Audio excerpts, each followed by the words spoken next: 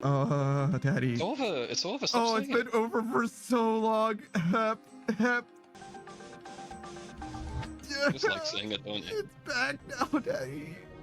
I hate it here, Daddy. I didn't even start the timer yet, Daddy. I didn't even need to start yet, Daddy. You're actually getting conditioned. Cole just says how he keeps going beyond the timer, Daddy. Well, it didn't matter now, does it, Daddy? Demetrius said you'll never be free, Daddy. I hate it here, Daddy. I hate it here, Daddy. How many points is it? It's not enough points, Daddy. Yeah, it's faster, Daddy. Yes, you're right. Sorry. I wasn't faster, Daddy. Go around now, down yonder, Daddy. Yeah, down yonder, Daddy. Yeah, down yonder, Daddy. That's what we're doing now, Daddy. I'm having a stroke, Daddy. Daddy. Yep, Daddy. That's Southern Daddy. Yep. That's all you got. You're gone. Oh, fuck, I forgot about nerve locking, Daddy. Oh, fuck, Daddy. All right, get back in there. Get back in. Then do timer and do shout out. Yes. Bam, just like that. Mommy Chuzzy. Oh shit. Let's do a shout out for Laurie real quick. If you don't know, if you don't mind, right?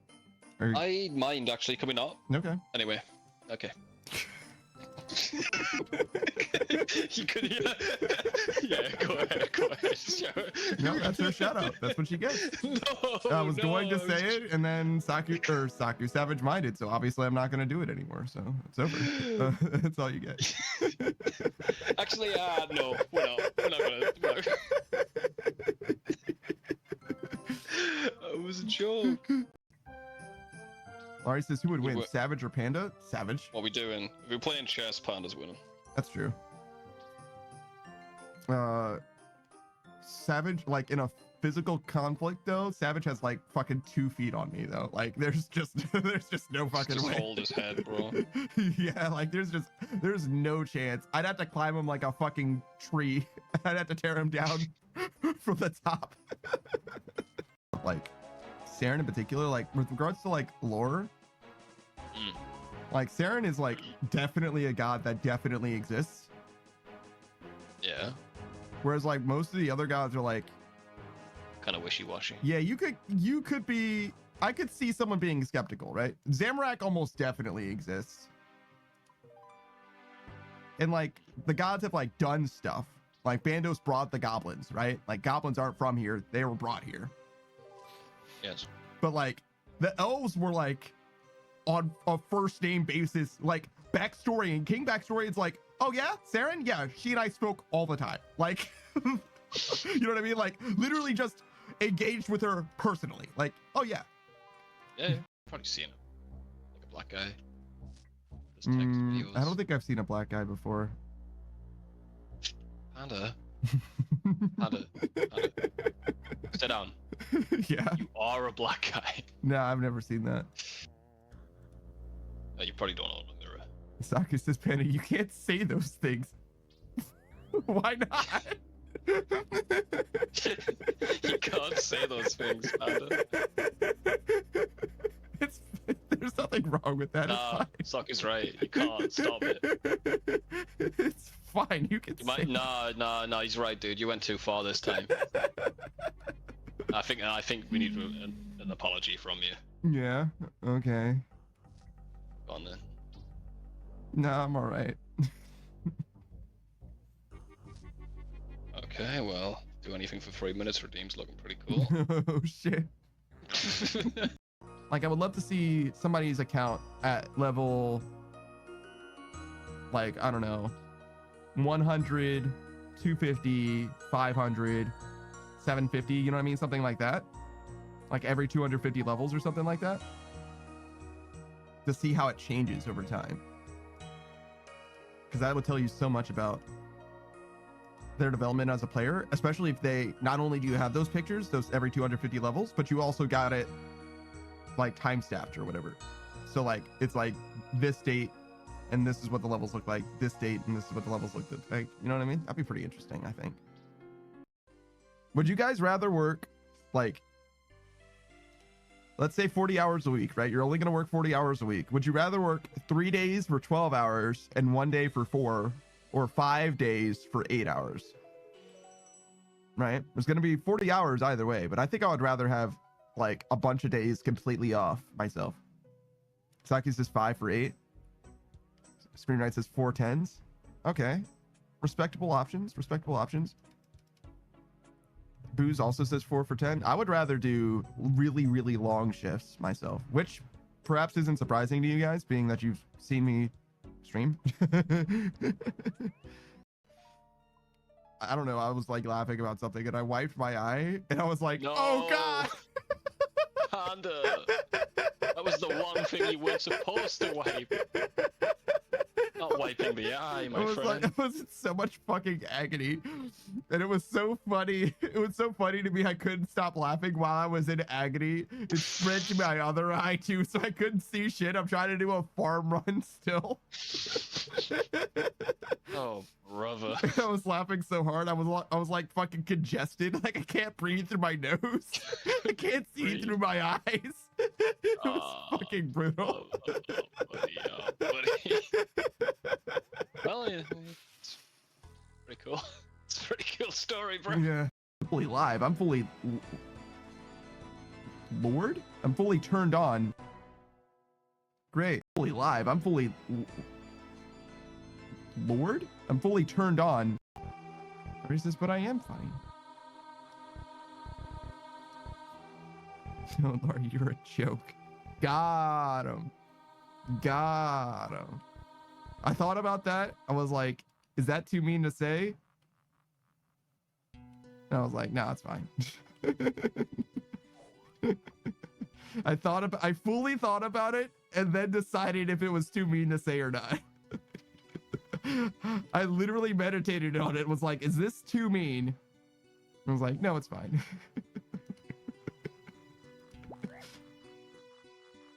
Fully meditated on it, like fully was processing it, because I thought about it instantly. If my mouth if I was liquored up, I would have said that shit instantly, but instead I was like, no, let's think about it. Is this too mean? It's like, no, it's fine. But you're peeing.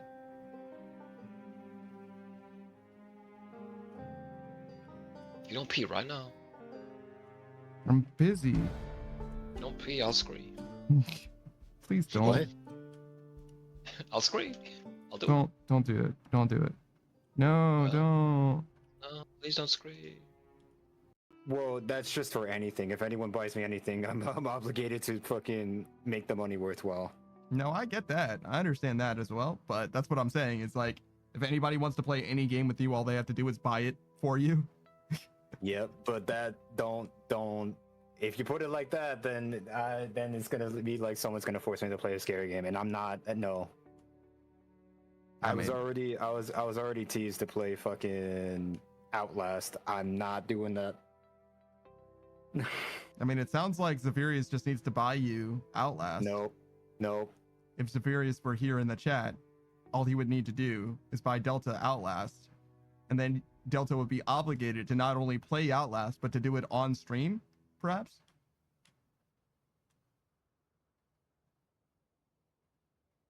Look, says I'll tell him. No, please. This rat bastard stole my fucking Delphi shield. I'm not doing crime. I'm anti-criming right now. Firo Bun. You understand? I'm getting back what's rightfully mine. I stole this Delphi shield from a castle, fair and square. In fact, I didn't even square it. I didn't even steal it. Well, I did steal it. Hold on. All right, so I was at a castle that I wasn't invited to, but I was there to save the prince from assassins, and the assassins stole this shield, and I stole it from the assassins. And then the motherfucker stole it back from me. Assholes, right? Right. I'm the good guy. I'm the captain now. 1, 2, 3, 4, 5, 6, 7. Yours is No, it is true. This is exactly what happened. I broke into the castle of a prince and I saved his life from assassins. Ours says a woman, all it took was that. Oh, at the start of the mission, he was like, look, I don't think we should attack this place. We're good guys and I don't do bad shit. And this guy was like, fuck you, you're a bad guy now. And he's like, all right. And then Lynn was like, I'm a lady. And he's like, man, fuck this.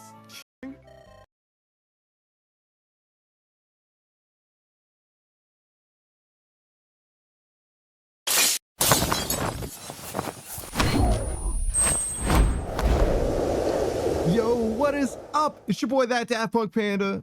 We're playing some old school RuneScape. How's it going, the Great Malenko? I saw you, Aruto, and Screen Ride as well. Was there one more? I think there was one more. Oh yeah, Nipton. Of course, Nipton as well. Big Emo Panda as well. Hello, greetings everyone. We're vibing. Sorry, I was listening to a song before I started the stream, right? And I was really vibing, you know what I mean? I'm listening to Free by K-pop Demon Hunters right now. Or not by them, but you get what I'm saying, from the movie. And I was not about to stop the song mid-flight. I'm gonna be honest. It's almost over, don't worry. We're like getting right in there. Don't worry. I'm focused up. I'm back. All right, we're locked in. I don't know how your relationship with music works, but mine is basically a continual like addiction that just like I just like relapse now and then, where it's just like, oh, you know, I really need to listen to this song again, and then I'll listen to that song like 40 times, and then I'm good for a month maybe or something, you know what I mean? Artist says, I will make you play some games where a controller feels better, like Metal Gear Solid Delta, Armored Core 6, etc. I doubt that. I really like using mouse and keyboard. I've got a gamepad, and I've used it for some stuff. I used it for Monster Hunter because the keybinds in Monster Hunter are really bad. Is there other stuff that I can think of that I've used it for? It's always right next to me, so I've got a gamepad, but I usually don't use it unless I actually have to, basically.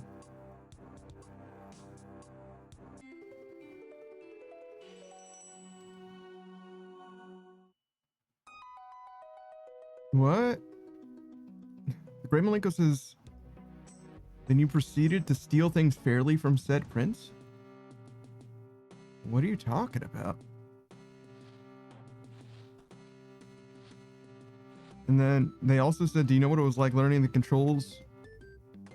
You know what it was like learning the controls on keyboard and mouse? Imagine that, but 100 times worse on Project Zomboid. Interesting.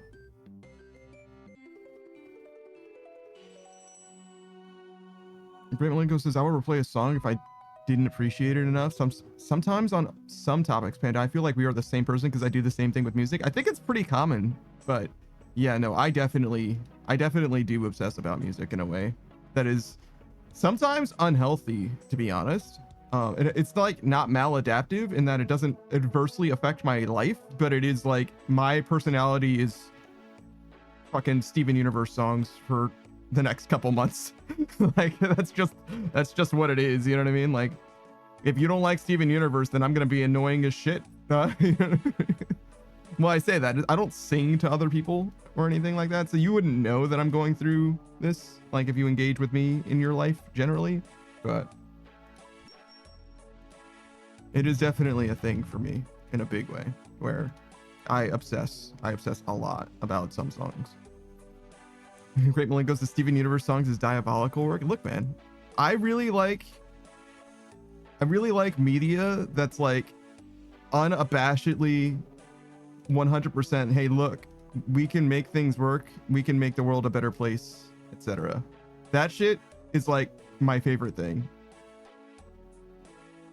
So it's 81 right now. That's pretty unfortunate. I don't know if we're gonna change that. We probably will have to in order to get more, but that's okay. We can just go without it. Hey, Wild Flick says, happy Friday, Panda. It is Friday. You're right. You're so right about that.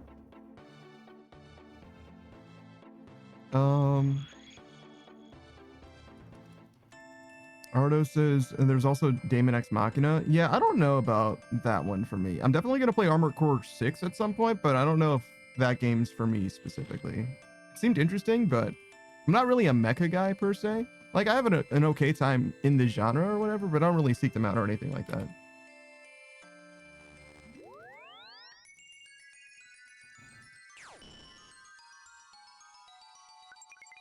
We gotta like settle in and like make sure that things are right. I'm like leaning forward for no reason, a little too far away is part of the reason. We gotta like get our stuff sorted, you know what I'm saying? Whoa, what is this doing all the way over there? That's not right. It's part of the reason why that was weird. This is fine. Wasn't quite a shrimp. It was like just slightly. I'm used to being a certain distance away from the monitor, and I was scooted. My chair was too far away, so I had to like adjust my shit. You know what I'm saying? But we're good now. Mostly there. Ramalenko says, you'd see you in person and be like, this guy's listening to like 2 Chainz or something, and it's just Steven Universe's opening theme. That's happened. That's definitely happened. There was a while where I was like, I have to listen to the right songs in order to like fit in or whatever. And then at some point that like completely changed. Like my mindset like completely abandoned that entirely. And from that point onwards, it was like video game music, cartoon, anime music, like all kinds of shit. Like I still got songs on my phone from that era where it's like the entire Sonic Adventure 2 soundtrack, including and especially a Ghost Pumpkin Soup, the song from Pumpkin Hill. I ain't gonna let it get to me. Shout out to 100p. Yo, what's up, Saku? How's it going, man? Hello. What do you know about Sonic games, Saku? Bet you go really fast picking up rings. That's like arguably not even true, to be honest. like some games that is like somewhat true, I guess, but like the whole Sonic speed thing is like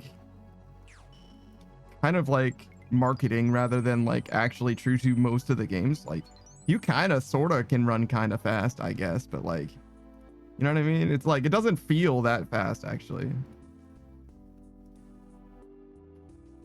Nipton says Sonic Adventure 2 has an amazing OST. Some people don't like the rap in it, but yes, Live and Learn is like maybe Live and Learn and Escape from the City are probably like 2 of the most iconic Sonic songs in existent periods. Like you really can't you can't escape from those ones in particular. Yeah, what's up, Savage? Hey, bro. Just got out of the shower. I'm too hot. You're too hot? Yeah, I'm smoking. That's unfortunate, man, I guess. You know what would I help? went first. Yeah. But then shut up. I went outside for a cigarette, and there was literally smoke coming off me, bro. Steam, bro. I get it. I've been complaining about this guy not having an AC unit for.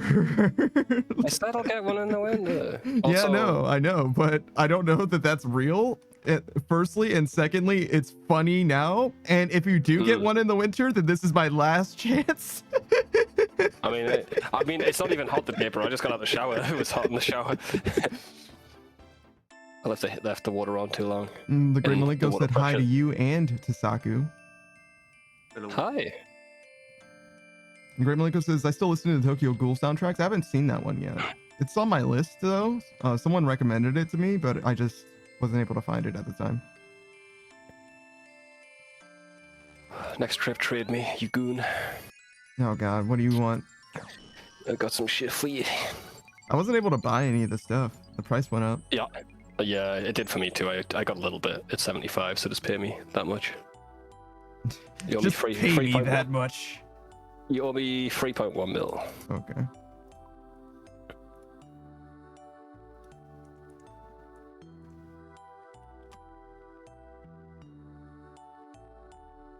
Great Malenko says Tokyo Ghoul was my first anime. What a first show to watch. Jesus. That's like, I guess that's the equivalent of watching Elfen Lied as your first anime, but like 15 years after. Like, I think they're very similar. Where are you? And what have you done? I literally saw you teleport away from the crafting guild, bro. I was right there. What? Oh, my private's not on. You couldn't see me. There we go. I was at the crafting guild. That was the wrong one. Wait, was? Oh. I was like, wait a second, you left now? I am. No, I am. I was, but I still am. How about one? That's slightly not enough. I'll do. That is a 3.1. Yeah, the price changes because I bought it at 75. I'm giving you it at 75. I'm giving you a mate's rate and he's yelling at me. Yeah. Yeah. Oh. How much money do you think I put into the thing? All of it and just take it out later? How much you got? I can't really see right 141 mil. now. Ooh, hang on. How much you got? 227. I'll do the math for you. Okie dokie, because you don't want to overshoot it, that's for sure. Can't you You get it probably back out? won't. Isn't it fine? Not if you take it out and is it as the thingies. Oh, true. Great Malenko says, all I'm going to say is that it's a hell of a first anime. Then I got to recommend Berserk to watch after. So my intro to anime was so far left that I thought all anime was just fucked. I mean, it is all fucked, but not in that way specifically. Yeah, Chobits was mine. I'm like, this is... No, Spice and Wolf was your first. Yeah, but that's the one that made me go, oh, it's fucked. It's fucked up. Yeah, Chobits is different. Yeah, Chobits It's a is a bit... different one. I like Chobits a lot, but it's not... It wasn't a show for you to begin with. It's the biggest problem, but even then, like, going into it, coming off of Spice and Wolf, you weren't ever gonna... It wasn't ever gonna be okay. Right, you want 2,500. No. Yes, 2,500. Okay, how much money do I put into the thing? Oh, you can take your money out all you want. Yeah, just put it all in. Okay.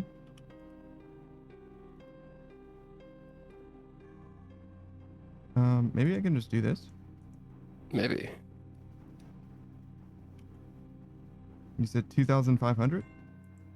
Mm-hmm. Great. Oh, you're fine. I think. Yeah. Nice. I'll just bring it back with me whenever the time comes. Oh yeah, for sure. That'll leave you roughly 50k of it, and I think that's all you're gonna need.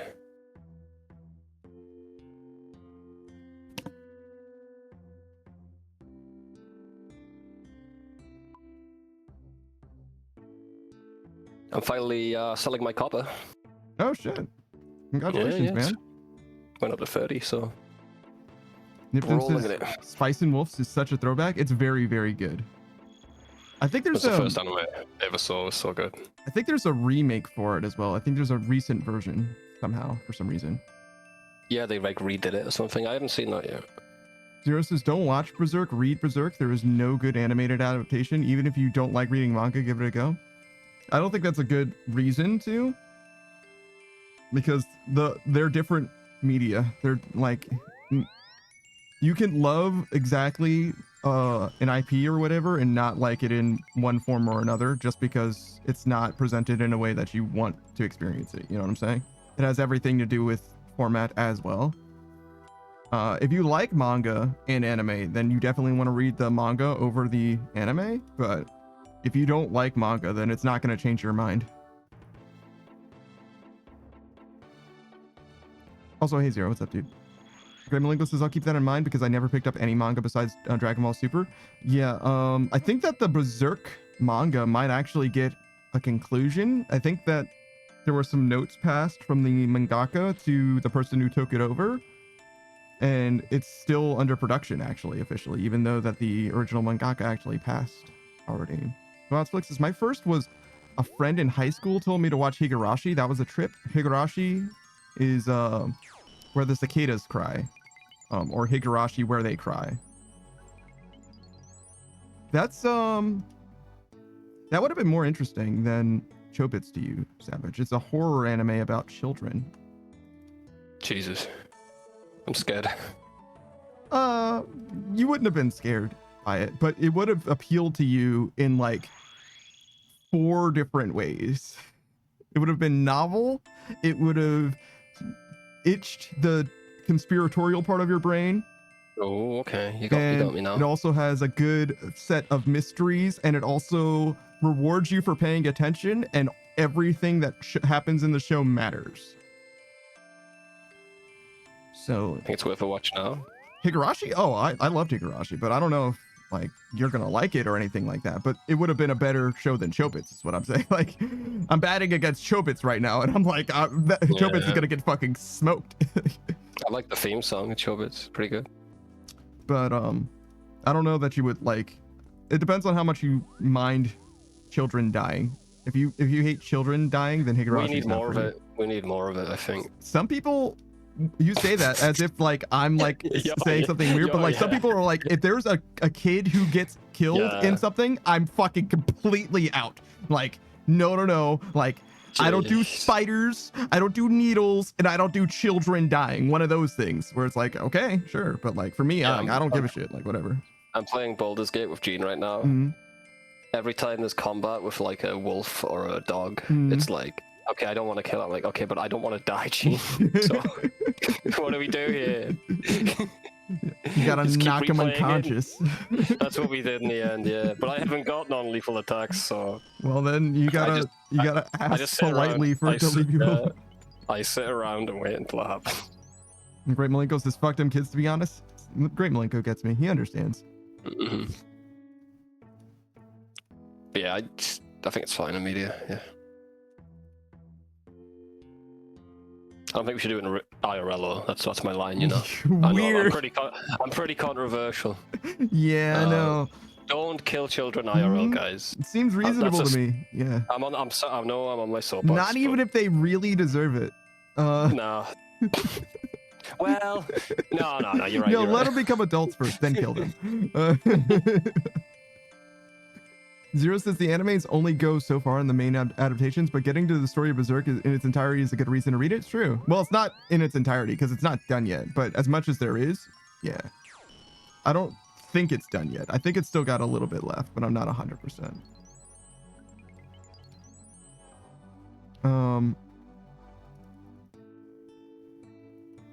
Gray Malenko says, I like this already. The Higurashi, maybe? Perhaps is what you're talking about. Zero says, I must have slept wrong because my neck is stiff as fuck. That's almost always what it is. It's always sleeping posture.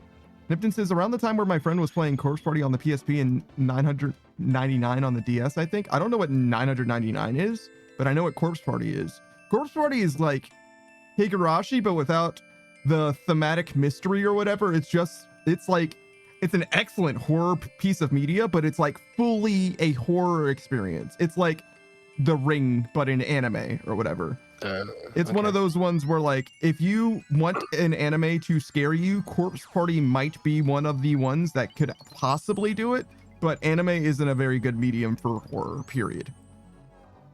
And you'd have to have a lot of compassion for children in order to possibly be scared. You know what I mean? You have to be like concerned about their well-being and shit. Not a psychopath. Well, yeah, you know what I'm saying, though. It's not like being concerned about children in general. I mean, like the anime characters that you're seeing who happen to be kids and are scared. You know what I mean? Okay. Whereas if you're like, okay, like these guys are whining a lot about like some shit, like, yeah, they're in a spooky haunted school. Like, get some of your shit together. You know what I mean? Where it's like, you gotta at least be able to like operate in like, you don't have a reason to be scared yet. You know what I mean? Like. So like if you're in that mindset, it's not going to hit right as far as the horror goes, but there's definitely horror there. I haven't seen all of it, and actually I'm talking about the game actually rather than the anime. There's an anime adaptation as well, but I didn't play it, but I saw.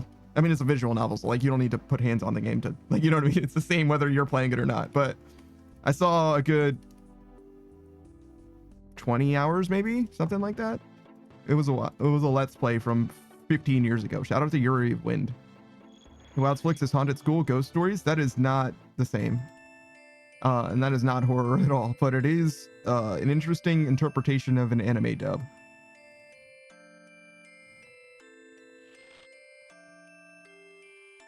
But yeah, I don't know anything about 999. That one's completely new to me. I've never heard of it. Grimmalingo says, I'm gonna nap, but I'm gonna tab you so I can farm your channel points. All right, man. Don't even sweat it. That's what it's for. So you to farm. Mm-hmm. As long as Amazon's losing money, keep it open. I Keep mean, it open. I mean, yeah, true. I guess so, huh? Fuck him, bro. Fuck him. What have they done for you lately?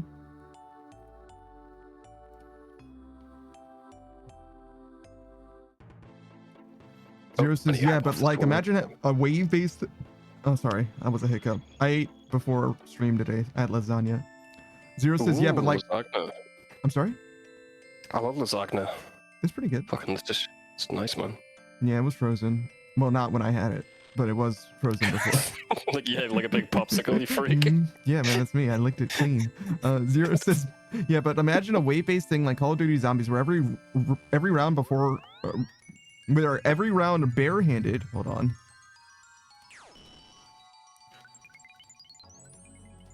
Jesus Christ, what are you saying to me? Where every round where every round barehanded, you have to fight and beat a set number of fourth graders. With every 5 rounds, you get a wave boss that's a high school senior. Are you exceptionally high right now? Like, what the fuck are you talking about, dude? I think I played that on itch.io actually. I'll send you the link. Zero Got says, next one. how many rounds do you think you can beat? My turtle. I forgot to pick it up. Fuck. I got it. Thanks, bro. Say less. Say less, bro. I was getting the coins out with the G. My bad, my man. I'll get that. I'll leave that later. Appreciate it. Yeah, I'll have it. It's not like it's gonna go anywhere. Sure, man.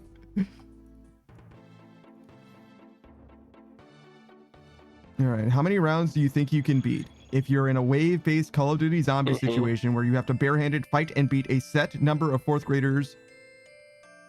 With every 5 rounds, you get a wave boss that's a high school. What is the set number of 4th graders? You gotta give me the number, bro, and then we can actually think Is it about one? it. If it's one 4th grader every round and the wave boss is high school seniors, I'm gonna beat most of their asses, and it depends on the high school senior. Okay. He says, every round the number goes. So let's just say the Fibonacci sequence of 4th graders. Why the Fibonacci sequence instead of just increasing by 1 every time? No, it's a Fibonacci sequence. How many rounds? Why? Why are you like this? You fucked on 2 or wait. You're just like you're like fucking 8 rounds deep, and you're like, oh Jesus, how many 4th graders are there now? Like, yeah, you're like math, right? Figure it out, idiot. like, oh fuck, Jesus. Okay, hold on. I don't even remember how many there were before. I guess I gotta start from the beginning. Okay, 1, 2, 3, 5.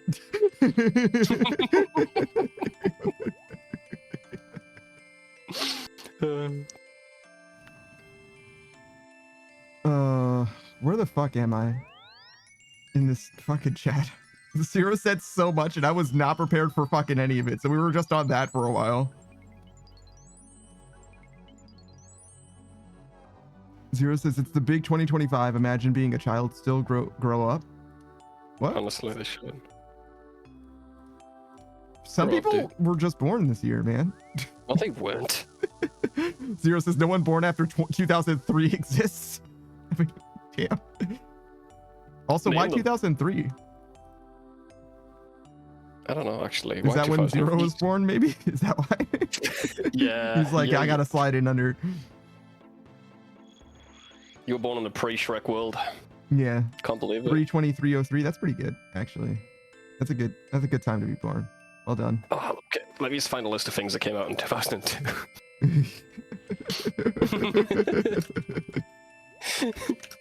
Zero says that's the dub where it's like it's not that I won't date you because you're a rabbit. I won't date you because you're black. Oh, yeah, yes. Yeah. Yes. So I thought you meant dub as in W as in win, but no, it's the English dub of Ghost Stories. Yes. Yes, that is the correct show. Pikachu says, I take a potato chip and eat it. So true.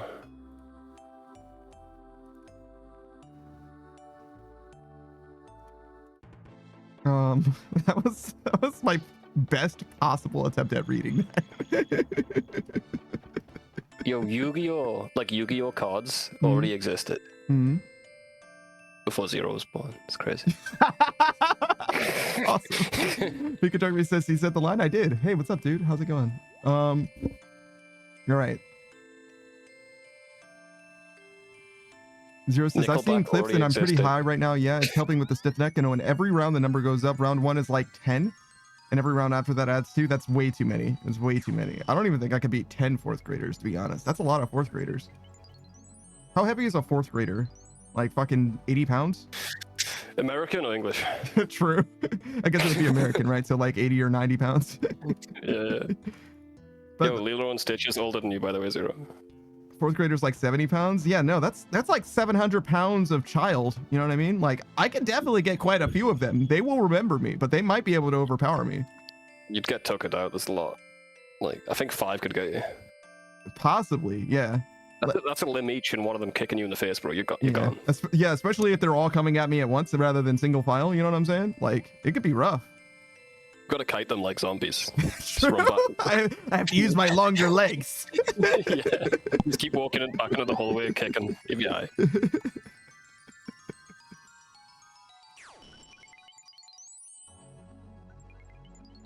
The Sims video game's older than you, Zero? Mm-hmm. There's a bunch of Sims video games, probably, that old. The first one, though. Yeah, the first one. Now, when's the first one come out? 1999? Actually, the one on actually, good point, actually. It says 2002 for The Sims, but is that really the first one? Really? Okay. that's the deluxe edition, to be fair. The iPod is older than you.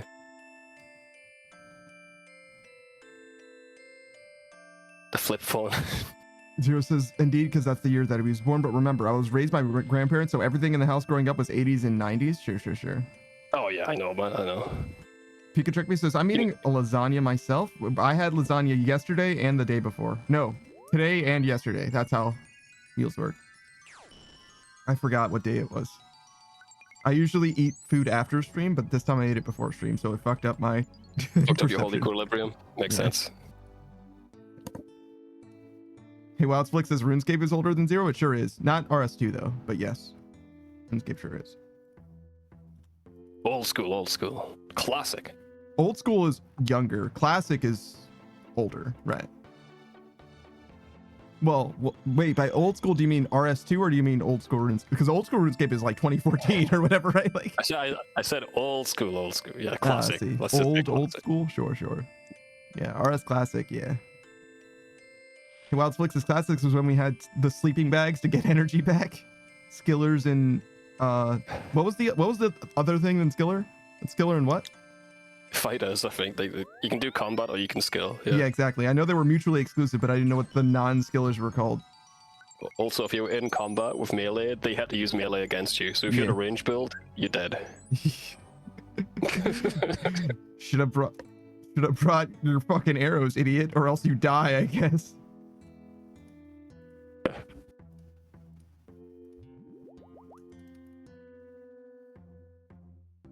Zero says, in 4th grade, I was 70 pounds, I think. So is 9/11. What's your point? 9/11 is older than you as well. Zero just doesn't get it. He just doesn't get it. He'll never understand. He'll never get us. He'll never get us. Zero says, Savage, I thought I was buying 3 carts for the funny weed pen, right? What the fuck is this? You want to send me a picture? I imagine so. Oh, cartridges probably is what he means by cart. Pika Trick Me says, shit, we're like the Mario Bros, but instead of doing shrooms, we're eating lasagna. You're the fucking Garfield Bros, dude. You suck. Pika Trick Me says, it's just like, and then he'll say something that has nothing to do with whatever is happening. And I don't know why he does. He's funny, bro. This motherfucker will watch me playing RuneScape right now and be like, it's just like Resident Evil. And he's not talking about the game franchise. He's talking about the first Resident Evil movie, which is like not the thing that anybody would think of. When you say Resident Evil, you have to specify the movie. Zero, what did you fucking buy? What is this Chinese piece of shit that you bought? There's 3 strains. Well, there's like 2 strains of weed, and there's like a mixture. This pen, it's like, remember those old pens you had in school that had like all the different colors? Yeah. He's got that, but every strain of weed, like in one. Why? What the fuck? Why do you need all 3, bro? Collecting the fucking Infinity Stones? Stop. Zero says, the only game that matters is Hogs of War, and that's older than me. And then Zero says, oh wait. And Paulus the Beginning. That game was from 1998. Paulus the Beginning? I've never heard of that shit before in my life. You're old, Savage. What's Paulus the Beginning? I know what Polybius is. What's Populous. Populous, excuse me. Populous sounds familiar. Give me a sec. Let me look at this. Do I know what this is? Was this by Peter Molyneux? sounds like. It sounds like a some- Peter yeah. Molyneux game. Yeah. It looks like a kind of a Peter Molyneux game. It's like a top-down builder, but I've never played it. Who was this made by? Pikachu me says this is just like Shrek and Donkey from Disney's Shrek 2. So true. Stop. You're a Zero's criminal. doing the equivalent of like getting a Monster Energy drink and sticking a sleeping pill in it and see what happens. I can't believe him. Trying to fight them. I'll drink a 5-hour energy and a 6-hour fucking relaxing. So let's see what happens, dude. Why does they make that mix together, bro? Awesome. Yeah, I don't think I've ever played this game. Zero says, I thought I was getting 3 individual carts of stuff to put into my battery, not the triple Shaboinger hot swap super special. The triple Shaboinger is fantastic. I love that for you. One makes you really thoughtful, one makes you just like really sleepy and tired. Do both, see what happens, Zero. Then have the hybrid to see what happens. You're gonna have the most intellectual dream.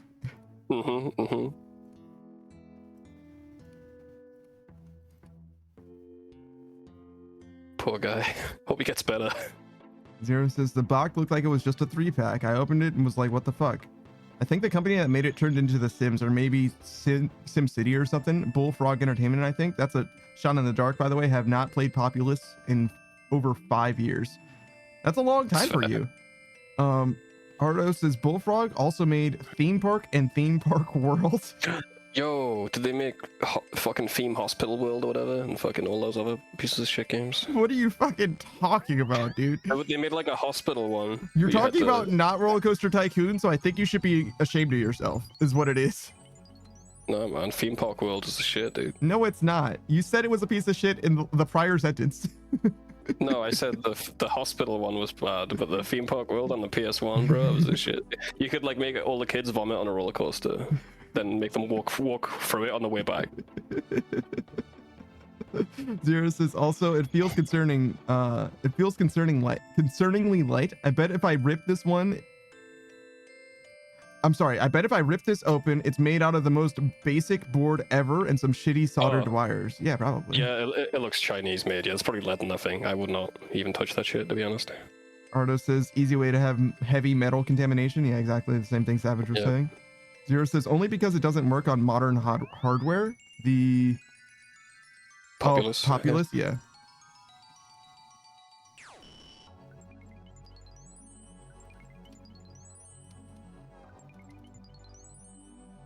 Zero says I gotta boot up a virtual machine to play, and that's a lot of work. I'm here for a good time, not a long time. Yeah. I'm just here for a long time, to be honest. Every time is long to you. What do you mean by that? What do you mean? What do Panda mean by that? What do did Panda he mean by that? Well, there's only one way to know, and that's by asking Saku Kenpaku, the Soul Mage VTuber, who happens to be hanging out here right now. He will tell you what everything means. Sure, why not? He's a variety streamer that streams most days at this point right now, because he's finally passed the critical point of 3 streams a week into 4. Because today he's going to be streaming with the one and only Shades for Shades, Golden Retriever VTuber, where they're going to be playing Helldivers 2. The ODST crossover event just happened, so you can use ODST weapons that are actually silenced and stuff and do some real stealth gameplay in Helldivers 2 for the very first time, or Helldivers in general for the first time. And besides that, he streams a bunch of other times as well during the week. Sundays, he plays Remnant from the Ashes 2 with his good friend Kitsune. And on Tuesdays, he's playing through the Halo franchise itself proper with the one and only Beatrice Gambit. And on Thursday, which was yesterday, he's now playing through... Oh god, what's the name of that game, Saku? Phantom Brave. Yes, thank you. Phantom Brave. It's very similar to Disgaea, but it's got a lot more, I would say, in-depth systems, but it's another turn-based RPG. Turn-based tactical RPG.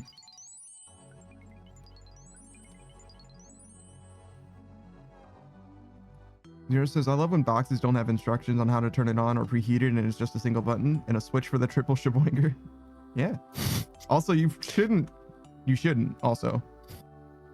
Yeah. 2 out of 2 people so far have said, hey, maybe don't. Yeah, you know, whatever that is, man. That's like it. Probably, honestly, I know it says it's 3 things. It's probably just 1, to be honest. Lead. And it's literally lead. All those things are probably in the same like. All those liquids are probably in the same like container that just looks like they're separated. Mm. Not even different. It's But good luck just to you. what is it? Ammonia and bleach. Not a good mixture, by the way. Don't make that at all. No, that's mustard gas. Don't do that. Don't do that. Don't tell them how to make it. What? Don't tell them what it is. It's a safety thing to tell them not to do it. Yeah. True. Never Like- take cough syrup and mix it with iodine and lye too. That would be bad. Well, no, like genuinely, those are both cleaning supplies that you could true. accidentally mix together, rather than just giving people. People do. They stick it in their like sink and shit. Yeah, because and they they're don't like- know. That's why I'm saying be very careful about the thing. Unlike whatever it is that you just said, I don't know what that is, but that's not something that people are going to stumble into on accident. Yeah, true. People can actually make that mistake, which matters. And don't just accelerate something that you think is suspect, by the way, asshole. Could you not It's not- do that? Think all right. maybe for It's all 1 second. First off, it's a song, and I'm not telling you the real recipe, so there you go.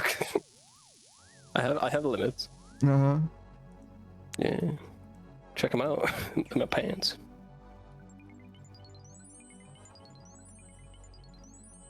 Where was I? He wants Flix's old theme park accident. Old theme park accident documentaries and forcibly closed parks go hard while skilling.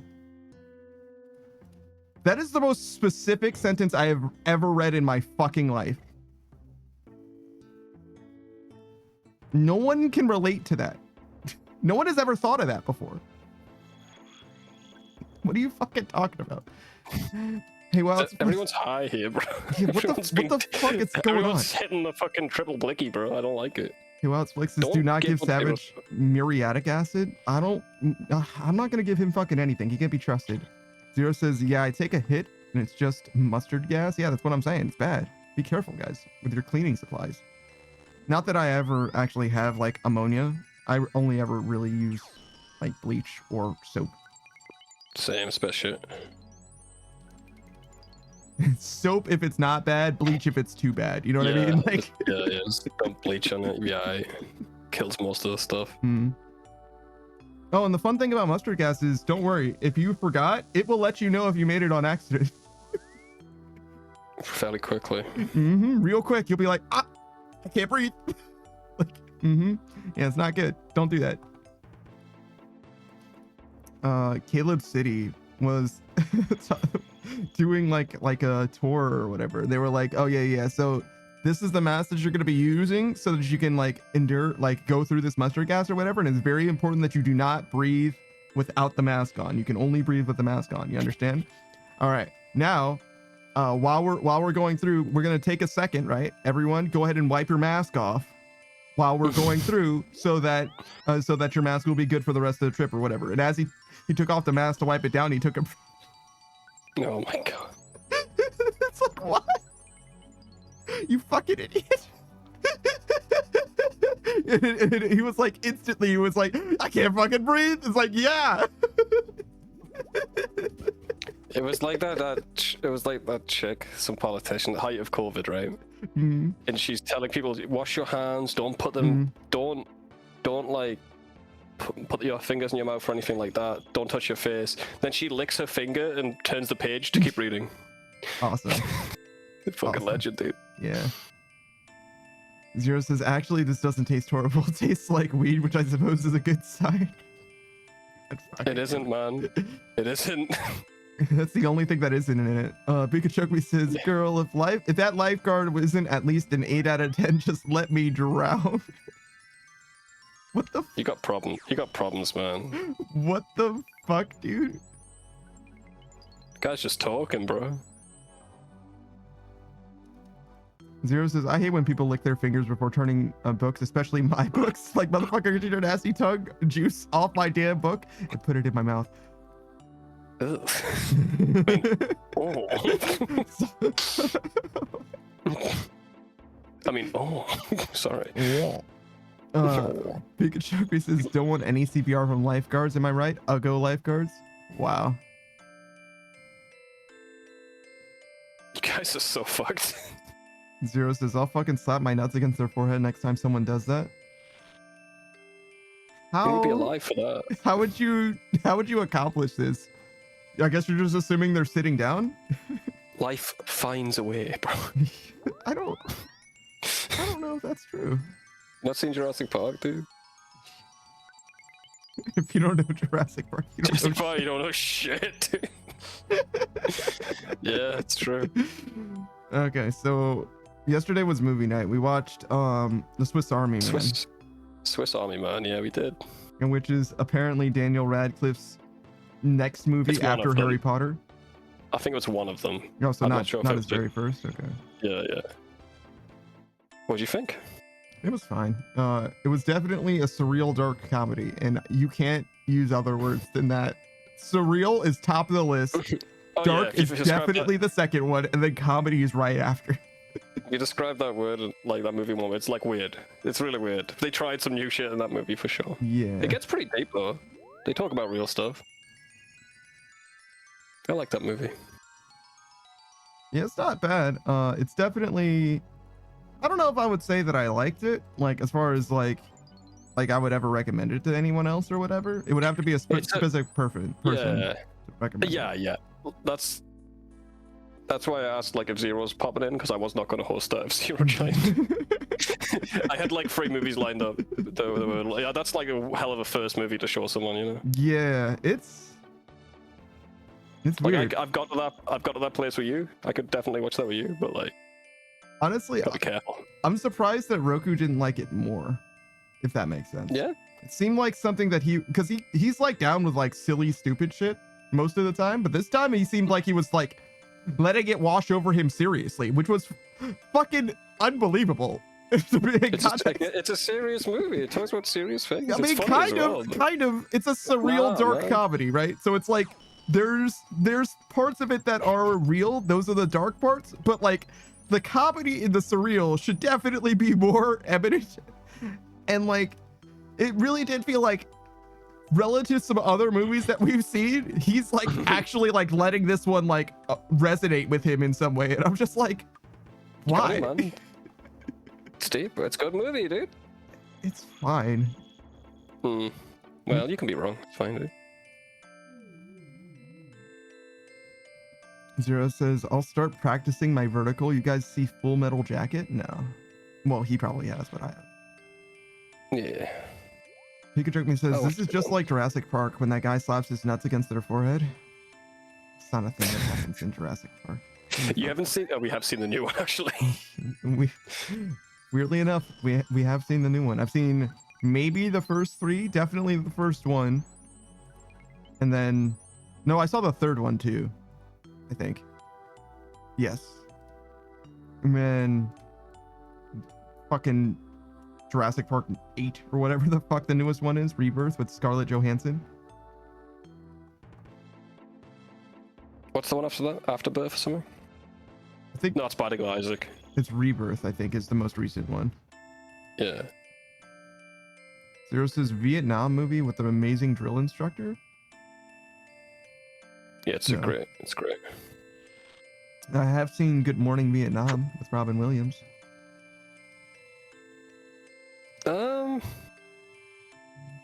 Yeah. I think I might watch that with you. Mm-mm. I saw it on television. Oh, okay.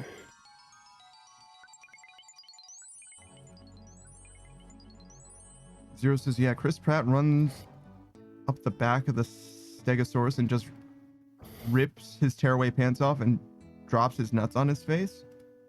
That might be a thing that happens in either No, the Fire not. or the one before, to be honest. It's, It's like not. It's not. It's don't believe his Chris- lies, bro. Don't Chris believe Pratt his lies.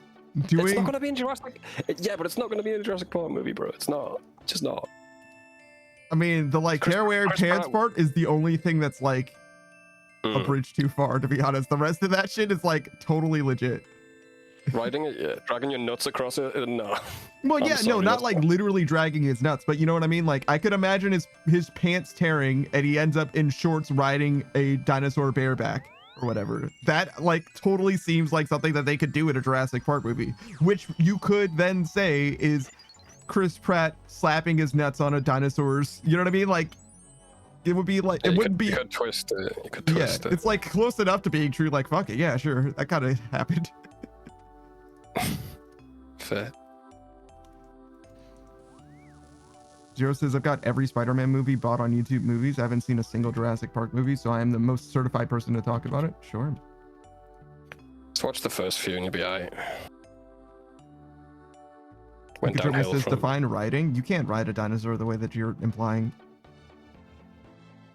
once. I don't think so, even. Split you in two, but you could do it. I don't think that they've got this, like, organs that can... I don't think it works that way, you know what I'm saying? It's not the same. Zero says, oh, a side Paleontologist. pipe nut drag, that's more... Paleontologists don't know what their sexual gametes exactly look like because they don't fossilize well. But yeah, you seen a fossilized dinosaur, Don? You don't know either. That's what I'm saying, though, is like, I don't think it could even. What the fuck? What the fuck? You're using my argument against me, you fucking jackass? That's what the fuck I'm Yeah. saying, bitch. Like, Yeah, but you're wrong. shut the fuck up. You don't think. You don't Jackass. think at all. Zero says, I played the Telltale Jurassic Park game. Jesus fucking Man, Christ. they made a lot of Telltale games after the Walking Dead Yeah, one. I'm sure that all of them are shit. Nah, the first few Walking Dead ones are alright. I'm sure that all of them are shit. You're sure a lot of stuff on you. Yeah, Dinosaur boners and because Telltale games. literally you fucking everything that you expert. say has to be wrong, just innately. Pikachu says, that's my favorite skateboard trick. The nut Sure. dragger. The side pipe nut drag thing, apparently. 360. Yeah. I don't know. I stopped playing the Tony Hawk games when they stopped being good. Zero says, didn't most dinosaurs lay eggs? Yes, certainly. I don't know what that has to do with anything, but yes, they certainly do. You can still have a penis and lay an egg, bro. Zero says, I don't think they got the facilities for that. That's how the eggs get fertilized. They don't get fertilized outside of the, or at least we don't have any reason to believe that. It's not like fish eggs. It could be. Maybe the Theory, maybe but I the don't think so. mosasaurs or whatever did that. Pikachu says, Who if it's knows? possible, I'm sure there's someone out there that would try it. I mean, maybe, but like, they don't exist right now, so it's fine. They'll bring them back. There'll be some millionaire who wants to fuck one. Unless No, you're talking that's about sharks or crocodiles. Sharks are actually older, I think, than dinosaurs by a good amount. Yeah, they just get bigger, right? Crocodiles, if you'd leave them, they just get bigger and bigger. No, they probably have a That's- maximum at some point. Yeah, but like we just hunt them before we know what it is. Like they can get huge. Well, it's not even we hunt them. Like, they also just, like, regularly die. That too, but like if there's one that's lasted a long time, that's going on someone's wall.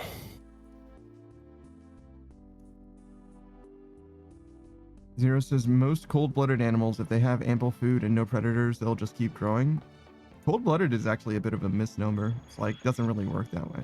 Watching, I think it was like a Minute Physics video on it or whatever, where it's like, cold-blooded doesn't exactly work the way that you, like, really think that it does. Because it's not like they're literally cold-blooded, and it's not like any No, it's just organism like- doesn't benefit from being in the sun when it's warm, or when it's cold, you know what I Yeah. mean? So it's like, whatever. They're just more adaptable, right? To that sort of shit.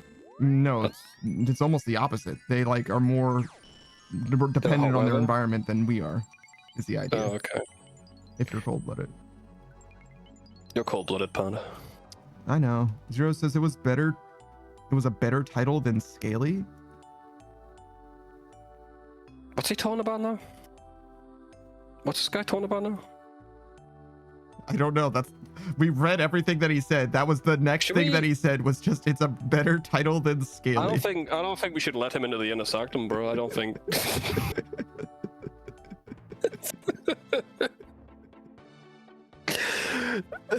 Zero says, like how snakes are just left alone with a good food supply, they'll keep growing. Yeah, I know that snakes will keep growing, but I don't know if they'll grow in perpetuity. Because there is definitely like square cube law applies. Like they will get too big for their bodies to move and stuff at some point. Zero says I refer to them as cold-blooded as opposed to scaly animals. Oh, okay. I see what you mean. Scaly animals would have been way less weird because scaly meant something completely different in that context. Yes, we were thinking of the furries, bro. The scaly offshoot of furries. Yeah, no, like actually, we were like all thrown completely the fuck off for what you were talking about. It was like, yo, what the fuck happened by yourself in that context, in that sentence, bro? Like, what the fuck are you talking about? Like, oh, I was hanging out with a bunch of furries. I say that instead of dogs. It's just better. Yeah, like what the fuck? Like, Why the fuck would you call them that? Yeah, what the hell, man? Scrat says, bro is trolling indeed. Zero says, I don't know anything about that, nor do I wanna. I mean, fair enough. Well, I now guess. you do. I know you do, bro. Pikachu says, I'm drinking Coca-Cola orange cream, not sponsored. Have you tried Oreo Coke? Yeah, have you?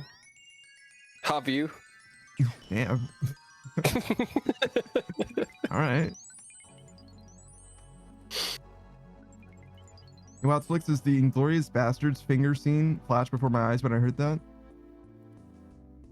Finger scene? I've seen that movie. I don't know a finger scene. Cerner says you tried reading the Bible. It can't be worse than where we're at. Pikachu says I haven't. Is it real? The finger scene probably is. I don't know. Inglorious Bastards definitely is. I've seen that movie a lot of times. I don't remember the fingers. No, he's asking if Oreo Coke is real. Yes, it is. Yeah, it's real. We know. If you can call him a person, but he drank it. He drank it because he had to. Ardo says I want Dave's orange cream soda. Who the fuck is Dave? Leave that motherfucker alone. I think he's friends with Burdock. Oh, I see. That makes sense. Oh, he holds up the three fingers and the Germans. Yeah, I see. I was thinking like fingers getting removed or something since that movie's so violent. Yeah. Yeah. Yeah, I remember that. Zero says there's like an 8-part book series inside of Skyrim called The Lusty Argonian Maid, basically just literally porn.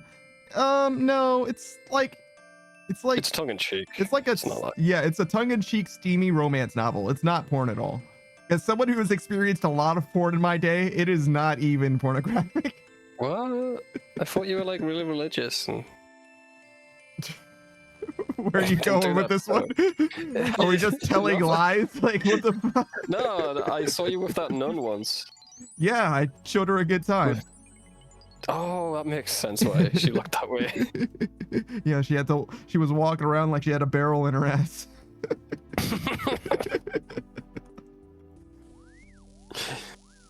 Yeah. You nun fucker. I would gladly. Any nunneries out there? If you're looking for somebody to smash, say less. I would never fuck a nun. Why I not? couldn't. I would run. I don't like my green eggs and that. That's crazy. That's crazy. Ow. Not the ones I've seen with their bony fingers. They poke me with their bony fingers. Tell me off. Hey, Wild Flicks says, yeah, when he holds up 3 fingers wrong, when he said scaly, that's definitely not how that happened. No, he's comparing it. Like when he said scaly, everyone in the room noticed there was something wrong with him. I see. Yeah. I see. Yeah. It's like, that didn't happen in Inglorious Bastards. They didn't even know about furries back then. Yeah. We're the Germans. We realized that was wrong to say. He doesn't, because he comes from a different culture. Wait a minute. He's talking about scaly. Oh, I'm out. You don't do that. I ran out of things. Goddamn.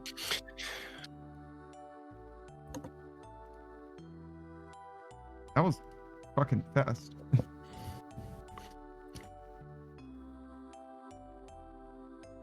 I'm really fucking up the copper supply. I'm fucking up the economy on this thing, trying to sell it all. Yeah. Obviously, that's the whole point, right? It's 1.5 mil a day. I've sold that today, so no one else has sold any apparently. Everybody else is like, yo, what the fuck is happening?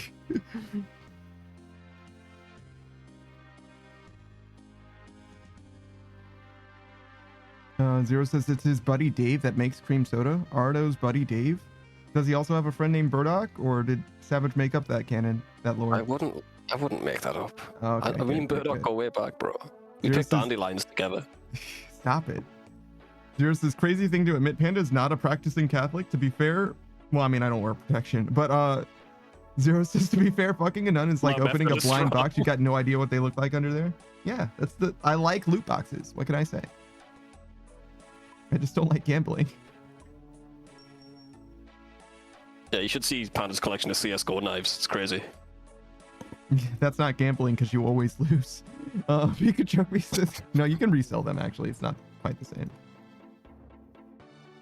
Pikachu says, I remember in shop class we had to come up with a wooden box design everyone could manufacture, and we named the box the Shocker Box after the obscene hand gesture. And the shop teacher didn't know anything was wrong, so he sanctioned the name and we were stuck with it. It's pretty nice. Saki, do you know what the Shocker is? He definitely knows what the shocker is. The shocker. It's like a hand move you can do on a nice lady. No. One in the pink and one in the stink. No, 2 in the pink and 1 in the stink. 2. Oh, damn. All right. Oh. Jesus. Unless Dirty you do lady. a barrel roll.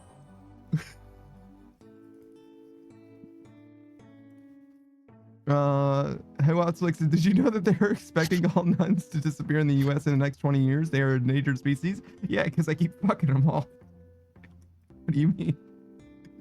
Zero says, well, guys, guess we gotta get fucking and gotta get those numbers back up. They don't. That's not how you get more nuns. If you fucking nun, You're they're no longer a you're nun. making less nuns actually.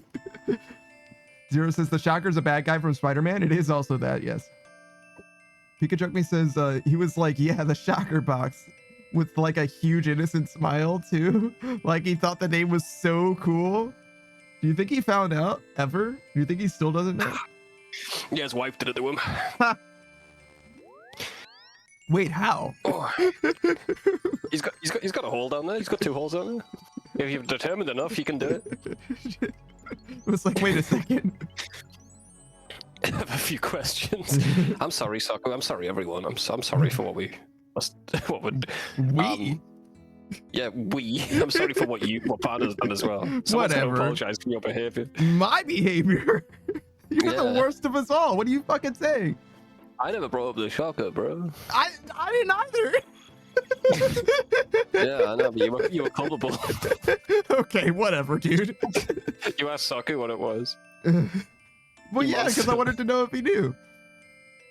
Sokko's innocent. Well, you were the one that said that he definitely knew.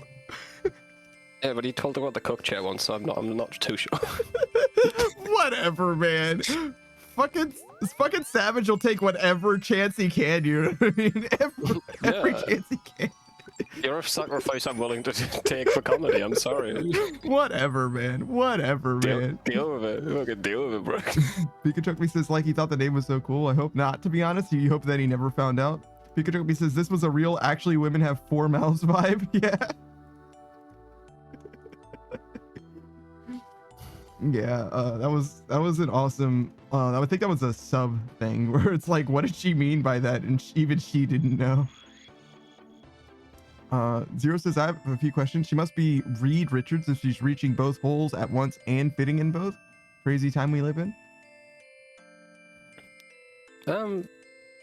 Nah, she could do it. You gotta believe, Zero. Seeing is believing. I'll talk to some people then.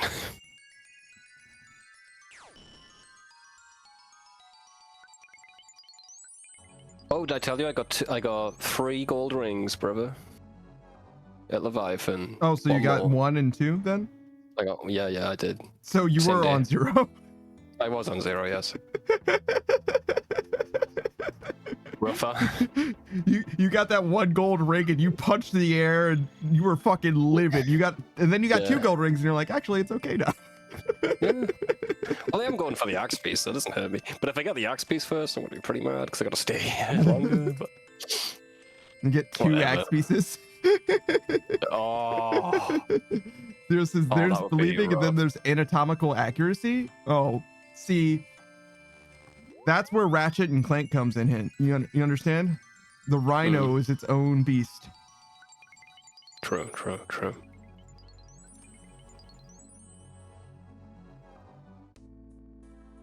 The shocker. I don't think it'd be that shocking. Maybe as like a first experience. I mean, I was shocked once. Yeah. Go on. She Zero decided to says, I stick a failed to finger see up how Ratchet and Clank has anything to do with that, and I've got a pretty open mind. Do you know what Rhino stands for? Rhetorical question, because if you did, you would know why I brought it up. Zero says, in game, yeah? Are you sure? We're talking about the logistics of applying the shocker to a guy and how it might be difficult unless you had a Rhino. Zero's like, oh, Yeah, no, I'm just extremely high. I'm on the uppers, the downers, and the in-betweens, bro. Man, I love being on all kinds of different in-betweens, you know what I'm saying? Yeah. Fucking heartbeat is going like two different ways. It's weird, bro. It starts going, loved up, love, Dumb. loved up. Yeah. Fucking heart sounds like jazz, bro. It's all over the fucking place. Boop, boop, boop, bada, boop. It's rough, dude. I hope you get better. What the fuck is going on, dude? Are you okay? I think I'm dying. But it's cool. It's cool. I feel good about it. But this time I feel good about it.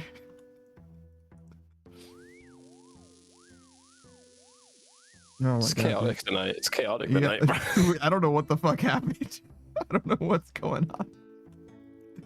Zero says, and that children is what we call heart palpitations. Yeah, to some degree. I've had heart palpitations before. Once. When you met me. No. Why do I have 2 million gold in my inventory? What the fuck? Why do you have... What? How long's that been there? I haven't glanced over in a while. I mean, it's fine. It doesn't actually affect anything. It's just, why the fuck is this here? I Weird. don't like it being there. Get rid of it. Zero says, I like how it's categorized as 2,100, 2,000. Yeah, it's because it's just a thing in this game. It makes sense in context, but yeah, it is like a little weird. Oh, I went to the wrong place. There can only be so many numbers.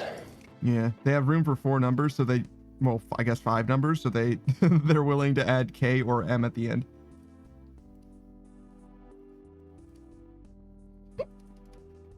Zero says, my ass would not have guessed 2 mil right now. Yeah, that one's hard. 59,000 is easy to read, but 2,000 is hard to understand a little bit. But yeah, it's 2 million. I guess it also does that for Bill too, right? It would be 2,000 million. You can only have 2, Bill. Does it say 2 Bill though, or does it say 2,000 million? 2,000 million, yeah. Yeah, that's what I thought.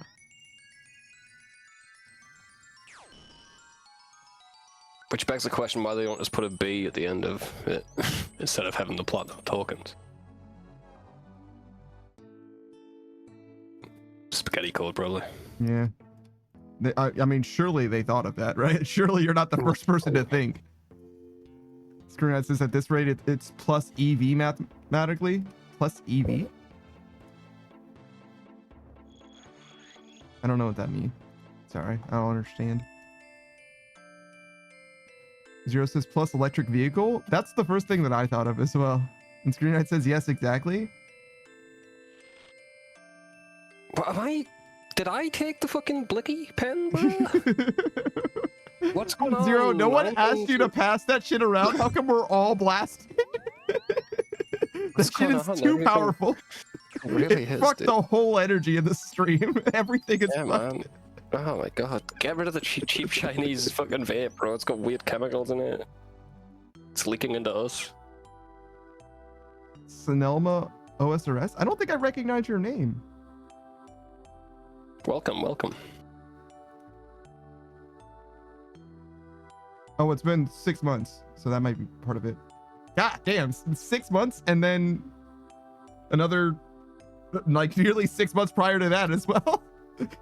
So do you only get on Twitch every 6 months? Fantastic. I hope you're doing well. Panda's almost maxed. Yeah, true. So 6 months ago, you would have seen me doing March. I would have been doing Volcanic Mine for sure, but maybe after Agility, after Thieving.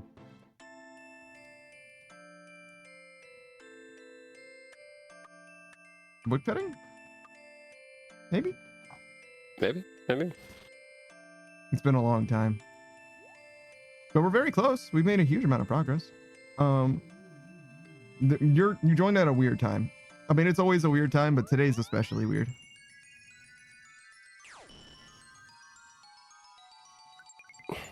No one's being weird, Panda. It's all you. What are you talking about?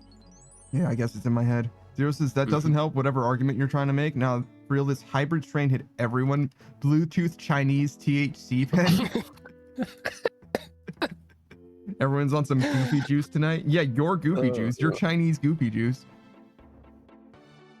You fucking that leaked into the atmosphere. Everyone's fucked now, bro. Zero says every good gambler gives up before they win big. Wouldn't all the good gamblers give up after they win it big? Yeah. What? Zero says I took 3 hits and now everyone's stoned. Pikachu me says, you ever have one of those dreams where you wake up and you're like, oh, thank fuck that didn't actually happen? Most. Yeah. Well, yeah. That's not Last true. night. I was gonna say most dreams, but not all of them. What do you got? You were playing RS3. And then I asked, literally, that's what the dream was about. And I asked you, why are you playing RS3? He's like, I just want to. And you just wouldn't elaborate on it. And I kept asking you, then you got angry at me. I mean, wanting Pretty isn't reasonable. enough for you? Nah, bitch. I was like, tell me why you're doing this. Why have you forsaken me? You Sonoma wouldn't OSRS elaborate. says, nice progress. I'm just AFKing Bloods on Iron and AFKing Combats on Main. Okay. Legend, bro. Are you doing Gemstone Crab for your combats? Or what? Also, you're AFKing on both accounts. I noticed. Yeah. Yeah. Okay. That's how you do it, man. Fair enough. Doing a bit of a crab, and Bloods are good. What's your level on your Iron? Rune crafting level.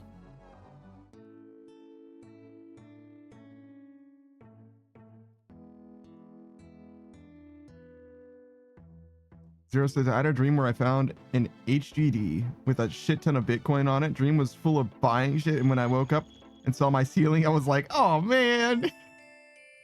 His cracked ceiling with his fucked up ceiling fan. Yeah. Pikachu me says, I did, but I can't remember what happened. Usually it's like someone dies or I'm hiding a body or some shit, or I'm like wanted. There's like so much stress, and then I wake up and I'm like, oh, thank God, sweet freedom. Zero says, I wish I had a ceiling fan. That was one of the things I bought. He's Oh, like, your Iron's you maxed. thought he was like buying extravagant shit, and motherfucker just got like fucking Ritz crackers and a ceiling fan. like Jesus.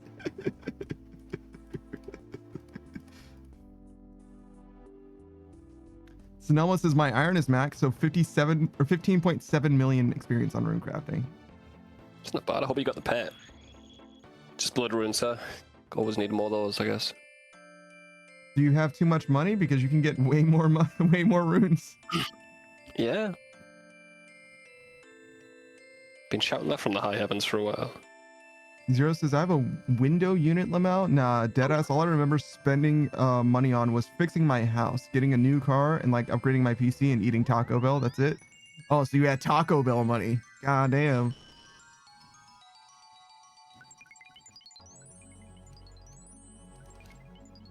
Noah says, I have the pet. I'm just wasting my blood essences that I got from Next.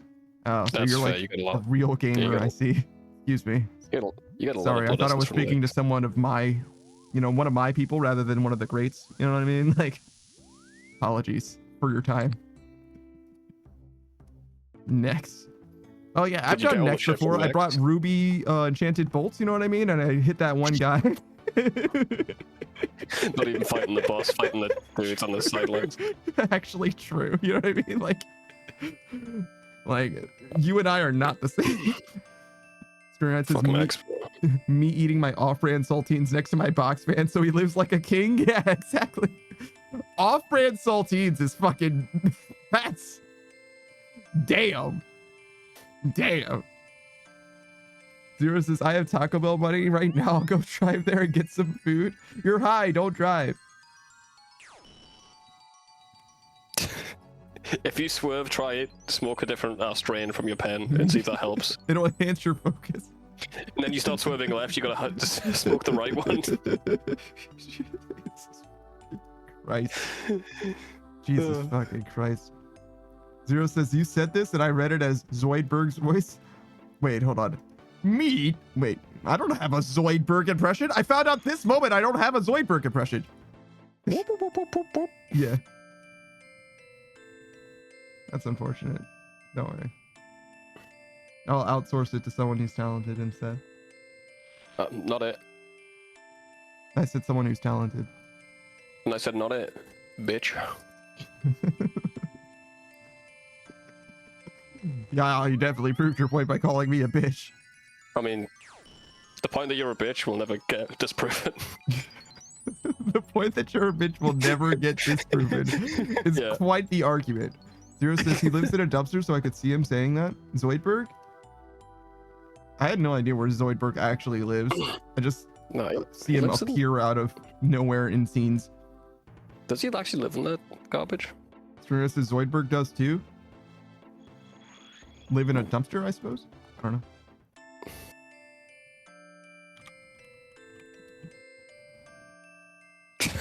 Peak is high, bro. There's no fucking way. Pika Shook me says he lives in a pineapple under the sea. Zoidberg. Last name. Tentacles. No. Nope, that's not it. If his last name was Tentacles, I would be quite upset. He isn't a creature that has tentacles. He's like a fucking lobster man or some shit. Isn't Squidward an octopus? But he's not a squid. He might be an octopus, yeah, I'm not sure.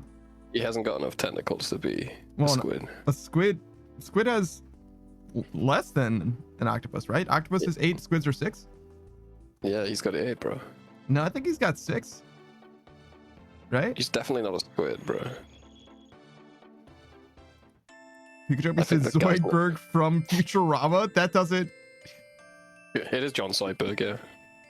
Oh. Actually is. Thank you, Zero.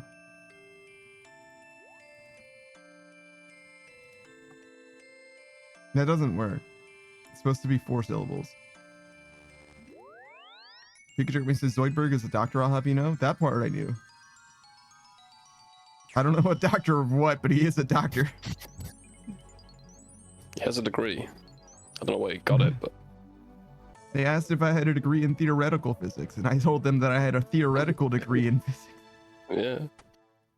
How much you know about power plants? I said as much as anyone I know. That guy deserves the job, honestly. Intelligence 1, but speech 10. Or I guess it would be speech 100. Charisma 10.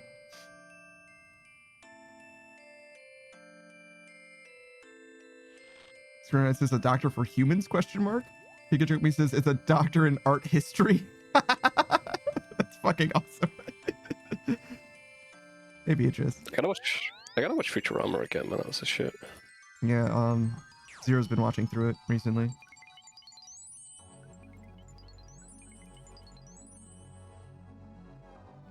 Zero says I'm on season 5. I've been binging it. Yeah. Just if you get to the Susan Boyle episode, just skip it, bro. Do yourself a favor. Just don't watch it. It's not worth it. It's not worth tainting what was a perfect show. Zero says David Tennant Doctor versus Zoidberg in a heart transplant race. Who's winning? Probably David Tennant. Can Zoidberg do a heart transplant? No, no. He'd probably eat it. Because David Tennant definitely fucking can. He might have a setting for that on his fucking sonic screwdriver. You know what I mean? Like, it might just be a feature that he's got. As long as it's not wood, like, there's a chance. Yeah, it doesn't do wood.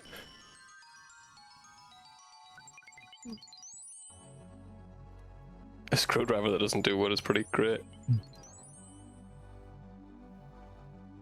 Zero says no sci-fi shit. And Zero says he's my second favorite doctor, but who's your favorite? Thank you for the hydrate, Beatrice. Hey, Beatrix. Zero says people hate Matt Smith, but I grew up with him, so he's always gonna have a special place in my heart. Yeah, you've never met that guy. Yeah, I don't know who that is.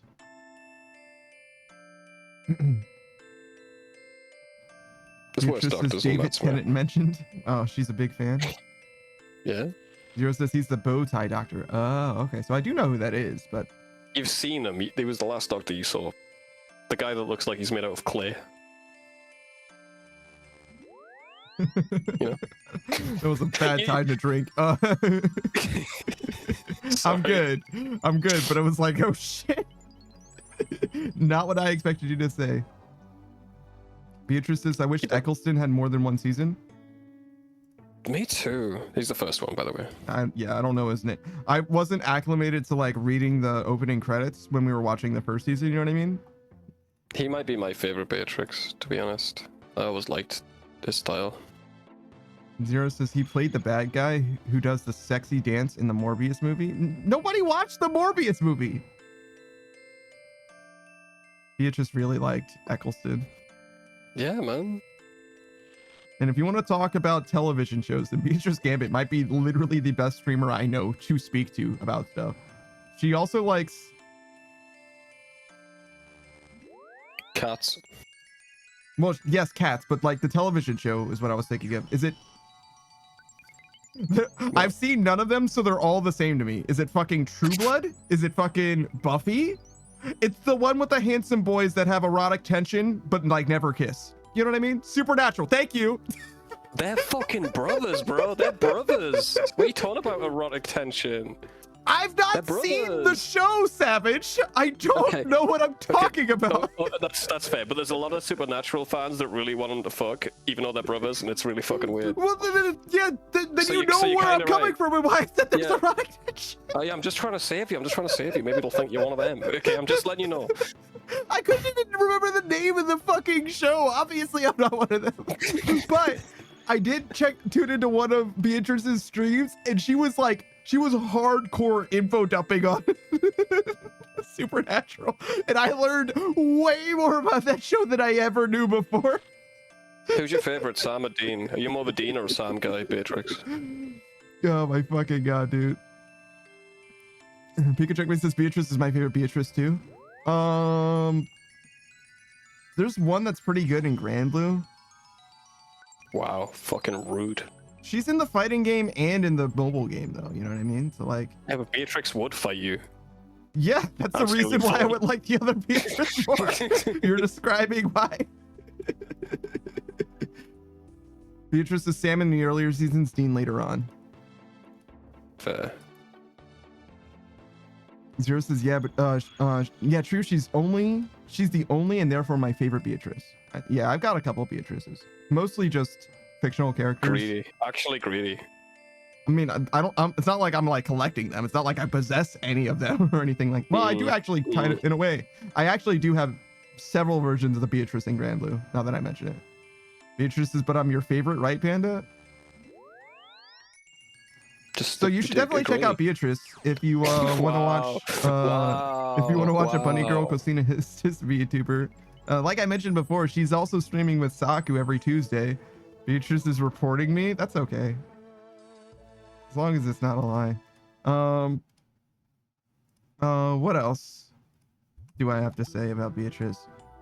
She likes television and also, like what it, I was gonna say trash content on YouTube, but that's because I don't know a better way of describing it. Like chilled, you know what I mean? Like, you know, the equivalent of like TV dramas. Chills. You know what I'm saying?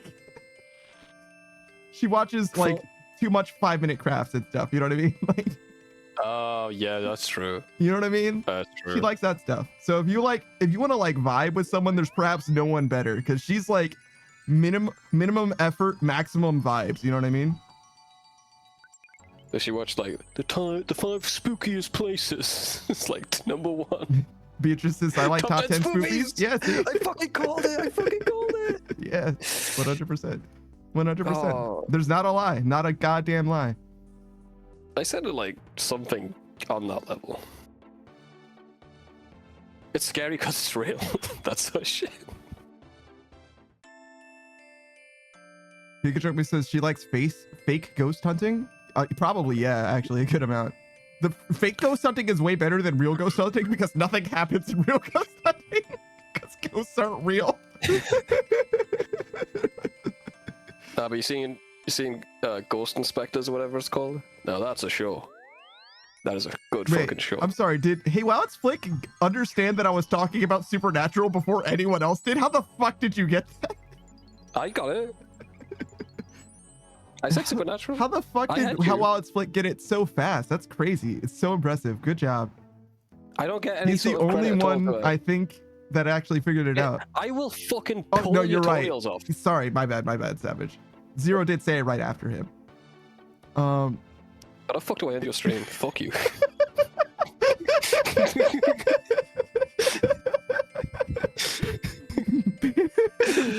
Says, look, man, I don't ship Wincest. I ship Dean Castiel.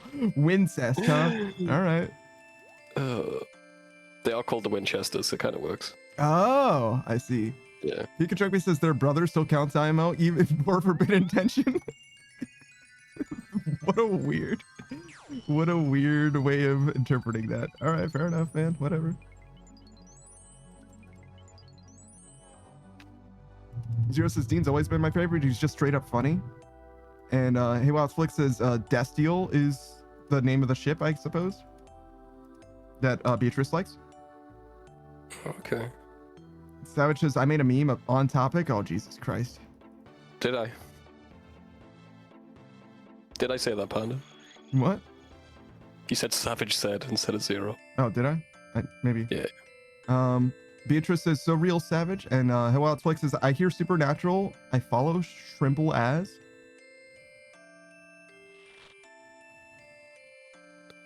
Yeah, my buddy's like a big Supernatural fan, so we watched it together. Yeah. I like the Scooby-Doo episode. That was pretty good. Awesome. Yeah. Go to the Scooby-Doo world. Zero says, welcome to Watch Mojo and buckle up for our top 10 spookiest moments caught on camera. That seems like a real thing, to be honest. Yeah, Watch Mojo's dead, bro. It's dying. It's dying slowly. What do you mean? I just saw a Miss Mojo video like fucking 3 weeks ago. Why are you watching Miss Mojo? They did something on like, there was a video game one or whatever. They were like, these are like the top game top women 10 in game. twists in games or something. Or, yeah, I don't think it had anything to do with being a lady or whatever. Why is it called Miss Mojo? I don't fucking know, man. I watched one video. That's all I got. Zero says Tats Tops Gaming was a good one though.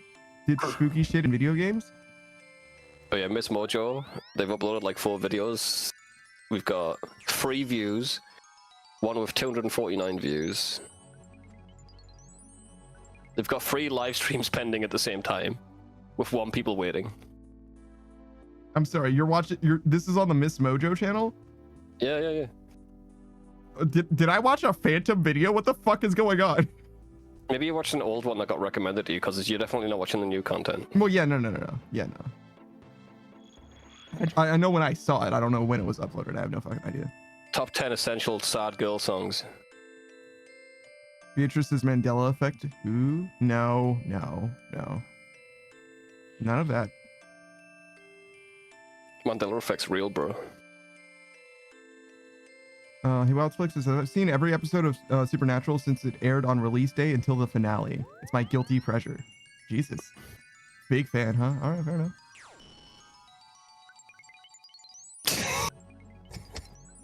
That is true. That's what Panda's watching.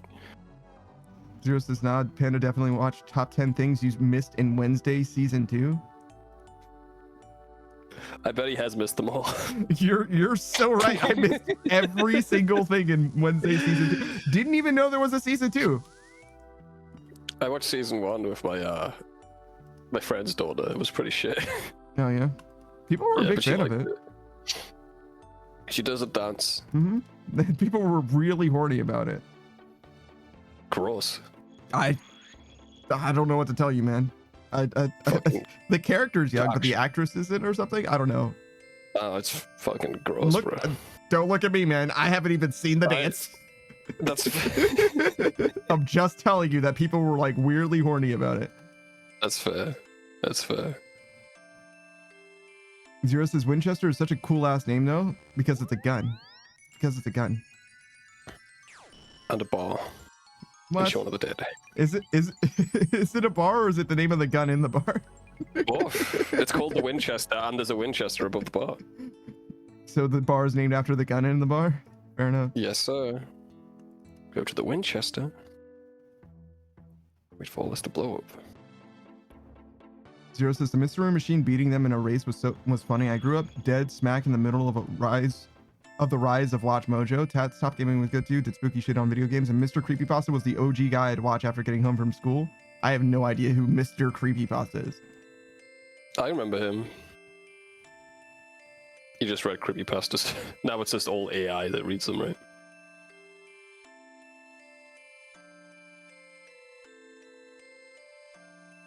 What did he say? West Point Gate and Crafting. It's nice here. He said, "Hey you." So I was like, "What?" Like, what's your route? Yeah, yeah. Oh, yeah. You should, yeah, you did ask. I mean, Oh, that's nice. just those 2 teleports is like my whole fucking route. Like, you can figure out the Yeah. rest. No, he did, he said thanks, big dog. Yeah, no, and it was like, I'm pretty sure it was like, yeah, no, I think I literally don't have to explain anything else. I think you got it. Like, you can't get lost with those 2 points.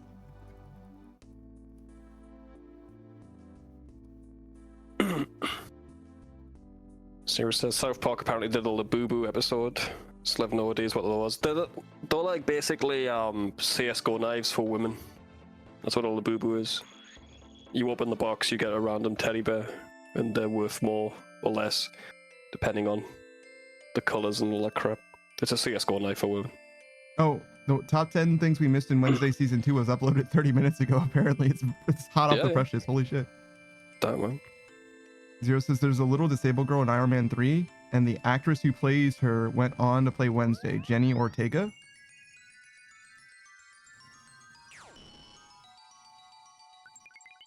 I don't Look at this. remember. Look at this bot slow walking. Yeah, I don't remember there being such a person in Iron Man 3. But like Iron Man 3 was like an extremely fucking forgettable movie, so maybe that's why.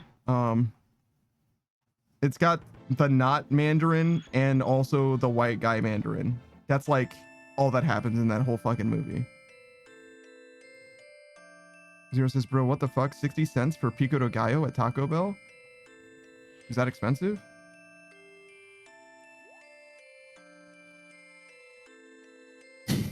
Nice meme, by the way, Zero.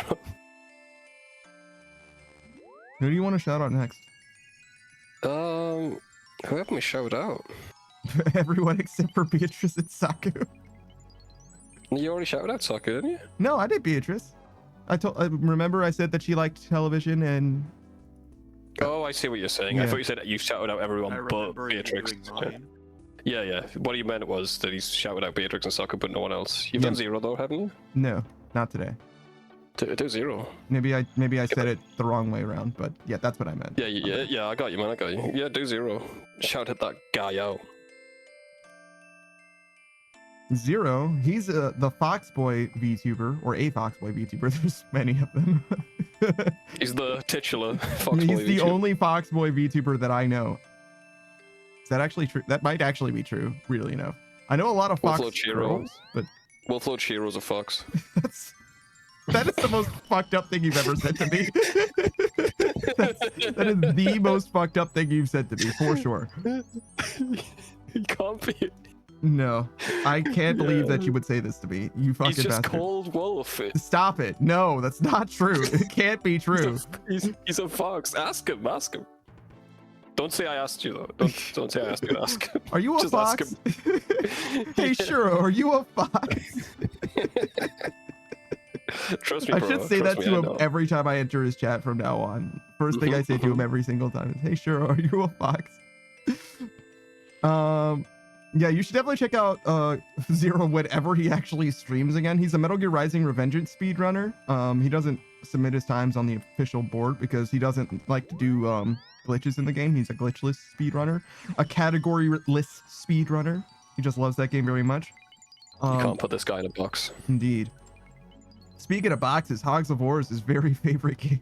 He fucking loves that shit. And if you don't know what that has to do with Hogs of War, look at it. You'll see. Look it up on Google Images. You'll be like, yeah, no, those are boxes. Maybe you will. Maybe you'll find something unrelated. It's very What? niche. Nah, no way. You'll You have to definitely type in find Hogs it. of War box.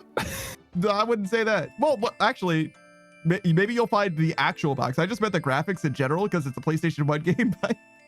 But yeah. Oh, Yeah. I see.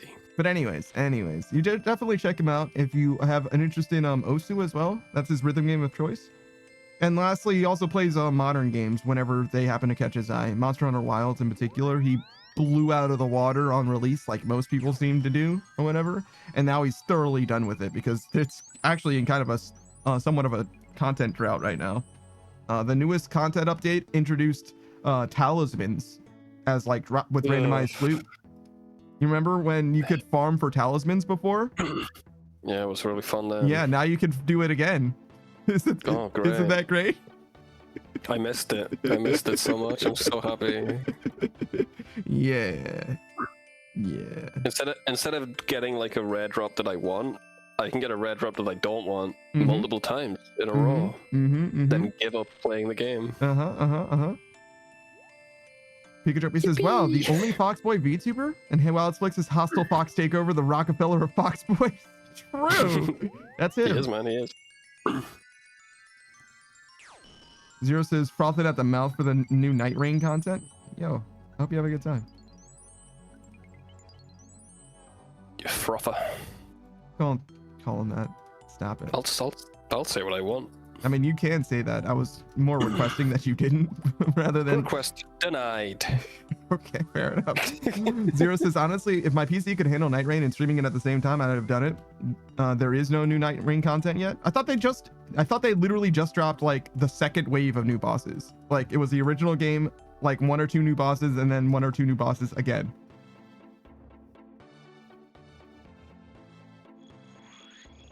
I don't know what you're talking about, bro. Not 100% on that, but as I understand it, it's had several minor updates, as in like 1 or 2 new dudes to kill. Well, Flix says, have a good night. I have to send next for 17 hours until I start convulsing. All right, well, good luck on getting literally anything. Yeah, I hope you get the, what's the worst drop? Get the worst drop. Good luck. Damn.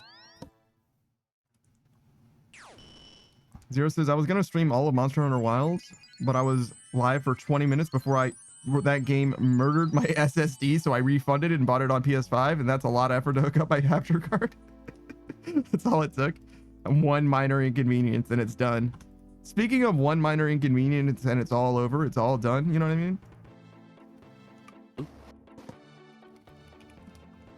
Like me as well, but also Pikachu me, the homie, the streamer.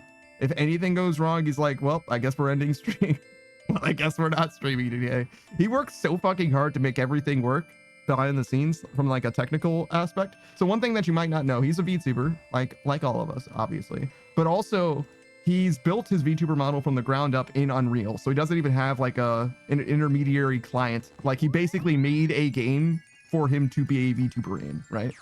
Like the only thing that you could do more to like be self-made as a VTuber is to like literally design the engine that you make the game in. You know what I mean? Like design the concept of VTubing. Yeah, you know what I mean? Like after a certain point, it's like, okay, well, you're using somebody else's programming language, aren't you? Like you didn't make your own programming language. You didn't program the 1s and 0s yourself. Like, okay.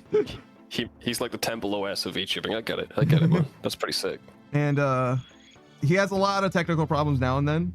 You never really see it on stream, but as far as like him overcoming adversity, there's a lot of that. But he's a smart guy, so he's able to make it work for the most part. But he also like introduces some of it himself. He was trying to play a game called Observer System Redux once, and he didn't like the aspect ratio of the game or whatever. So he was like, oh, okay, well, what I'm gonna do is I'm gonna play it not in full screen, but I'm gonna play it windowed, but with like this aspect ratio, and the game fucking like fully crashed, like fully exploded his shit. He was like, hold on, I can fix this. So he went into like the system registry of the game or whatever and modified the Unity code or whatever to be the right aspect ratio. Like, what the fuck are you doing, bro? Like, what is He's a hacker man, bro. Dude, no one does. Uninstall the game, you know what I mean? Just play a different video game after a certain point, take a hit. But he fixed it, he got it working, it was fine. He was just like, oh, no, I think I know where this is supposed to be. Oh yeah, no, it's this parameter. I just need to change this to fucking 3,240 by, 1,400 or 1,600, whatever his fucking weirdo monitor happens to be or whatever. He's also had a lot of audio problems recently. When I say audio problems, I mean, again, not on the stream itself. The stream is fine. It's actually great. Like, you would never know that he has technical problems, except that he's like, guys, my Thunderbolt 2 fucking software or hardware thing it's not compatible with Thunderbolt 4, which is the new thing that I just got. So I have to get a fucking communicator translator thing in order to uninstall that. I had to like make it compatible with Windows, so I had to like buy this thing that'll let me make it like and it's like, what the fuck are you talking about? It sounds like he's describing his computer as if it's the time travel machine from Back to the Future. You know what I mean? Where it's like, well, bro, I just turned it on. Like, I've got a guy who's like that. He's very tech literate, but he talks to everyone around him like they are too. And like, we have no idea what you're talking about, bro. You don't need to go into it that far. Pikachu says, I'm actually about to flash the ROM chip on the Thunderbolt 3 controller right now. See, I don't know what that means. Like, oh yeah. You see the left phalange on the Thunder chip? Sometimes it gets all out of whack. You've got to restabilize the left phalange. Sure, man. I guess. So yeah, the content of his stream is actually very casual and conversational, despite the fact that he knows like entirely too much. He's like a very smart guy. And then he'll ask the dumbest question you've ever fucking heard. That's what small people do, Panda. Sometimes, I guess. I don't ask dumb questions, though. I haven't been a smart guy in years. It's true. Yeah, go on. No. Go on. You did ask me once, is it normal to talk to new people when you're making friends? I was like, yeah, dude, it's fine. Yeah, there's a little more context to it than that, but yeah. Yeah, but, for fun.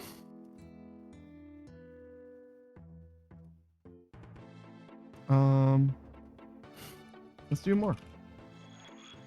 I misspelled shout out. That was close though. Who are you giving a shout out to? This one's gonna go to Ardo. Ardo Celery. Ardo Celery is a bit of a mad scientist, not in lore, but in actuality. In exactly the same way that I was describing Pikachu as having like extreme technical knowledge that I could never appreciate. Ardo's similar in that he's a bit of an experimentalist when it comes to hardware, software, all that shit. He's the one who dabbled in Linux and also in SteamOS and all that shit in order to get a 2 PC setup going. That's, that operates things and operates as a workstation computer. And he's also going to make a computer tower out of wood to install all of his components to. You know what I'm saying? Like he's doing all kinds of shit over there. It's crazy. You'll never see it. You'll never know. He's also a VTuber, so like you'll only be able to experience the stream part of the stream. But he's always tweaking things and trying new things. So there's excitement to be had there. He was trying a bunch of different game demos last time I saw him. There was a very Hollow Knight coded green game. I forget what it was called, but it's something like Jade, like Bo Chen the Jade Beetle or some shit. I don't know, something like that. Okay. I've also seen him play Daemon X Machina, which is it's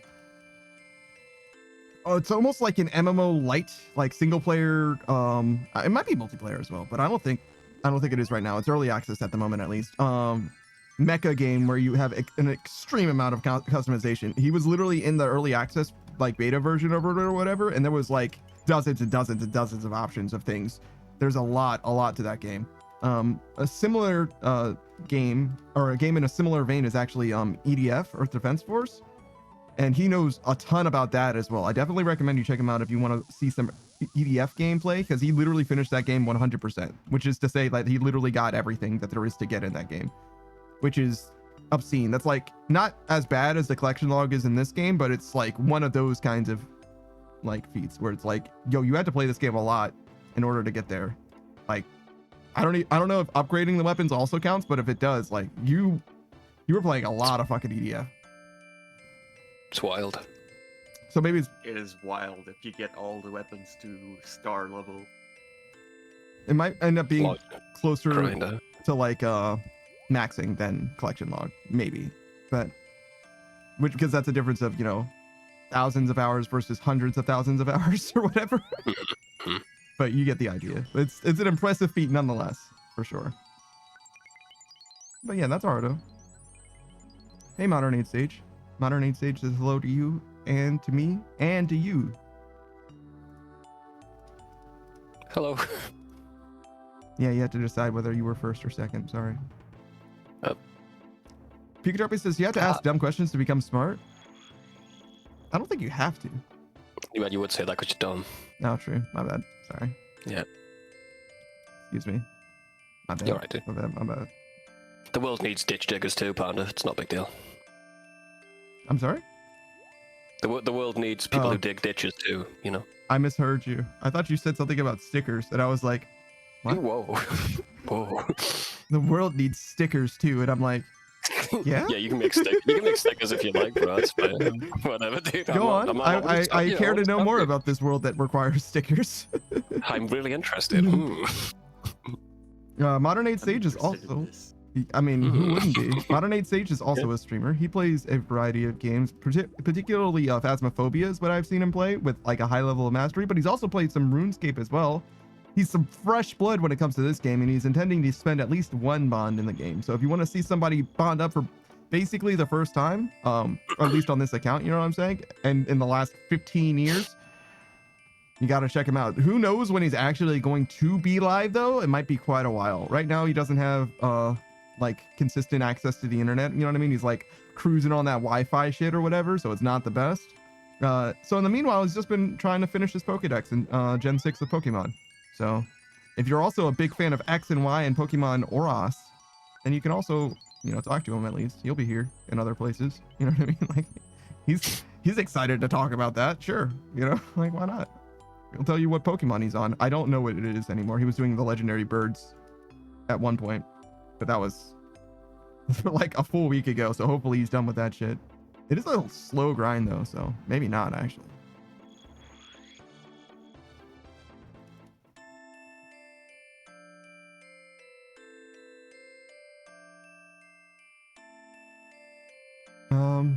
Who else did we do a shout out for? Green Ride? Sure. Modern Age Sage is Cherubi's evolution line. That doesn't sound like it would be Bruff, but I guess it must be if you're only getting to it now.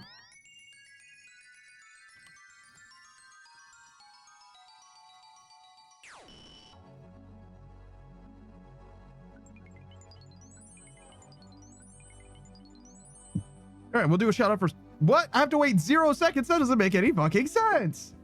That sounds dumb.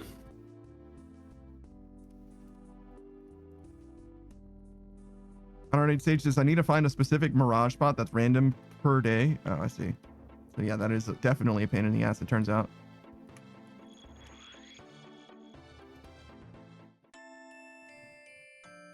Alright, I gotta run, bro. My dog's pestering me. I'll see you in a bit.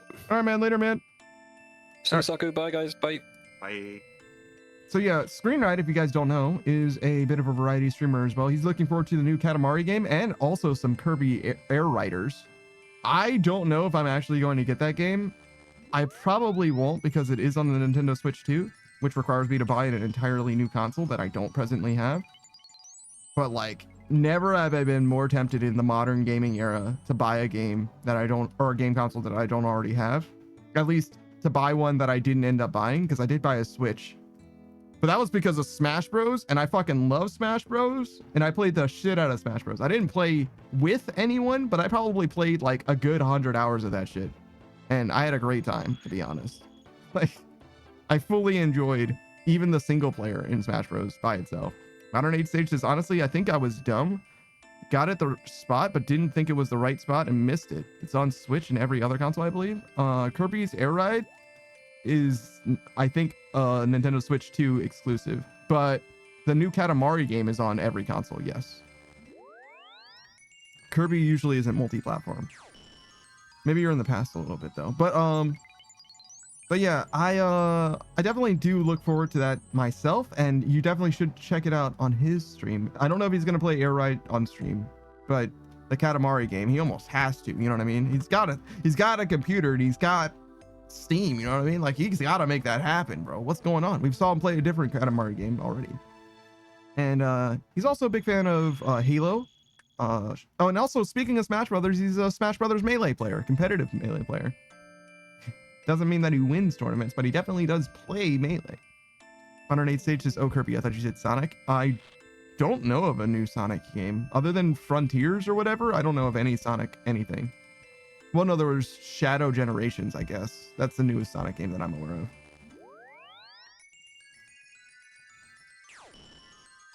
People like Sonic Frontiers, I think.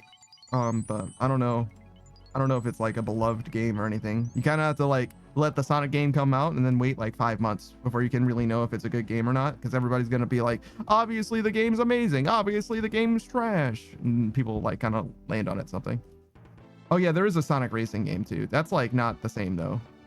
Modern Age Stage is Sonic Racing Crossworlds or something like that. Yeah, I saw Barely a Wolf playing that. A few other people as well.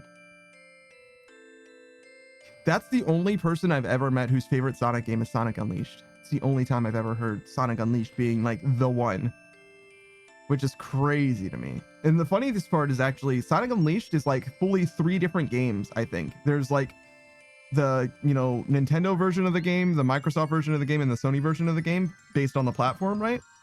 And I think that those 3 versions have like different proportions of werehog to like speed segments, and also different set pieces as far as like how they're implemented in the actual game. Like they're like fully different games. They're trying to be the same game, but they're like actually functionally different games. And like have different like frame rates and stuff as well. Like they're functionally like unique.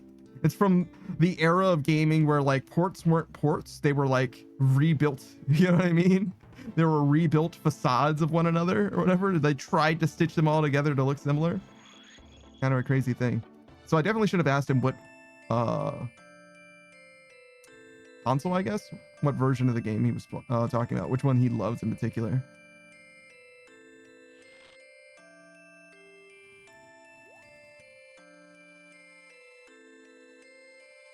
I think I'm gonna need more water today. I've been drinking it, but it hasn't been hitting like it needs to, you know? Alright, I gotta hop off. Yeah, man. Enjoy your stream. Good luck. Later, man. Bye. There he goes. There goes my hero to save the world.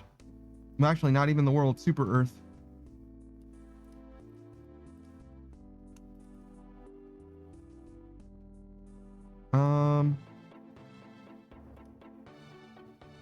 Is there anybody I'm missing as far as shoutouts go? I don't think so. I think we got everyone. Goddamn. There goes my heroes. And now we're quietly playing RuneScape all by our lonesome, trying to get through the bullshit. And look at how much bullshit there is. What are we? So we started at like 8.5. That's awesome. So if we get to 9 mil, we'll be 4 mil short, which is like 8 days. That's fucking awesome. Actually, so down with that. Let's fucking go. Just keep on keeping on, and we'll get there eventually.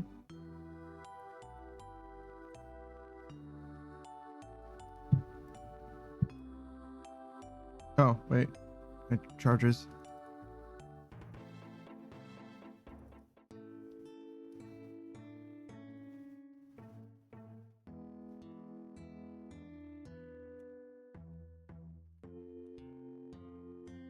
Now I teleported back to where I was. Like a goddamn fool. Do you think that bear attacks you? I bet it does. Like, not me, because I'm so high level, but generally. Pikachu says, just like that JID song where he says, swang on, swang on. Because I'm like pushing forward, I guess. Sure. For once, I kind of agree, I guess. What's with your obsession with JID in particular? Are you okay? Is everything all right? Is he like your favorite rapper or something? Or is it just when you feel like bringing up a musical artist to me, it has to be like JID or equivalent, like in that space of music, because you're committed to the bit at this point? Pikachu says he's one of the goats, to be honest. Okay, so it's not because of me or anything. It's like something that you're just committed to in your like life. You're just a big fan. That's reasonable.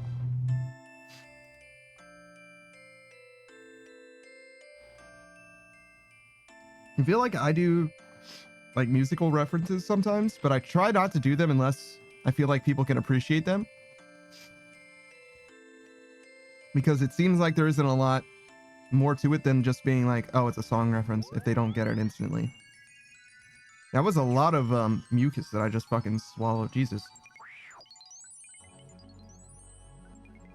Which is weird. Just gonna keep drinking water, I guess.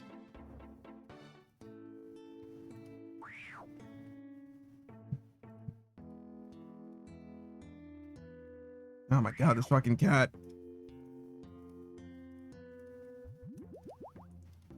No, I used the wrong teleport. Pikachu says I like his music a lot, but it's also a bit at this point. I see. A little bit of column A, a little bit of column B.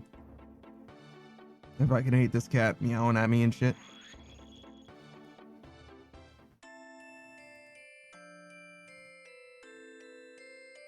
It's definitely better to ignore the cat than to do the event, though. It shit takes way too long. Speaking of, let's do Venescula.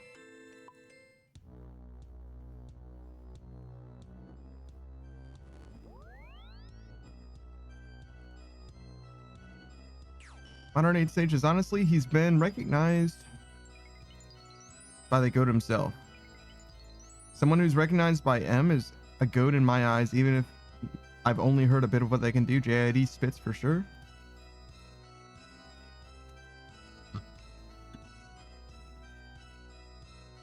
Yeah, I've liked Eminem stuff, but I haven't heard all of it, obviously. He's made a lot of music.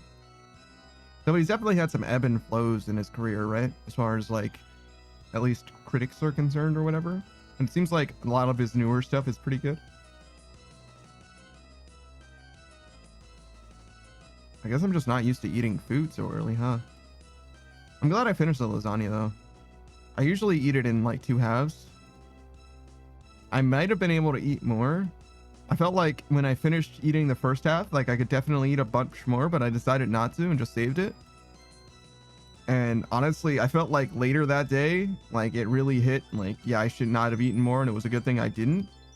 And I feel like right now I'm feeling similarly. Like before when I was eating it, it's like, no, I can eat way more than this. But now I'm like, I'm glad I didn't eat too much more than I did. I feel like that's the correct amount of, like 1.5 pounds of lasagna is the correct amount, probably.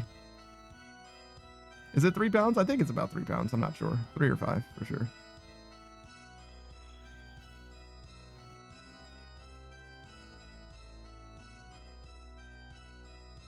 Yeah, just before the stream, I listened to No Flex Zone again. No Flex Zone. No Flex Zone. That song is like fucking 13 years old. That guy's like a grown ass man now. You know what I mean? Like,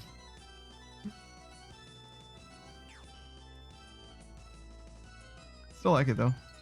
Still seems good. Modern Age Stage says he's had his ups and downs. Most of his songs are good. He only has a few that are okay-ish. Modern Age Stage says the critics, with regards to Eminem, mainly just hated that he didn't do what they liked or kept it clean. M was unhinged and that's why they hated.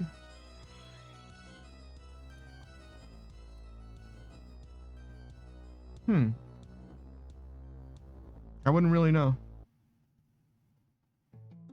I know that one guy. There's like that like bald white guy or whatever that like does a bunch of music reviews.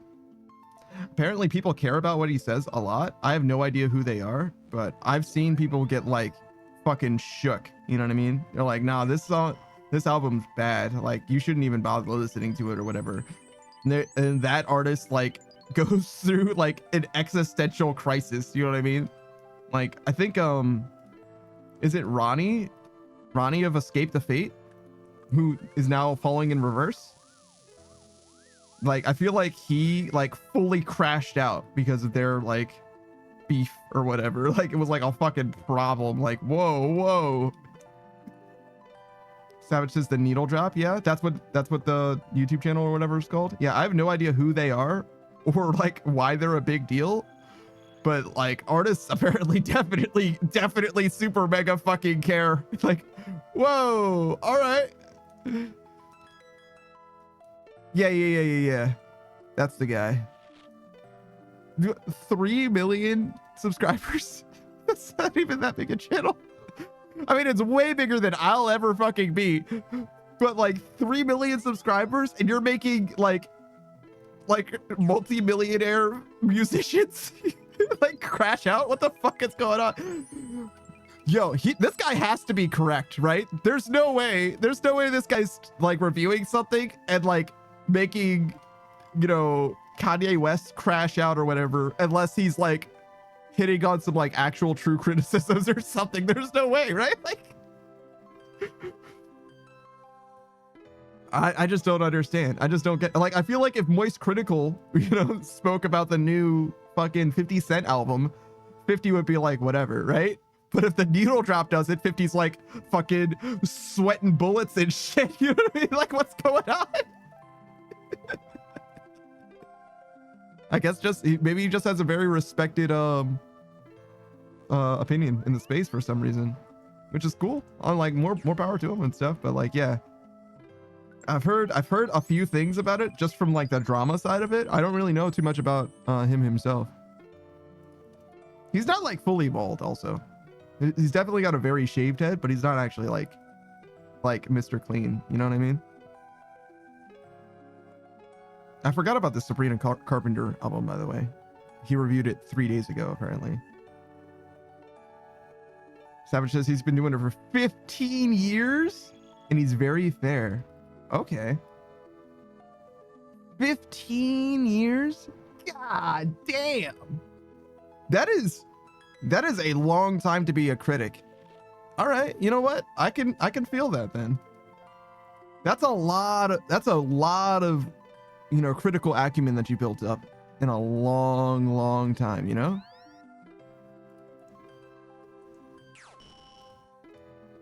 So yeah, no, that makes a ton of sense. Like that's gotta be like the oldest active reviewer in the YouTube space when it comes to music, at least.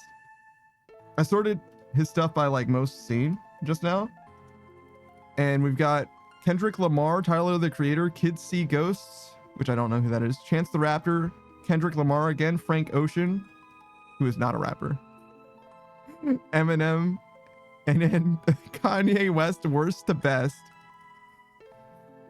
Kanye West, Worst to Best, but this is from 8 years ago, so it's a very different Kanye West.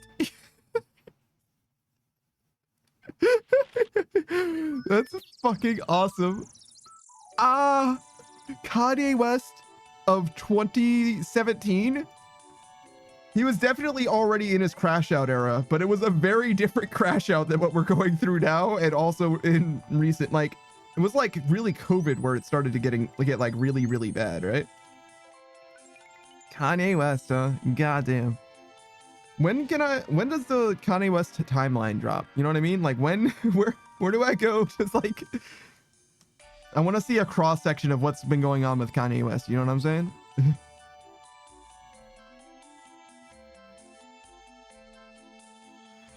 Goddamn. The needle drop, huh? You know, now that I mention it, I mentioned, or I was thinking out loud weeks ago, like, man, I would love to get or find somebody who would like recommend to me good music that I wouldn't otherwise find, like just in my life. Like, and what I specifically said was like, hey man, it would be cool if like somebody was like, hey, these are the like, I don't know, 15 songs that like came out this week or whatever that are like worth listening to or whatever.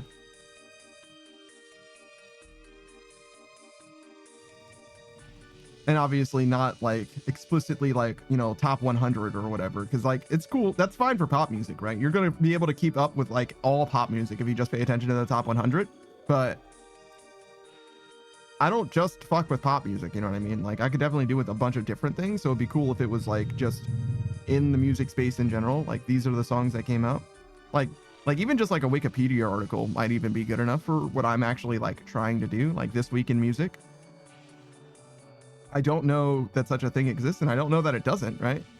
But maybe this guy's pretty good for that, because obviously he's doing a lot of different music, so that's at least something. Way more than I'm getting right now. That's what I realized, is that when it comes to music, I really don't experience new music very much at all. Like the YouTube algorithm will introduce me to new music, but otherwise I have to like find it through other media. Like I have to learn about songs from like anime or movies, or like an artist that I'm already a fan of, like Ed Sheeran or Shawn Mendes or whatever. Like I'll keep up with artists that I like whenever they drop new albums. But like for people that I don't know of, or genres that I didn't know exist, right? Like I discovered electro swing through Caravan Palace, specifically Lone Digger, which is like famously the one with the animals in a strip club or whatever, the cats and the Dobermans or whatever. And that was like, it was cool to discover not just the song but also the genre of electro swing through them. And now because of that, I'm like very familiar with Caravan Palace's stuff, and I'm a big fan of them. And every time their albums come out or whatever, now like vaguely am aware of like the genre as a whole, just from like, again, YouTube algorithm recommendations or whatever. But like I don't have any other specific artists that I like have sought out or whatever, even though I definitely should, because there's like 2 or 3 that I've heard a bunch of their songs, but I just don't know what their names are at the moment, at least. But anyways, my point being is like, it's like a slow, gradual build up, even if it is building up, because like I probably forget as many artists as I've like discovered in recent memory, you know what I mean? So yeah, I could definitely do with a little bit more variety, which isn't to say that I'm like wanting for variety. I don't mind listening to the same song over and over again, but I feel like it would be cool to see more shit, like experience more shit. I don't care about music nearly as much as I care about gaming, if that makes sense. But I do have an interest in it as well, though not in the same capacity, right? Like there was a time where I was like, oh man, it would be cool to make a video game, but like music, like I don't need to make songs. I don't need to write music. I'm not interested in any of that. Playing it, maybe, sure. Singing it, sure. But like being a person that can create music, like that's like well outside of my expertise and wheelhouse, which is funny because like it's only music that's that way with me. Whereas like art, like, yeah, sure, I'll be down to like learn how to do something better or at all when it comes to art. Particularly with like my hands, but like it could be, you know, digital media or like sculpting or anything like that. Like I'll have a good time doing whatever, sure. I'm not like talented or anything like that, but I'll do it and have a good time with it. But like composing music, you know what I mean? Like trying to make my own song, like, nah, that's like way too much pressure. I'm out. Pikachu says pottery. Yeah, I've done a little bit of pottery before. Nothing worth a shit and nothing that I like have to show for it. You know what I'm saying?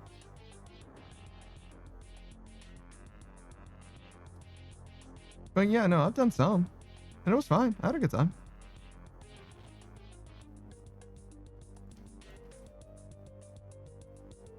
I've had a really good relationship with every like art teacher that I've ever engaged with, now that I think about it.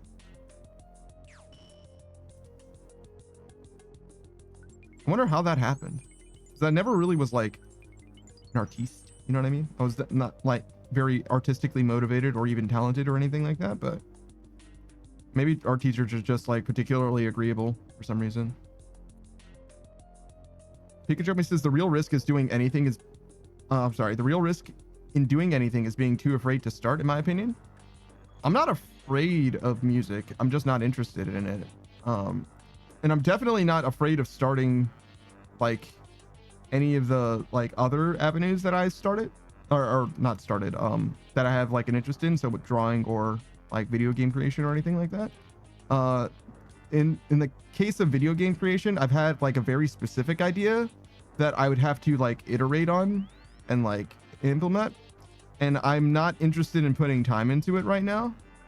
Maybe eventually, but I doubt it. It's just like, it's basically like, I like the idea of Fire Emblem, but I feel like they could do with like a different, it could be different than it is in a way that is like interesting.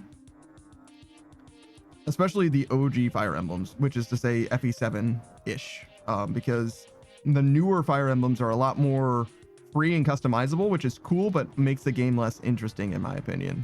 Makes it a lot more homogenous, whereas I like it when it's a lot more dramatic and there's a lot more opportunity cost associated with it. So FE7 and 6 are a lot more my speed than FE8 and after, for example. Pikachu says, you said there was too much pressure. So what I interpret from that is that you just have an expectation of yourself that doesn't have to be there. Yeah, so for composing music, I don't like the idea of the like how open the space is. So for what I will compare it to is like deck building games, right? So like Magic the Gathering, Yu-Gi-Oh, right? I don't like Magic the Gathering and Yu-Gi-Oh when you can just build whatever deck that you want with whatever cards that you want. I don't like playing those games because there's too many cards and there's just like too many options, and I find it overwhelming. Like there's just too much, right? But there were yearly Magic games like Magic 2013, Magic 2016, whatever, right? And those yearly release games were like, okay, here are the 5 decks you can choose from. This is a green deck, this is a blue deck, this is a blue-white deck, this is a black deck, right?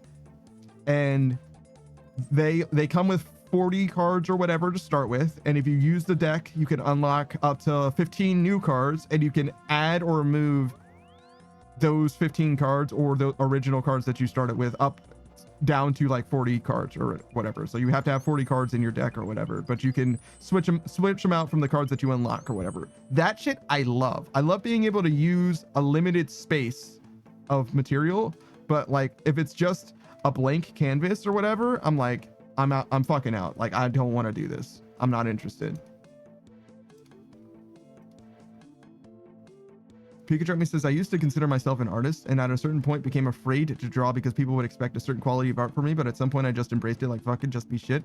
Pikachu says, only once you embrace that you are nothing, you're free to discover yourself and become whatever you want. Yeah, I understand. I'm not too interested in doing the music thing to begin with. I've just never really had like, I say never. I guess that's not true because I remember, if you guys remember Fruity Loops back in the way back, it's FL Studio now, but I had a couple homies that were like deeply entrenched in the space. They made hundreds of songs probably back then, even probably thousands by now. But they're like, you know, I don't want to say shitty, but you know, shitty little mixer, like beep boop chiptune type shit or whatever. And that shit was awesome. And that definitely had that definitely appealed to me, but that's also different than just like making a song, because now there's a constrained space of like this software and what like sounds exist in the software or I can find to import, you know what I'm saying? Like having a field to play in matters much more to me than feeling like I can be able to do anything. I think the restriction allows me to be a lot more creative because and it actually applies to like a bunch of other stuff as well. Like I have a lot of trouble imagining what I would do in a game like Minecraft because there's just so much that you could do and there's not a lot that like drives me, like motivates me as an individual to like go and do anything in particular, right? So I feel like I would treat Minecraft as like a checklist and I would just do like the achievements or like, you know what I mean? Like beat the Ender Dragon or something like that. Like, because like I just don't have the want to like make a castle or whatever. Like I just don't really feel that way.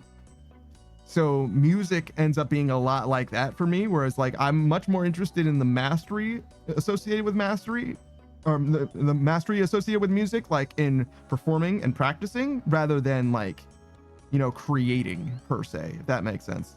Music makes a ton of sense to me as a skill, but doesn't make as much sense to me as a, like, I don't know, like I don't want to say creative outlet, but I think you understand. Like I would never create something sonically. Like it's just not for me, I don't think.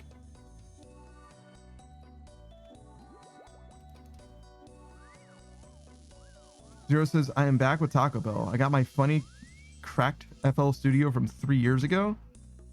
That's crazy.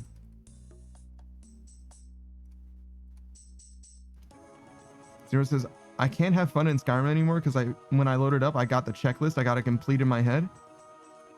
Yeah, I feel like that would be a problem for me in some way as well. Skyrim, I think Skyrim ends up being a lot more amicable sandbox to me than Minecraft does, because there's a lot more guided experiences, if you will. And I can definitely just go and do stuff in Skyrim and have a good time. But I do know enough about, I know enough about Skyrim to know that there's like these specific like plot lines or whatever that you can follow. And I also don't know a ton about Skyrim, in that I could definitely just go to a place and experience some stuff that I don't know about. Like, there's that like verdant town. I forget what it's called. I wanted to say Falador, but that's in RuneScape. There's like a green one in Skyrim, and I think it's got an F name, but I'm not 100%. But nonetheless, I know that I don't know as much about that town. And there's like, it's not Solitude, but there's another town that's like on the coast or whatever, very cold area, that I haven't spent very much time in. I think it's a smaller town as well, but I haven't done like almost anything there at all. I think there's a lady who has like an axe or whatever and wants to like avenge her husband or something. It's one of the companions, not like the companions, but like she's a companion that can accompany you on your journey. I think she's there, and that would her plot line I've never really experienced either. So like there's stuff I know that I haven't really done or whatever, but for the most part I'm not like too hung up on it either. Also, I really did break that necklace, and I'm pretty sad about that, because I took all the time to like repair my bag and drink that stamina potion, but I didn't remember to get the binding necklace, I guess. It kind of worked out anyway, since I only missed out on like 2,000 gold or something, but yeah, it was pretty bad nonetheless. But anyways,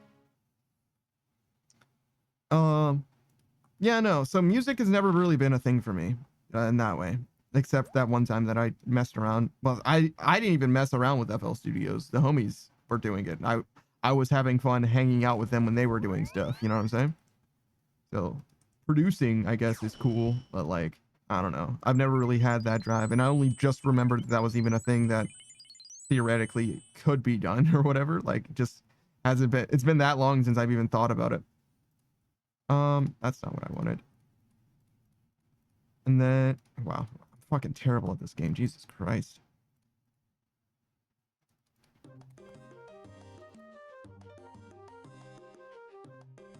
So yeah, when it comes to like crafts or things that I can invest time into, hey Tuborn, what's up, dude?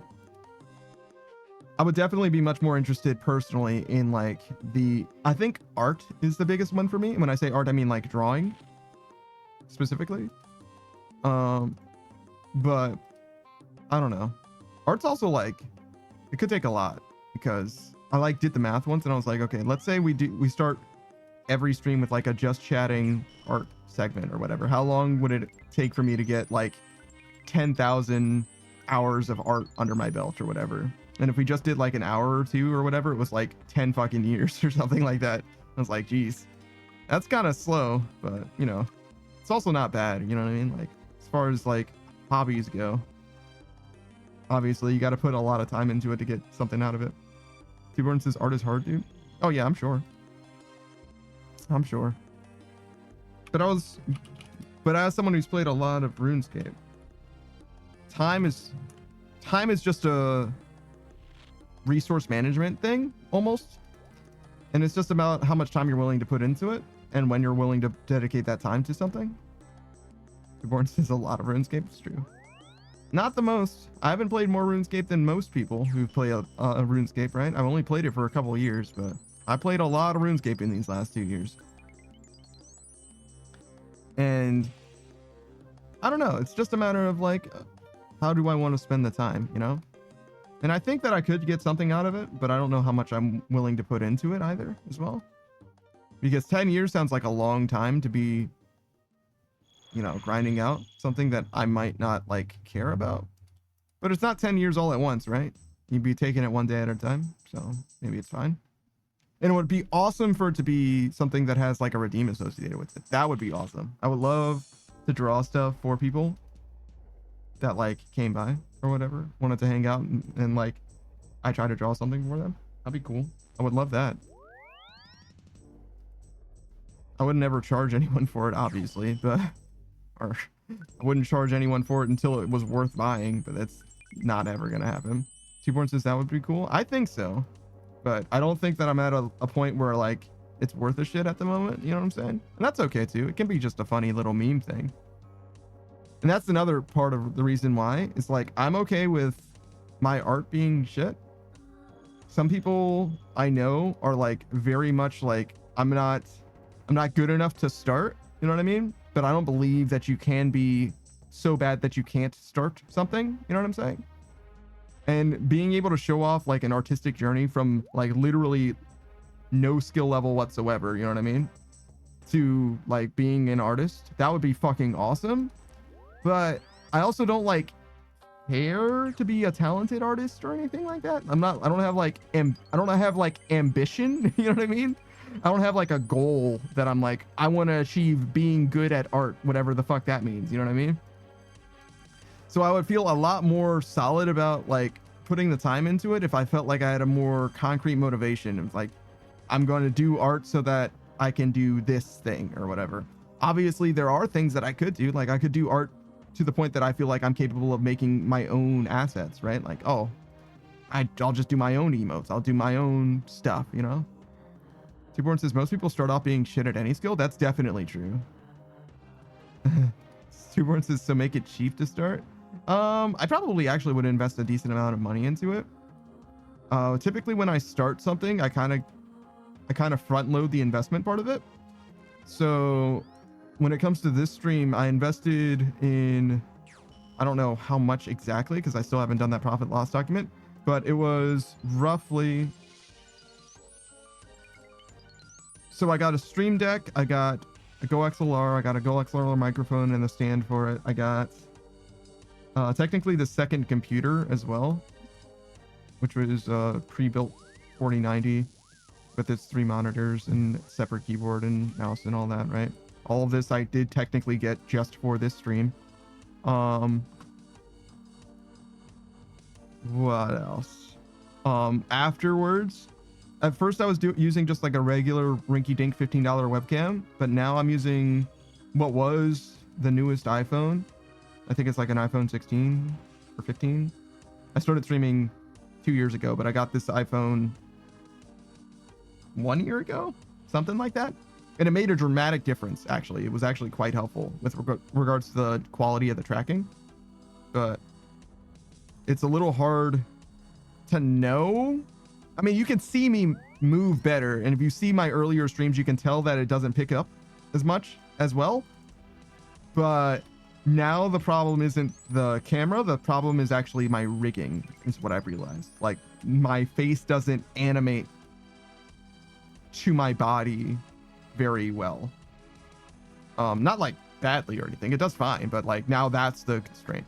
So I'd actually need to get my rigging redone or better done, or at least tweak the parameters or whatever. Timberland says, oh, you're one of those people's new hobbies mean you need everything? To some degree, yes, definitely, Tuborn. Definitely.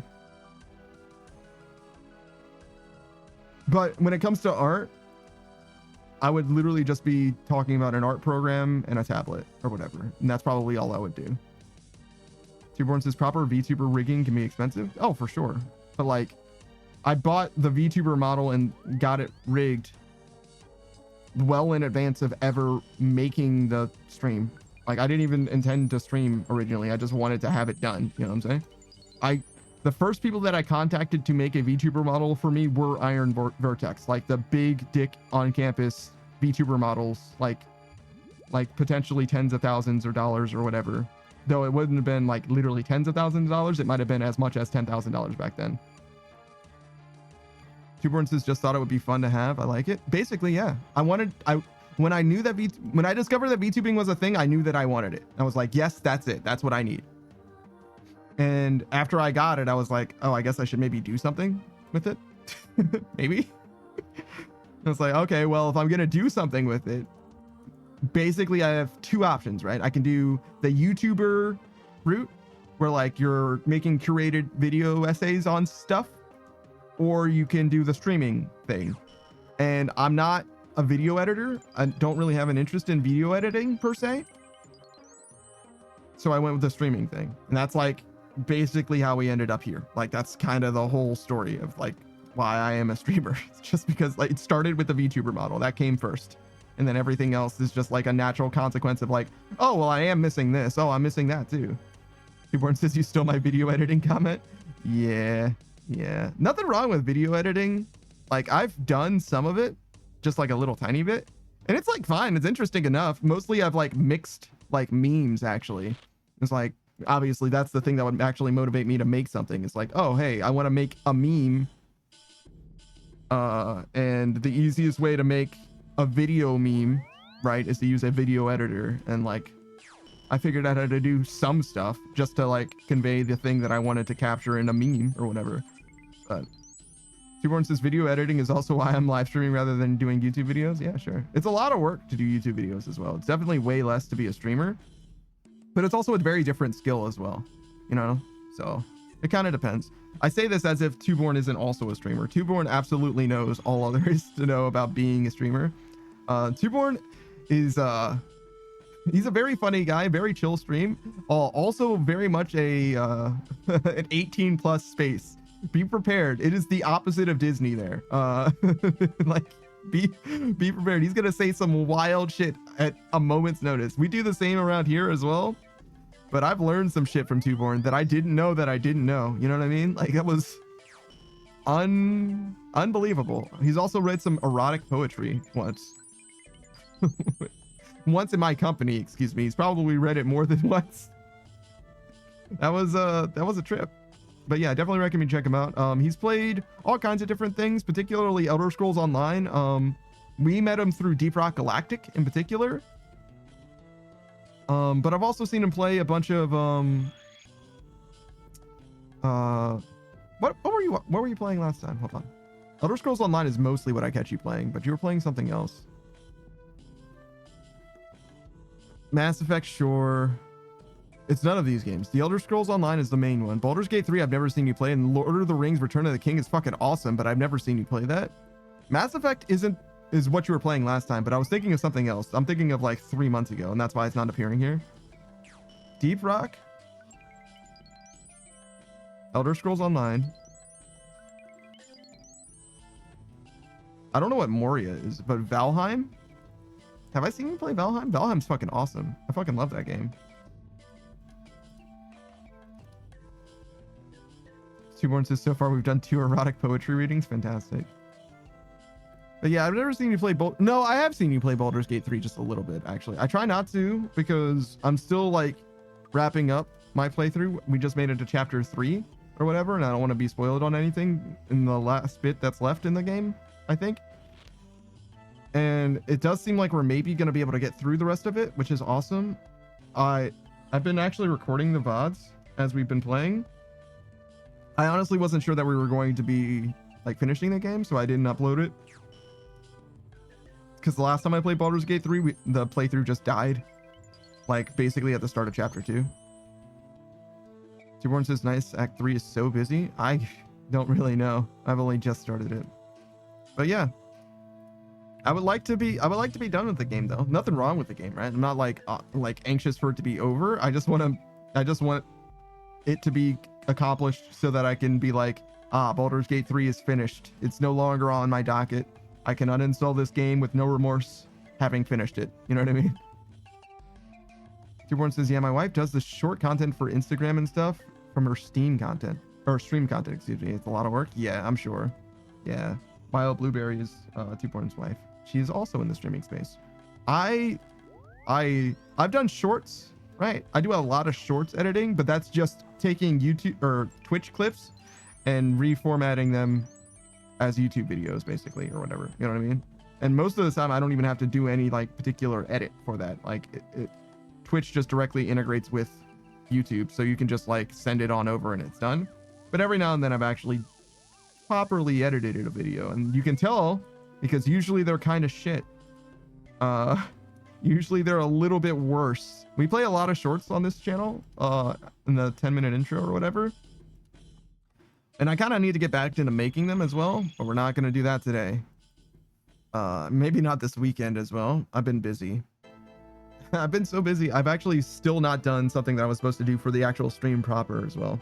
Just need to like find a good amount of time to like dedicate to it. But between, you know, relaxing and also like taking care of things that need to be taken care of, I just haven't been able to take care of this other thing that doesn't need to be taken care of, but I really should follow through on. You know what I mean? Like I really should just finish.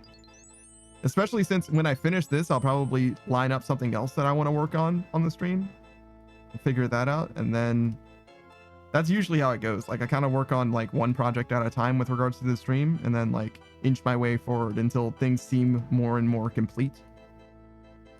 We're still missing some stuff though. We're still missing some stuff when it comes to this stream. But that's okay. It's a work in progress. And sometimes it's not even my fault. I've got like 4, maybe 5 artists all working on different projects right now. I mean, they're all like busy, you know what I mean? Like they're not like just sleeping or whatever. We've got like all kinds of different artists that are technically like not waiting for me, but I'm waiting for them basically. Once they say, hey, you know, I'm done with this thing or I'm ready for something else, you know what I mean? It's like, oh, okay, I got some more work for you. So there is that as well, right? Not like totally fucking lazy completely. Not that it takes too much effort to commission an artist to make something. It's about like ordering food on DoorDash, you know what I mean? It's not like I'm putting a ton of effort into that, but it is at least, you know, some kind of management thing where it's like I'm trying to put things together and make sure that the stream has the stuff that it's supposed to.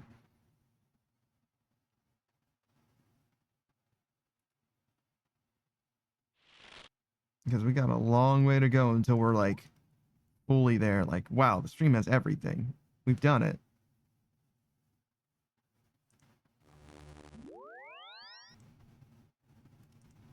It's also not technically just the stream too. I want to make the YouTube channel not like amazing, not like immaculate or anything, just like the things that feel like they're missing, you know what I mean? Right there. T-Born says, how close are you to your current skill max? That's a good question. Depends what you mean by close. So if you look at it like 75k an hour, which is roughly what we're getting, right? We are 4.4 million runecrafting experience away ish. And you could just say 75,000 or 4.4 million divided by 75,000. That'll give you a number in hours. And then you say, okay, when we play RuneScape, basically Tuesday, Wednesday, Friday, and Saturday for about 7 hours a day. So 28 hours a week, right? And then divide that number in hours by 28. That'll be the number of weeks. And that should land you with something like 2-ish.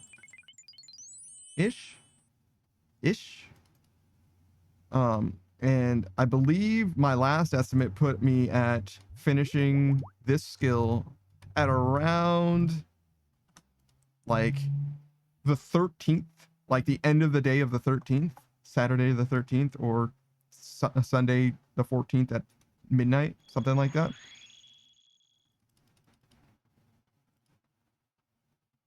But I don't know that to be true for a fact. So I've been saying we should be done by October. Like this month we should be done.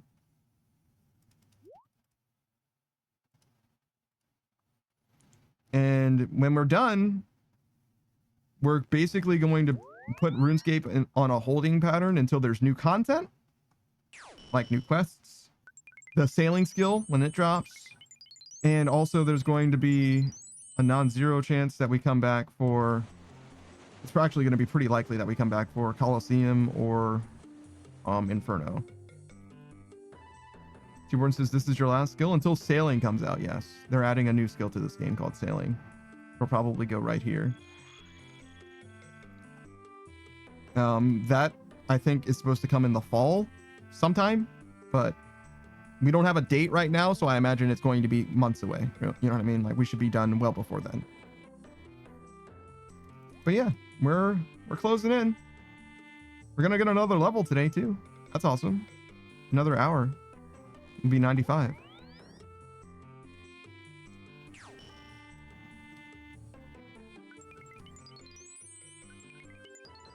And every level does matter. And I gotta say, 75k an hour feels way better than 60k an hour did. I don't know why, but that 15k an hour definitely has made a huge difference with regards to my mental. And also this method is way better than the other method that we were doing.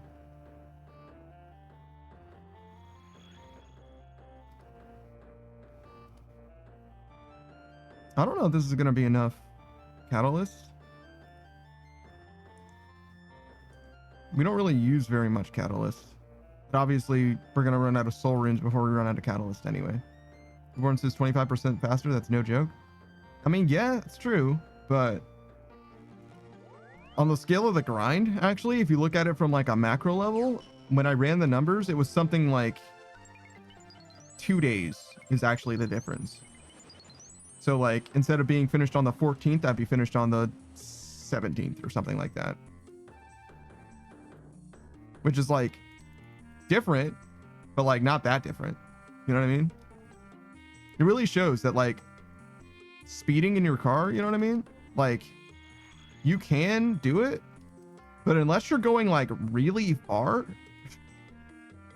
going faster doesn't actually make you get there sooner. Not really. Realistically, like going 5 miles per hour over the speed limit is like fully pointless. It like literally doesn't do anything for you. Unless you're going like significantly over the speed limit and traveling a decent amount of distance. Like if you're going 30 miles an hour over the speed limit and traveling for 15 hours or whatever, that probably will be a substantial time save. But like anything short of that, like speeding is kind of silly. Like it really doesn't help you that much. Like maybe it helps with your like mileage a little bit, depending on how fast you're going, but I don't know.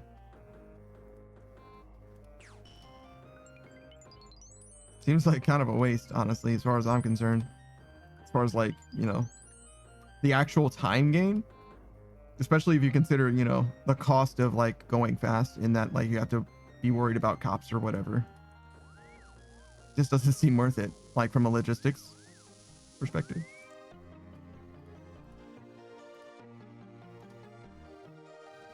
I say that, but realistically, I drive at the speed of traffic. That's what I do. Basically, I drive the speed of the people around me. I'm a speed chameleon. Just whatever everybody else is doing is what I do. I try not to be in anybody's way. You know what I mean? I try to go, I'm going the direction everybody else is going, and I'm going the speed that they're going. Which is probably the safest way to drive, just generally. As long as they're not fucking crazy.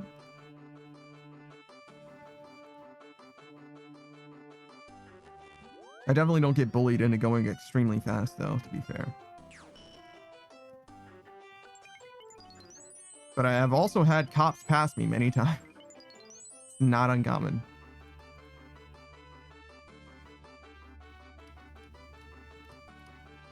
In fact, that's how I encounter cops most of the time.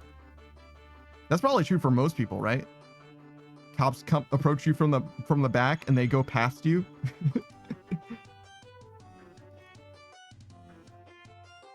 Rather than like me catch up to them and pass them. Like it's almost always them approaching me from the back.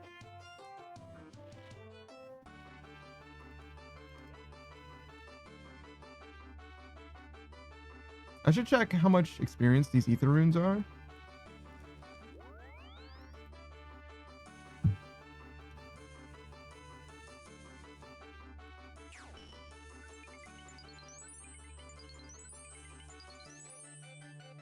because I want to know how much catalyst I actually am expecting to need specifically.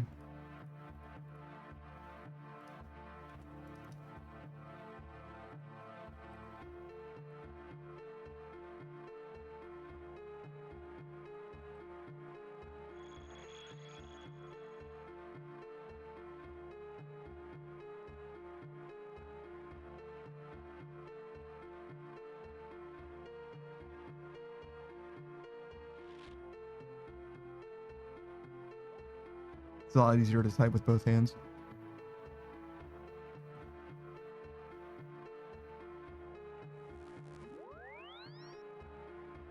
$20 experience?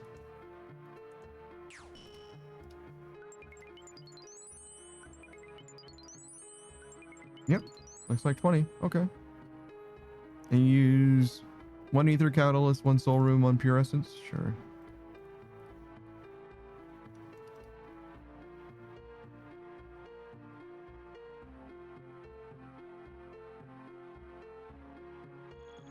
And we're talking 4.3 mil. So 4300.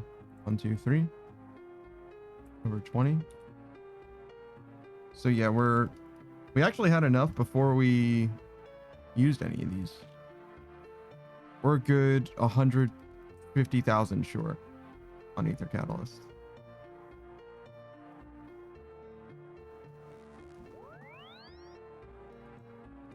Not that we need it or anything right now.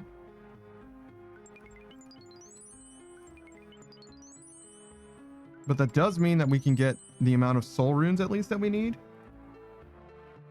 Because that number's not going to change ever.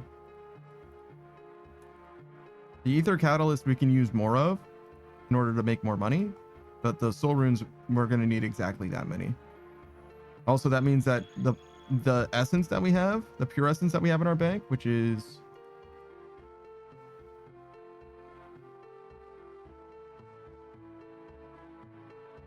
$2.1 million, we're going to use literally 200k of it. So we're going to have 1.9 million to give back to Savage. Yeah. So we were like an order of magnitude over how much we actually needed on essence. So we're definitely fine.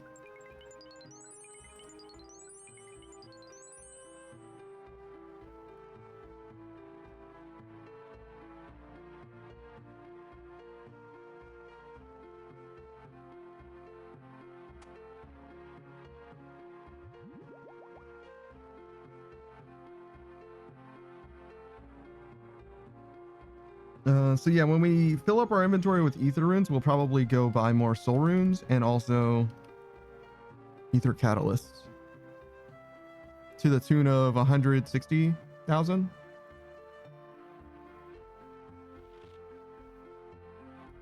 Something like that.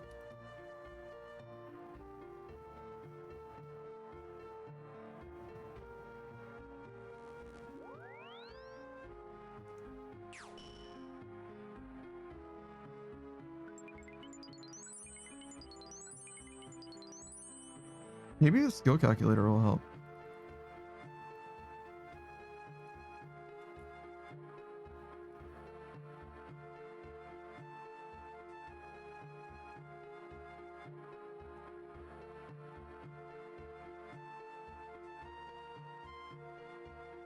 Yeah.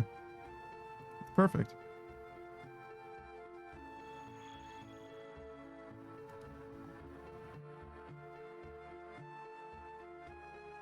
All right, we'll check that when we actually sell these. We'll get the right amount of soul runes and try and get a similar amount of catalysts.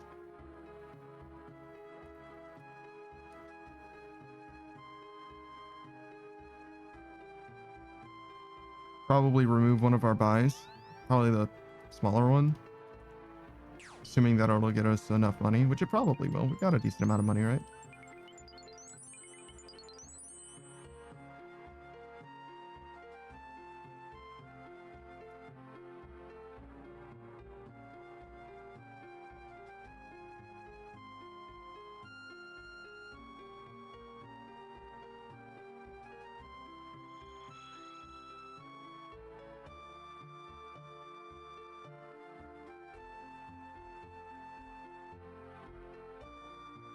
I was kind of tired today.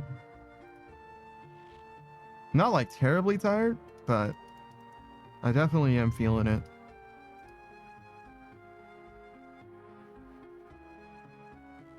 I was glad that Pikachu stopped streaming when he did. He played Deliver Us Mars, which was a good time, actually. It was not a very good game. That's a thumbs down for me in a big way. But watching him play it was fun. And then he played The Walking Fish, which is another dark, it's a surreal horror comedy game. It's actually not dark, I would say. Well, maybe a little bit, but mostly not. It's mostly silly, to be honest. And like, I definitely didn't like it as a game. It is definitely an artistic expression. Like when it comes to video games as art, it definitely is art. But as a game, I'm like pretty out on it. Like I really don't think that it's a very good game. That's okay. It was fine. But the funniest part for sure to me was that game is like on average 45 minutes long. The time to beat is like 45 to an hour for a first time playthrough. And all of the walkthroughs that I saw of the game were like at most 30 minutes long. Most of them were 20. And I say walkthroughs because I looked up a bunch of them because Pika was having some trouble playing the game, like beating the game or whatever. And also he was doing his streamer thing, like running in circles, talking and stuff, right? I believe, I'm not sure, but I believe it took him like a good 2 hours, maybe 2 hours and 15 minutes to beat it. I'm like, bro, that's crazy. There's 7 like record submissions for The Walking Fish 2 in the world. 6 in the world, actually. And they're all about 7 minutes. So you hearing me right now, The Walking Fish 2 is a free-to-play game. You could be the 7th, at least top 7 in the speed run for Walking Fish 2. You absolutely could. I mean, Pico could as well if he just submitted his run. Like, he's already beaten the game. Where he's like fixing the settings and shit and running in circles and talking about, I don't actually remember anything that he was mentioning, but all kinds of bullshit. Speaking of, I actually figured out there was a puzzle that he kind of got stuck on. He was like, I don't know how I'm supposed to solve this without brute forcing. The hints. So if you're ever playing The Walking Fish 2, here you go. Here's the hint for one of the puzzles, right? So the idea is you're supposed to make a concoction, right? And there's 3 notes in the room that tell you about the concoction, right? The first note says, hey, you got to use flounderite or whatever, right? So you have to use flounderite. It's just one of the ingredients on the thing. You just hit flounderite. Good. All right. The next hint basically tells you, hey, flounderite plus this other ingredient should make the mixture blue. Right? And the third hint is flounderite plus the thing that made it blue. And this third chemical should make it smoke. That's the hint that it gives you, right? So when you're looking at the machine, when you're adding the stuff to it, right? Flounderite first, then add something to that flounderite until it turns blue. Then specifically add something to that blue mixture until it's smoky, right? It should be a total of 3 ingredients, right? But you have to like try different combinations until you get blue and then smoky.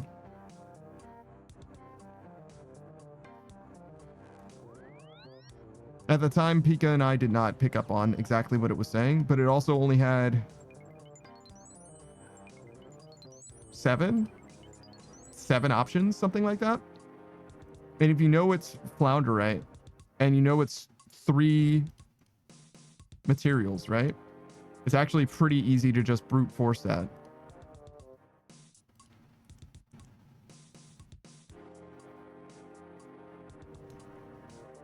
Much unlike, I believe there was a combination lock in Outer Wilds. This is not a spoiler for Outer Wilds, but there was a combination lock and it had I believe 5 digits for the combination, and each digit could be up to like 8 different things. So that's 5 to the 8. No, it's, so there's 8 choices. So it's 8. Yeah, so it's 8 times 8 times 8. So 8 to the 5th.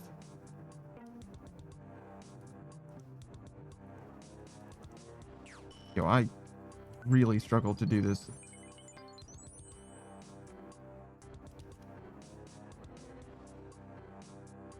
Which is like way too many to brute force. Way too many to brute force. You're never going to crack that. And I also don't know if there is a combination to some of the combinations, to be honest.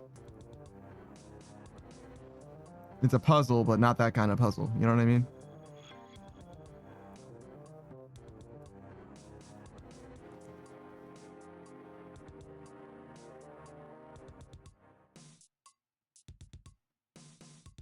Someone recently asked me if I'm looking forward to any new games. And I think at the time I said no. Except for Valheim. And I guess Project Zomboid. I guess.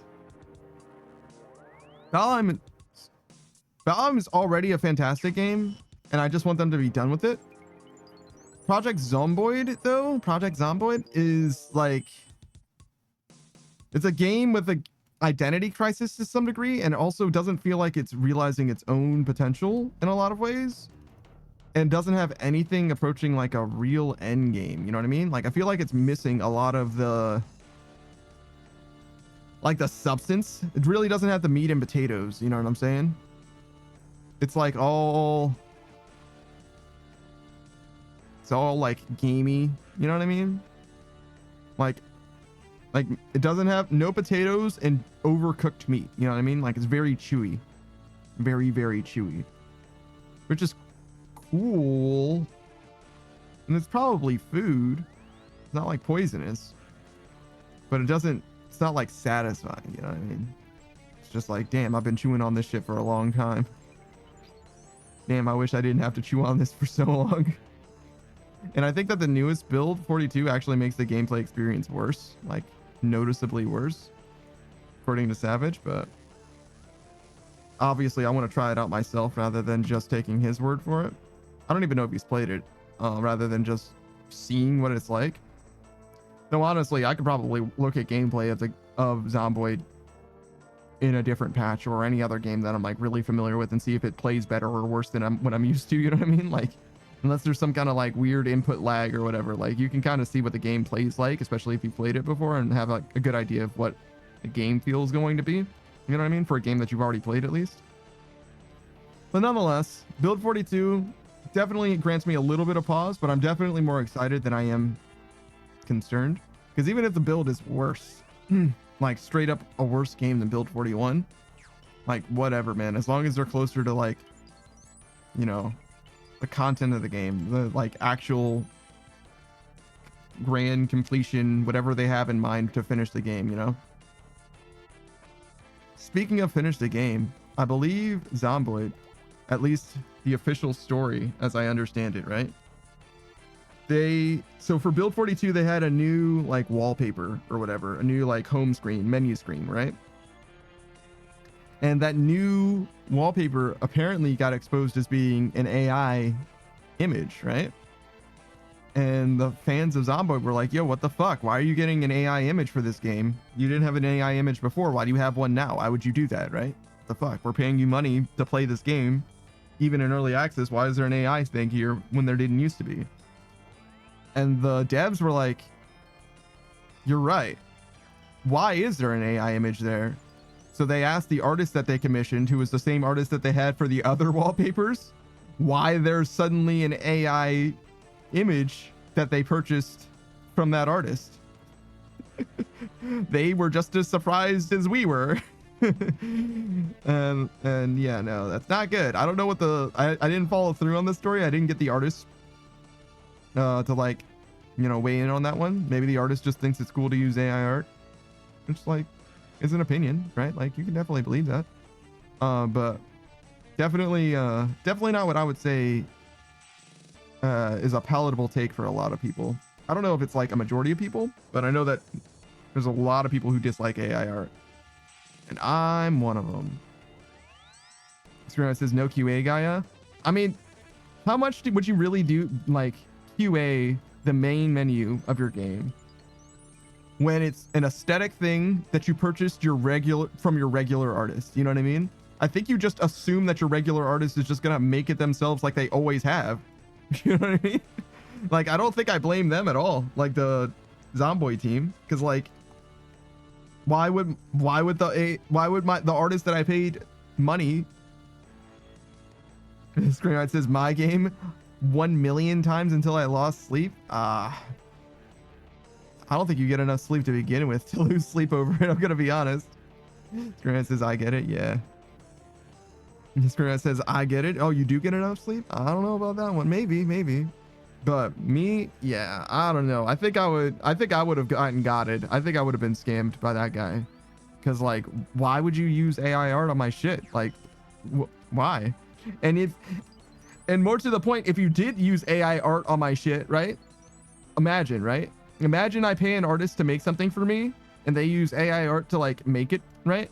Why is it that I'm able to determine that it is AI? Like, how did you make it so poorly as an artist that you couldn't at least mask the fact that it's clearly an AI image? You know what I mean? Like, you as an artist were exposed for using AI art. How? Just like look at the thing that you made with your fucking eyeballs and fix the broken parts that the AI does, right? Scran says I probably would too, but that's when you fire the QA guy. Yeah, maybe. There's only like fucking 12 guys on the Zomboid team, I think. It's not a very big team at all. But yeah, no, I think that's more of an artist thing than it is like a QA thing. Because like, most people probably didn't even notice that it was AI art because most AI art isn't so egregious as to be like alarming to people, right? Well, maybe not most of it is, but you get what I'm saying. The AI art that people would like actually sell, or you know what I mean, like try to market, you know what I mean? It probably looks fine, at least at first glance. You got to look closer at it. You got to put your detective eye on in order to see anything wrong with it. Grant says, no, I'm so good at drawing ligaments. I added those extra fingers on purpose. Dude, I don't think that I'd be tricked by that guy. I don't think I would buy that bridge. Not that one. No. I've been tricked by quite a few people before, but not for that. Not so far. I do like the idea of those like fake additional appendages, like the ring that like makes it look like you have 6 fingers, because it like a Halloween kind of ring or whatever, so that you could take a picture with someone and it looks like an AI image because there's too many fingers on your hand. Kind of good. Kind of fuck with it.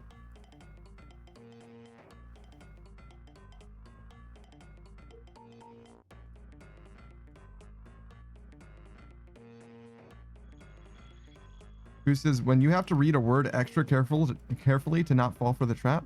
Which word?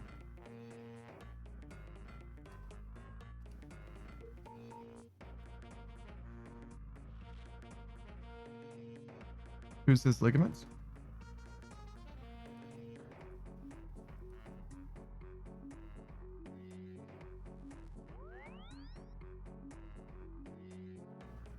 I don't get it.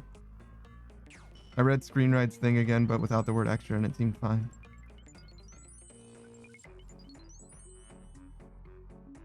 Who says ligaments? Oh. Who the fuck is Steve Jobs?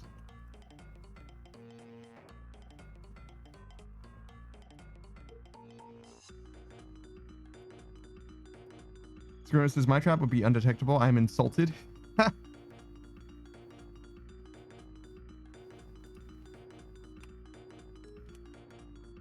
Master Trapper, Masturbator, Screenride. Speaking of a masturbator, this is Booze, Boozemon16. If you don't know, he says, good, stay insulted. That sounds like Booze to me. He's a RuneScape streamer. He's known to play a variety of games in the RuneScape space. That's TOB, TOA, other things that start with T. He mostly does T stuff. No, he's done Nightmare, he's done Cox, Challenge Mode, he hasn't done Hard Mode for Theater of Blood yet. But he's done a lot of experts in Tombs of a Masket. So he's a raider for sure. He's also a bit of a PVMer. He's done a lot of Yama. That's his favorite boss. Did a little bit of Doom, but doesn't love it. Finished Coliseum completely, which is awesome. He has a quiver. And he's trying to use that quiver to get his Inferno cape. He was very, very close yesterday. He was on wave 60. Actually, I don't know which wave it is. It's the one with the 3 Jads. I imagine that's literally just before, like 68 or 69. Boost is the Rise of T? Yeah. Rise of T? I don't know what that means. It does rhyme with the lies of P. Rise of T, Lime of P? Nope. It's close.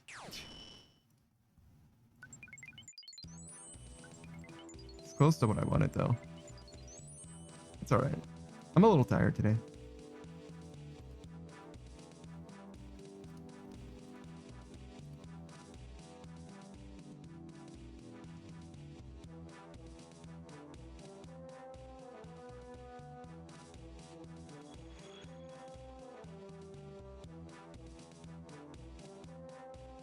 Who says do all things T, like the T-Inferno?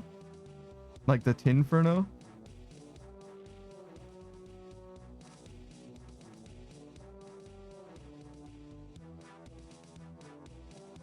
It's easier with Tinferno than it is with Coliseum.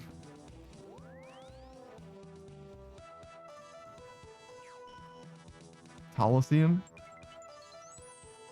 Makes it sound bigger than it is.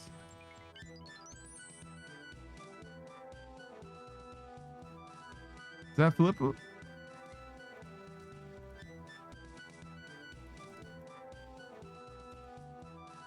Who says, bro, for real, it's easier, but so much longer? Yeah.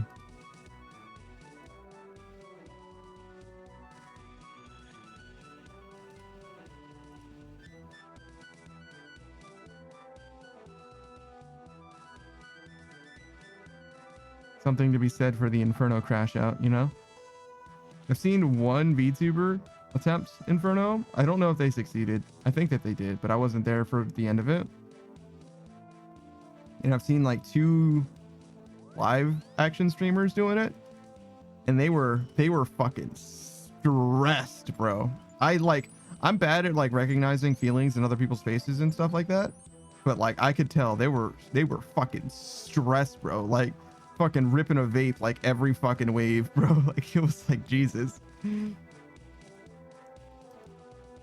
Bruce's Coliseum was a good grind, but fuck that place. I think my opinions would be flipped if I did Inferno first. Bruce's in Coliseum or Inferno, and it was Inferno for both cases. The only person I've seen do Coliseum is Asa, I think. Maybe I've seen Frank in Coliseum as well, but definitely mostly just Asa. I've seen Asa do Coliseum a lot of Coliseum, to be honest.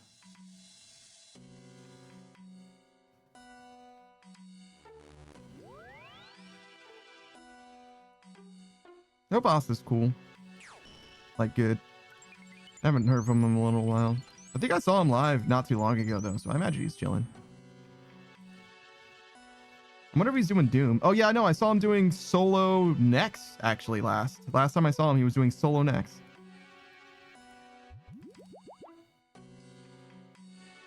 And I was like, what the fuck? What's wrong with you, bro? Why is this the thing that you want to do? Does it even have better odds than Duo? It's like a worse clear for the same odds. Like, bro. I mean, I guess you get the guaranteed MVP, but like, bro, who gives a fuck?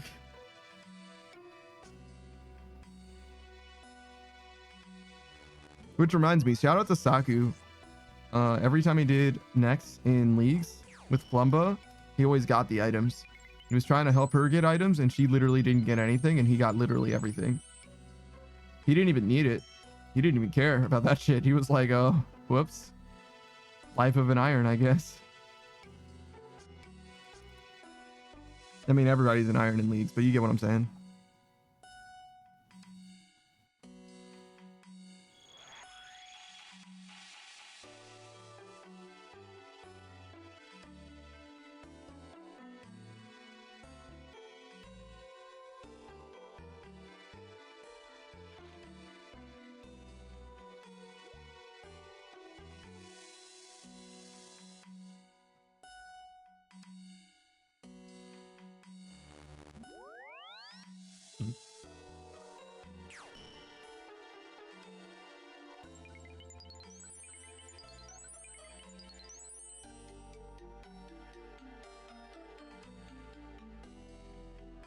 I'm so glad that I ate before stream. Now I don't have to think about eating anymore. But also, I wish I wasn't burping all the time.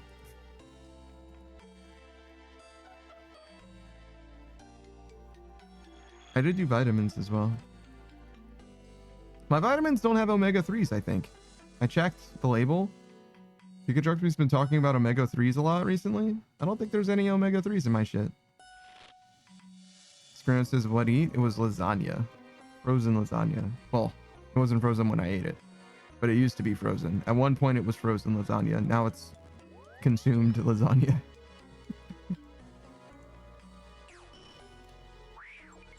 But before I finished eating it, it was like somewhat warm lasagna. Some of it was like fully hot lasagna, and some of it was a little cool lasagna.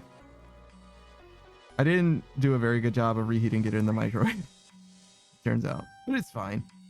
Who's this damn app doing that random stream changing on me again? Missed what was said about people stressing over Inferno or Coliseum. People, I've never seen anybody stress over Coliseum, just Inferno. The only person I've seen do Coliseum is Asa, though. And Asa doesn't really stress over fucking anything. Modern Age Sage says, I'd have questions if you ate it frozen. Like, what was it like? Cold.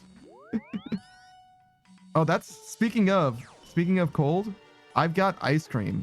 Today might be an ice cream day because I've been so good, you know.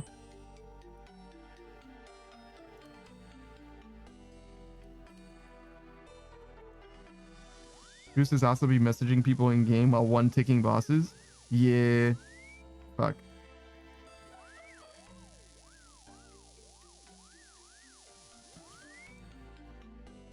Asa's kind of a gamer. Me, I could never.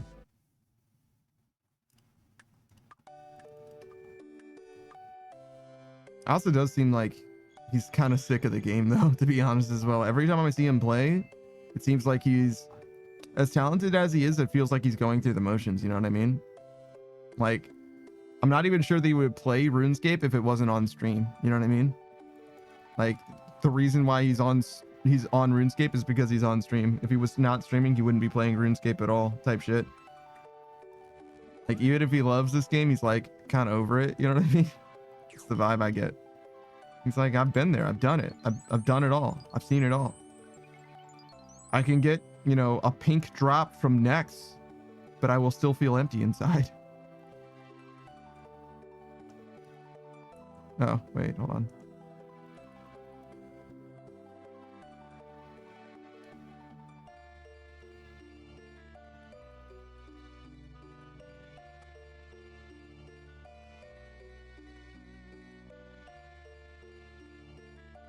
This is a lot of clicking, by the way. I've definitely hurt my hand.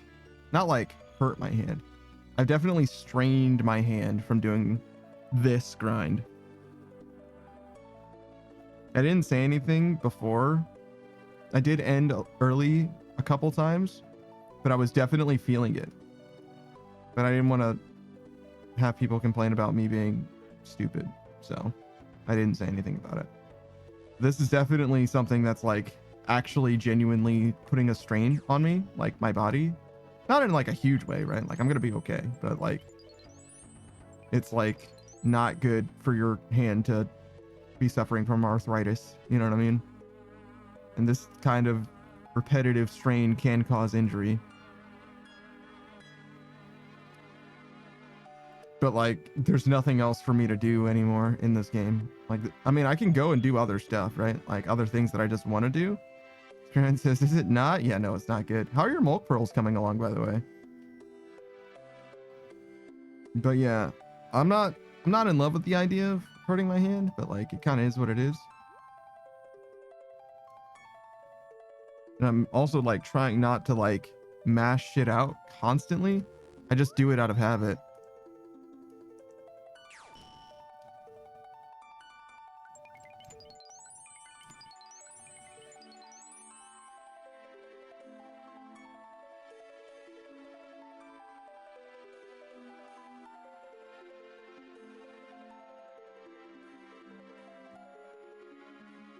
This terribly. I started playing classic WoW. Don't judge me. Okay, judge me. Yeah, I do remember you saying something about classic WoW earlier. This is the second wave of classic WoW, right? It's kind of badass. Kind of badass. Who says, you know what's not easy on the hand? Late waves of Inferno. Yeah, I believe it.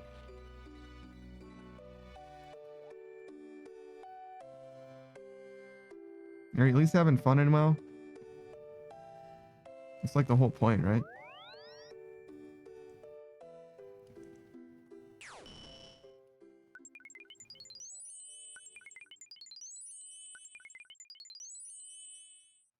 Oh, what the fuck? Asa just logged out.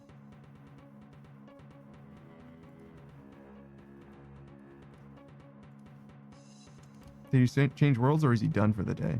Oh no, he's gone. This rogue is a ton of fun. I regret not doing it earlier.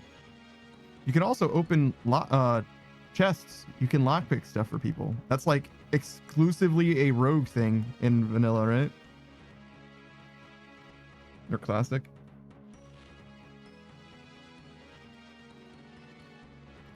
I don't know. Stage this. I want to get back to Final Fantasy 14. I miss it so much. I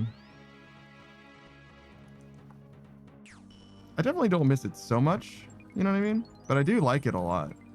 I like it a lot, and I miss my fucking NPC friends. I miss Estinian and I miss Alfino.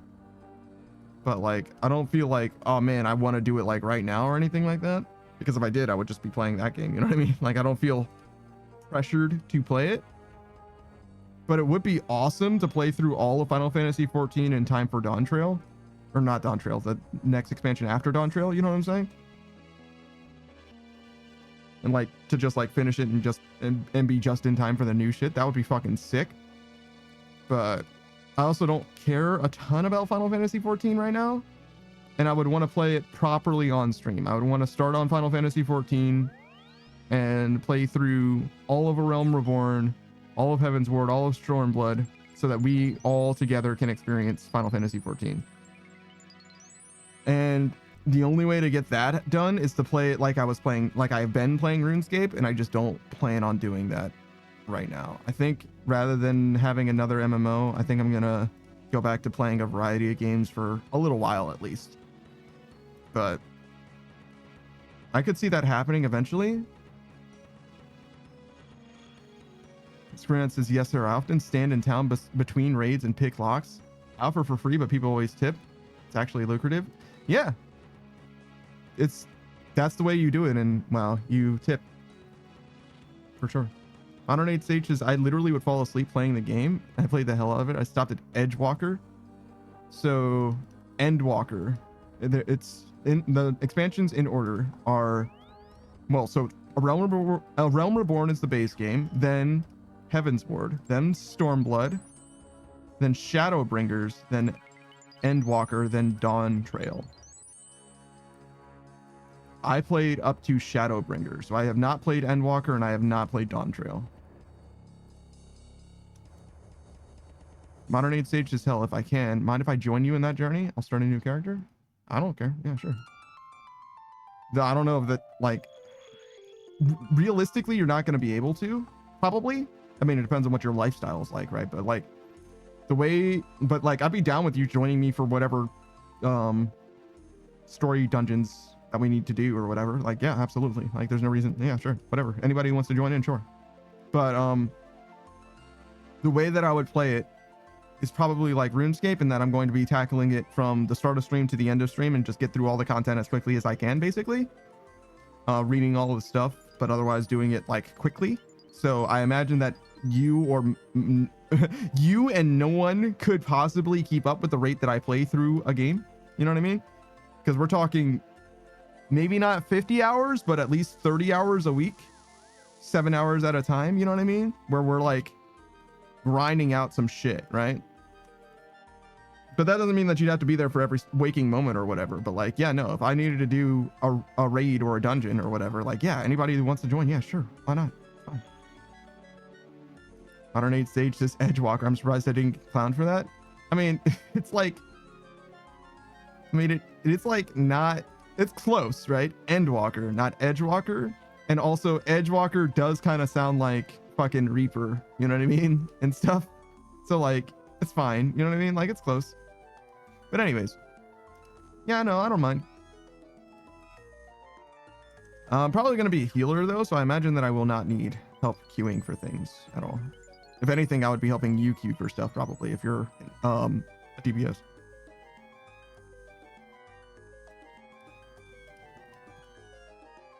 But yeah, that's just how it was before. Modern Age Sage says if we're doing it quickly, I should be able to do it without having anything on my plate. Yeah, no. It's no big deal. It's far enough in the future that I wouldn't think about it too much. You know what I'm saying? Like I said, I have no plans right now for it. And in fact, rather than Final Fantasy 14, I've been leaning towards Final Fantasy 11 instead, which is the other MMO in the Final Fantasy franchise. And that game I've never played before. I've got some homies that are deeply involved in that game. And it's also from the same era as classic RuneScape, which is fucking awesome. It's very, very cool. And not only is it from the same era of classic RuneScape, it's actually one contiguous game as opposed to Oldschool, which is a re-release of the second iteration of classic RuneScape, right? Classic RuneScape became RS2, became RS3, and then we reverted to RS2 in Oldschool RuneScape. You know what I'm saying? So Final Fantasy 11 is like a true blue 2003 MMO, actually, just with like new content. 108 stages. Oh, okay, that's a smart move. I can go whatever role. Sure. But yeah, we'll see. I'm definitely not against it at all, but it'll be a while. You won't be surprised when I start playing Final Fantasy 14 though. I won't ambush you with it, but it's gonna be probably a few months, I would guess, at least. That's why I was saying it would be cool if we just went straight from RuneScape to Final Fantasy 14, because then I probably would be caught up by the time the next expansion came out, the next big expansion. But you know, it's whatever. It's not a big deal. I'm not like bothered by it in any way. Modern Age Sage says I played most of the roles on Final Fantasy 14. I played a little bit of 11 online. I've never played 11 before. I know almost nothing about 11. I played every role in Final Fantasy 14, but I haven't played all the jobs. I played a little bit of DPS and it was fine. I didn't really like Bard. I liked Archer, but I didn't really like Bard, so I kind of like abandoned DPS. And then I tried Machinist a little bit. It was fine. Like, I don't know. It's not Archer, you know what I mean? It's kind of what it boils down to.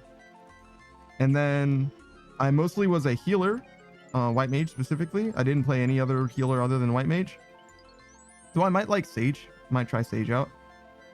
And then I tried all three of the tanks at the time, which were Paladin, Warrior, and Dark Knight. It was just before Gunbreaker came out. And I didn't level them very far or whatever, but I did try them out, and I was like, this is fine. I think I liked Dark Knight the most, actually, overall, but I didn't get it very far. I got to like level 30 something or whatever on Dark Knight, but I was through to the end of Stormblood. No, through Shadowbringer with White Mage. So like I was like caught up. I guess that means that my White Mage is level like 80, because I'm 2 expansions behind and we're at level 100 for the cap. So yeah, it should be around level 80 White Mage. And then my next highest is probably like fucking 30 something. You know what I mean? Like not very high at all. Every time I play that game, I like finish the story, and then my interest like kind of peters out because I didn't have any friends playing it as well. But I got a lot of homies that play Final Fantasy 14 now. Like a lot of homies. Fewer homies that play Final Fantasy 11, but I also have more of an interest in Final Fantasy 11, but I have more of an attachment to Final Fantasy 14. You know what I mean? So I have inside me there are two wolves, and they're both named Final Fantasy. They just disagree on the number, you know?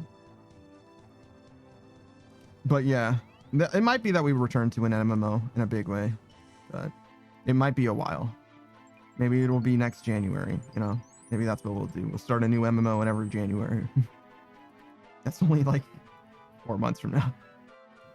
Maybe we'll get through a lot of games in 4 months though, because we are going to be able to crush stuff. Like you're going to see, man, 28 hours a week.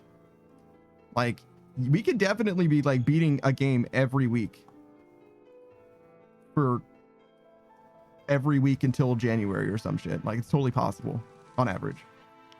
Modern Age stages, I mained Bard at first, but my second character I mained Summoner and Scholar, mostly healing. Modern Age stages, I will say I was a badass healer, but Ninja and Red Mage are my other favorite DPS, and Warrior and Dark Knight are tanks. You are a badass healer. What does that mean? I learned how to heal quite well, but I wouldn't describe myself as a badass at all. At first, I was a very kind of a cowardly healer. Like I was very much about like everyone's going to be at maximum health all the time for forever. So a very conservative healer, I guess, if you want to look at it that way. But as I joined like my first guild in that game or whatever, I learned that in Heaven's Word, Cleric Stance is the most important ability that you have, and you should be doing damage offensively as much as you possibly can as a white mage or as a healer, period. Like it's good to heal people, but like if they don't need to be healed, if they're not at risk of dying, you shouldn't be healing them. And that really did like change my perspective on what I was doing as a healer, right? Like most of what I did from that point onwards was like if a DPS took damage at some point, what they got from me was the like regen spell, which basically will heal them to full over the course of like 10 seconds or something like that, because they're probably not going to get hit again. They probably only fucked up once and they're not going to take any more damage in the next 10 seconds anyway. So they'll be fully healed in 10 seconds and I can focus on DPS after casting regen on them once and then just focusing on DPS the rest of the time, and they'll heal eventually. It's not a big problem. And, you know, just maintain my heals on the main tanks, whatever. Main tank and the off tank or whatever, and like just completely ignore the DPS unless they take a little bit of damage, and if they do, just throw a little something on them and they'll be fine eventually. It was a very different way of playing healer. Obviously it was a lot more like a DPS, but it was also good. It was also very good to like learn that. And also I learned a little bit about synergy as well. So Black Mage, I believe is what they're called. Black Mage spends a lot of time on ley lines, you know what I mean? They can't like move around a ton. And back then, at least, I had an AoE heal that was like locked to an area, like I could throw it on the ground. And what I used to do with that was throw it on the tank so that the tank was constantly getting healed, which was fine. But better would be to throw it on the Black Mage if the Black Mage took damage, because he's basically guaranteed to stay in the ley line anyway. And then I like literally could not think about them for like 3 minutes or something like that when I'm going to be paying attention to the tank at all times, no matter what, for example. So it's like a little micro synergy type of deal, right?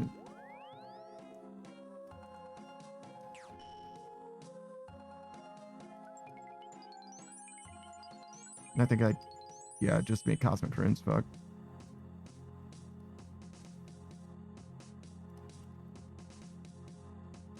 Modern Age Sage says that I solo healed Ifrit Savage Mode while everyone else was dead except for the tank. I healed the tank with my fairy, rezzed the white mage that died, and rezzed everyone back up before completely wiping. And the white mage was telling me to wipe so we can reset because they fucked up. But I said nah, and I'd win, and we won. I got all the commendations that run. Yeah, pretty good. Pretty good. I don't think I've got anything like that. Modern Age stages, that's my rarest highlight as a scholar, and I'm super proud of it. It was just after the Heaven's Ward drop, so still one of the hardest boss fights. Okay. Yeah, I never really did too much Savage content, especially not the primals. I did Duty Finder Alexander, but I only did like half of it. I did like maybe 3, 1, 2, 3, or something like that. I'm pretty sure I definitely finished at least 2, but I might not have done past the 3rd one. Basically, I queued up for it just like randomly, like Duty Finder for it, and I got a group, and I think we failed, and somebody in the group was like, "Are you guys just like queuing up for this shit without looking up how this works?" And I was like, "No." Am I supposed to look up how to do the dungeon? Like, why would I do? I figured we would just like get in here and like learn it and it'll be fine. You know what I mean? Like we would just send it and it would be okay.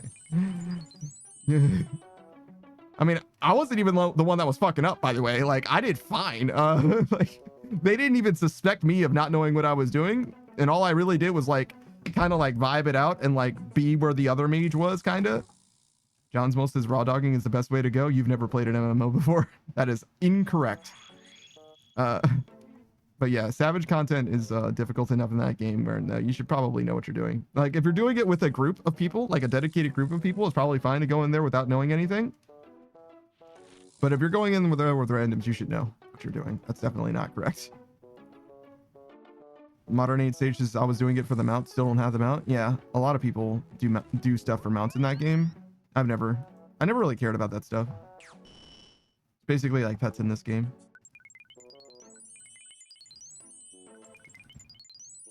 John's Mole says, who said towards MMOs? I did. Modern Age stages, I'm with John. I raw dog dungeons and raids and mostly do okay. Well, story content is totally different than Savage content.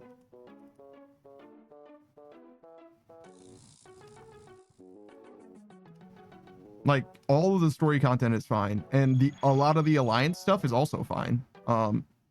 Anything that you do, but like anything that's like basically anything that has Savage in the name, like it's pretty much irresponsible, like straight up irresponsible to do it without looking up at least what is like roughly happening in the thing.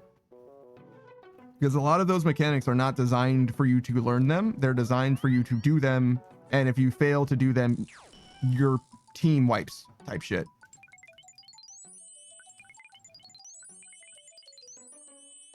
Modern Age stage says, honestly, you'll always usually have someone in the dungeon or raid that will talk you through it. It's true, but that doesn't necessarily matter depending on what the content is. Because there was like, especially for Savage content, right? Like I was just watching Task play an alliance raid. I believe it was an alliance raid. It actually had 6 teams even, so I guess it was even bigger than that somehow. But the way that it worked was you had to stand in like 4-ish places in a pattern, right, based on what the boss was doing. And by the time you saw the wedges that showed up on the ground, you already were getting hit. You needed to stand in the right place before the wedge appeared.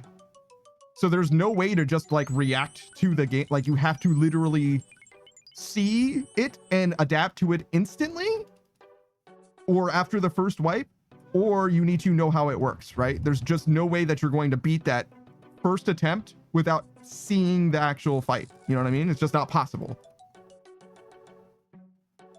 Modern Age stage is a cross-world alliance raid, probably. But like that was just like the normal attacks, you know what I mean? That was just like the normal sequence of the raid. That wasn't even like the special gimmicks where you have to like stack here for this and stack here for that or whatever, right?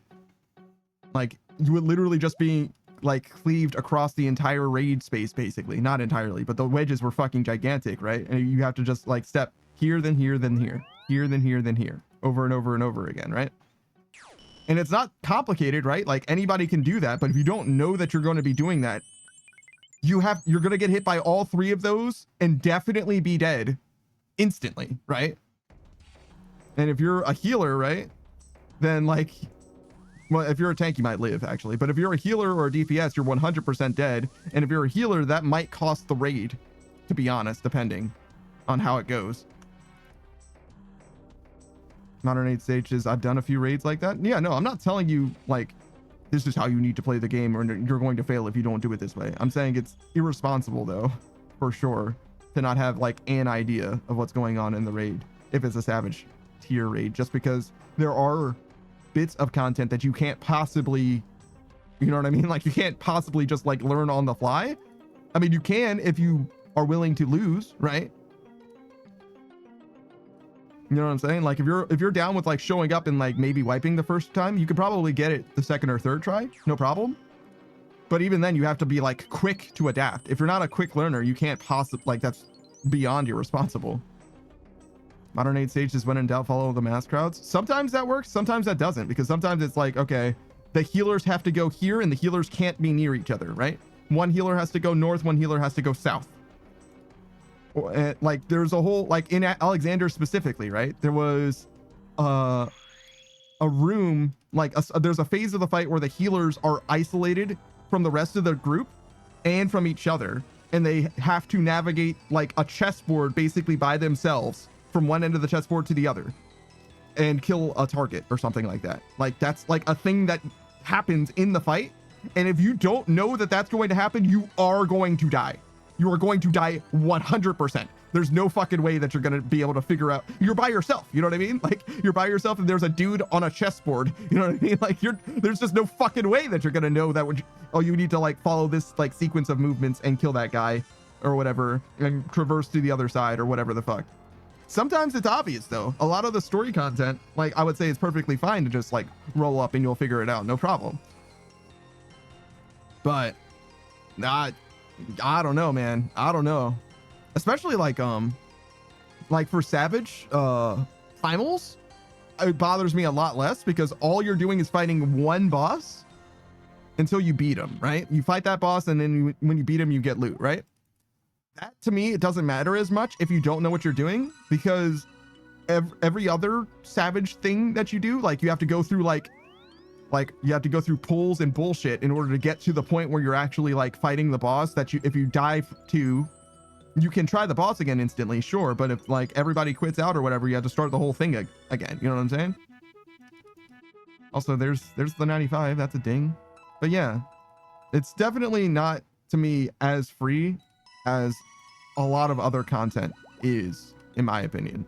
I don't think I would do Savage tier stuff maybe at all.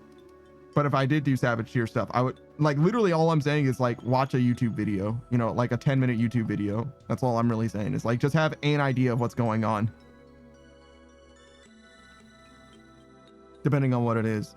And it could be that the YouTube video doesn't tell you anything, but you're not going to know. That's the thing. It's like you're not going to know before watching the video or doing the raid what it is that you're getting into, because sometimes it's just fine and it's just like, oh yeah, just don't stand in the bads, follow the crowd, you'll be fine, right?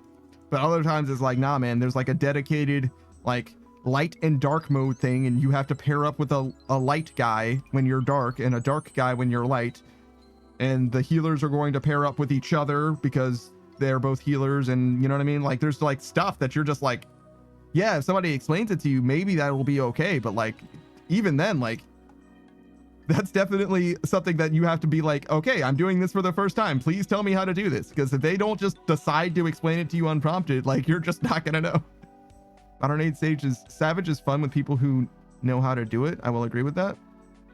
I've never done Savage, or I've never done any content really in that game with people that I like knew. I played with a guild for a little bit and we did some content together, but mostly just like daily roulette stuff. And I learned a lot about being a healer, but I didn't like grind stuff out with them or anything like that. I never really had like friends in the game that I like experienced content with or anything like that. Not really.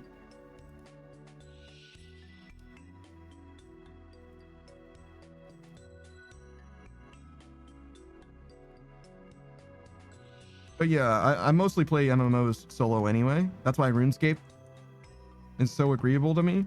And even Final Fantasy 14, honestly. A lot of Final Fantasy 14 can be a very solo experience, and it's just fine.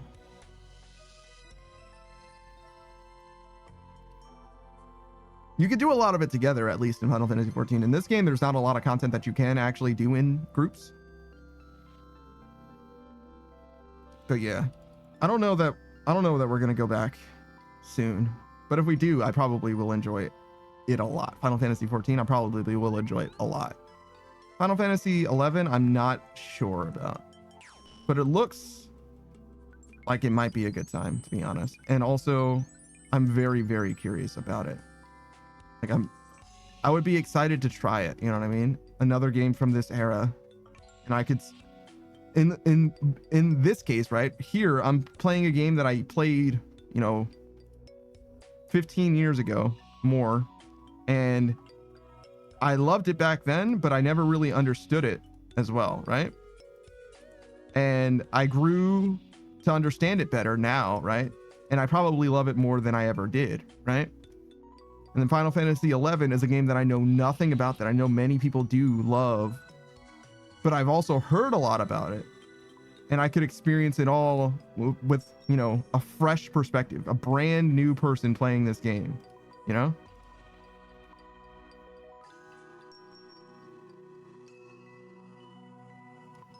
I want 83,000. No, we want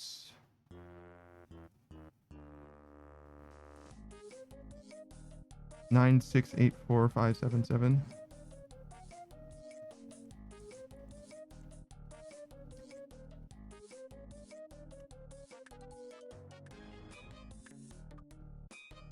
Oh wait, no, that was the wrong number. 877-5071. All right, so we need 212,968. So soul runes and ether runes.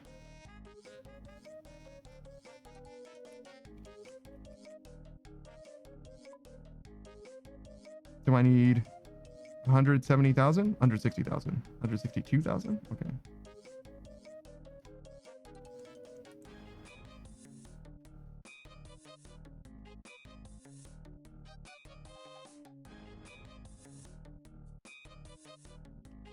The right amount?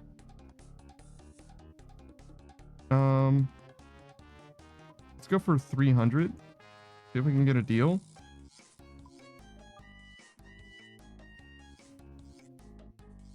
An ether catalyst, basically the same.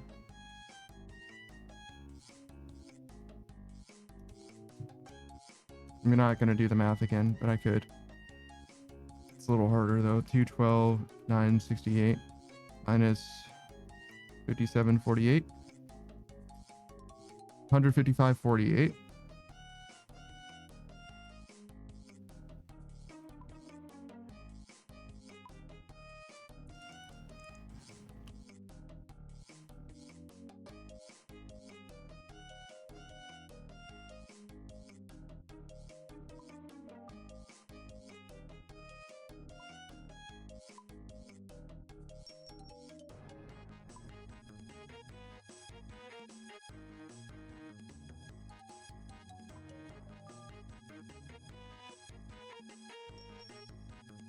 Okay. Now we've at least got the offers in.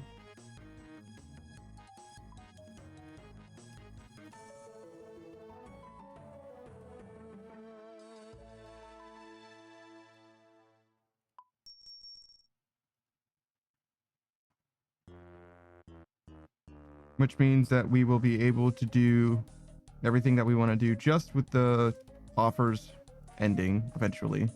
Which I imagine they will. Yeah, this one's buying above the rate. It's fine if this one gets stuff.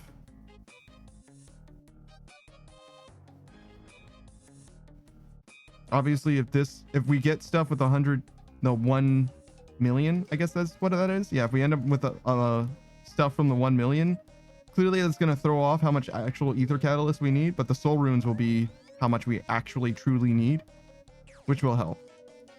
That's really all that I'm looking to do, right? Is make it so that it's clear to me when we actually will finish.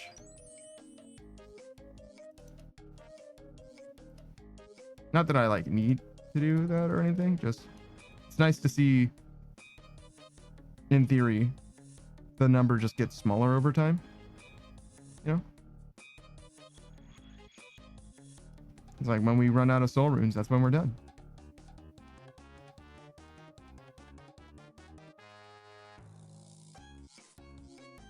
I don't know, stages. I did solo for a bit, then joined my friend's guild. Yeah, it's pretty normal. I never really had like I had friends that were playing the game as well, but like first of all, I never really played with them, and secondly, like they never really like found like a group to like be a part of, and by virtue of that, I never had a group to be a part of because I was never going to like find a group to be in, you know what I mean? I've just never really played games that way, especially not MMOs. I've always played MMOs like, you know, like there's a reason why solo leveling and Sword Art Online and stuff, you know what I mean? Like appeal to a certain demographic or whatever. Like that's definitely what I do in video games. Like especially in MMOs, it's like I'm gonna do whatever content I can do solo, and I'm going to sweat in that solo experience. I would rather struggle to do something by myself than get someone to help me and finish it easily. You know what I mean? Like Shield of Arav is the hardest quest in this entire game for sure, and it's not close.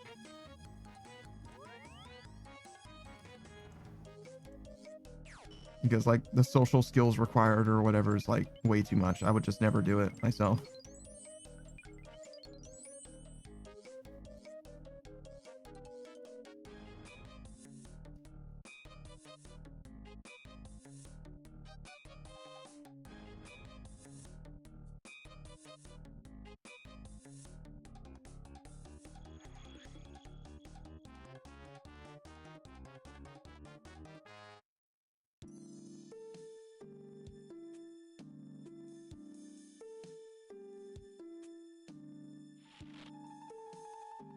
I was just thinking, I actually did Shield of Arav with one of the homies.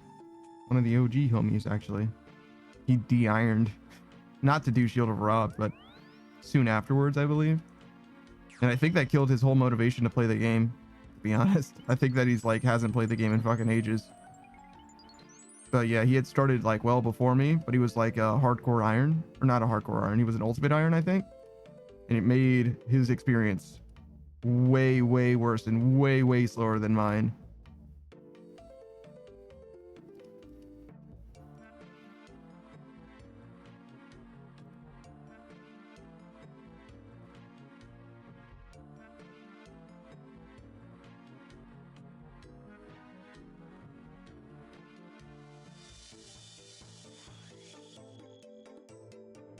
I'm very bad at looking through this list.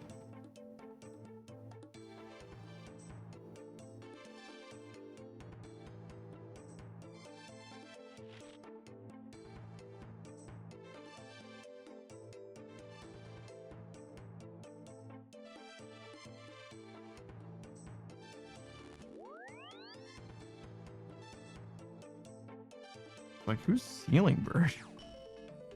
My note says Cam's friend, and it's like, oh, okay, Pintails. I know who that is. I don't like know him well or anything like that, but it's like, oh yeah, Cam's friend. I know who that is.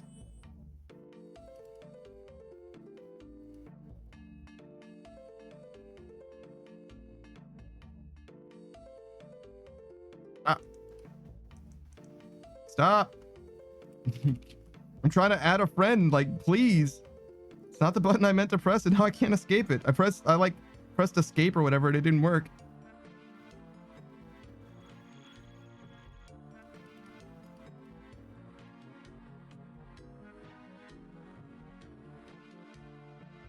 No, I'm not seeing him on my friends list.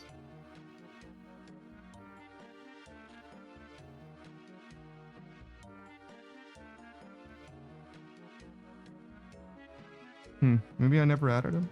Oh, whatever.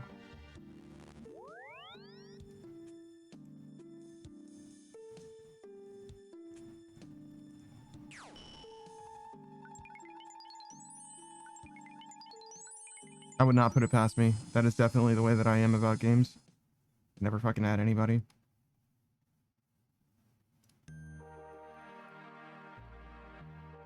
I mean, it took ages for me to add literally anyone on this game.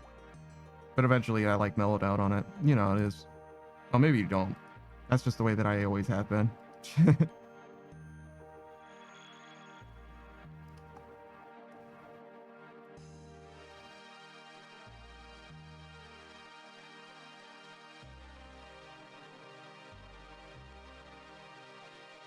I think that the grind in Final Fantasy XI is particularly real.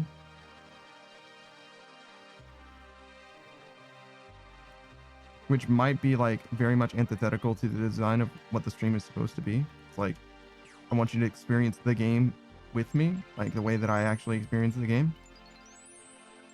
Great Malenko says that was a fat ass nap. About 3 hours. It's not bad.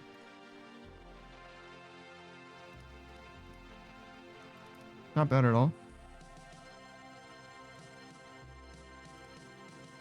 I think some people like swear by like power naps. You'll like sleep for like fucking 10 minutes, 30 minutes or whatever. That shit, I don't believe in that shit. I don't think that shit does anything. I don't believe. You know what I mean? Some people swear by it, right? And it works for them, I guess, and that's cool. But like, I'm like, nah, man. If I don't sleep for like 2 or 3 hours, and I don't think it is real. I don't think it even matters, right? But realistically, even naps don't really work for me. It's like I need to like sleep. Like if I'm not sleeping for a good like 6, you know what I mean? Like I'm basically not rested. Like I might as well just stay up type shit. I mean, I guess if I string together enough 4s, right? If I do 3 4-hour sleeps, that's probably enough for it to be fine. But really, I would rather do 2 6s than 3 4s. Even just 1 8 is probably better than 3 4s.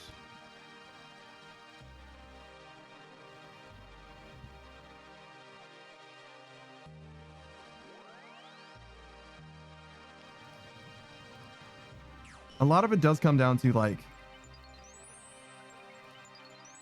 I want to say like biorhythms, like making it so that you sleep on a schedule. I think it's like the most important, like,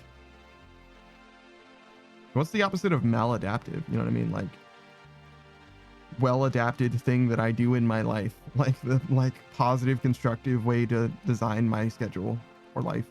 Great Malenko says, I heard you say something about a 10-minute nap and bro is tripping. People do swear by it. Power naps? Yeah.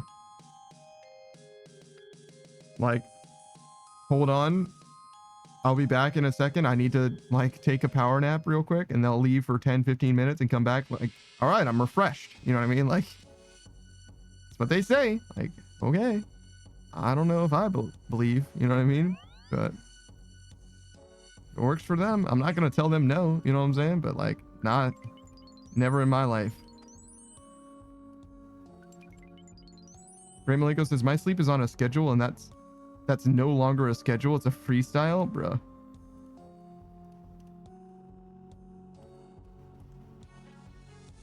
I think that the stream has made my sleep schedule way better than it's ever been before.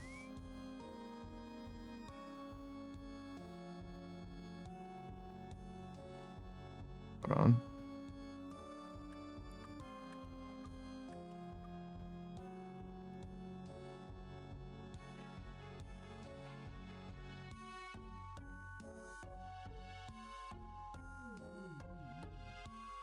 Oops, that's the wrong one.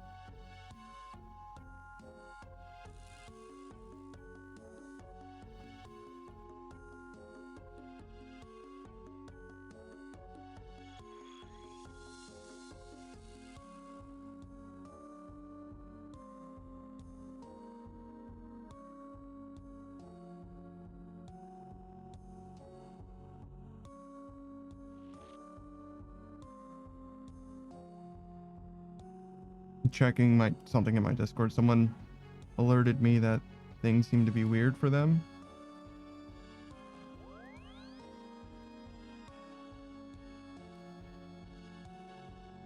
But no, I think it's him. I don't think it's me.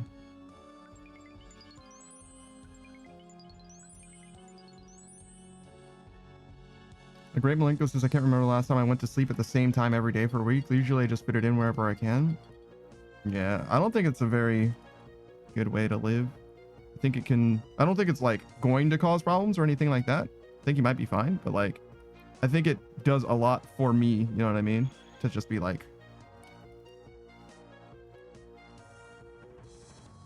consistently sleeping at the same time and all that.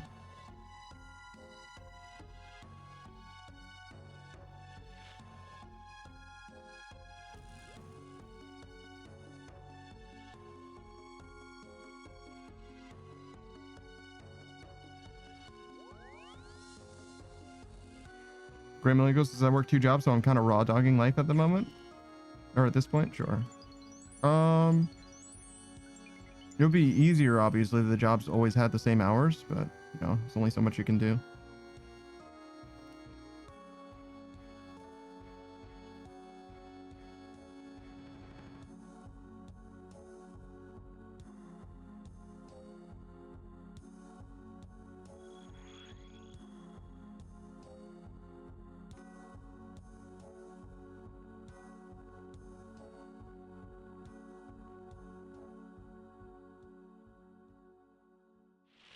Wait, there's 67 people in my Discord? Holy shit. That's a lot of fucking people.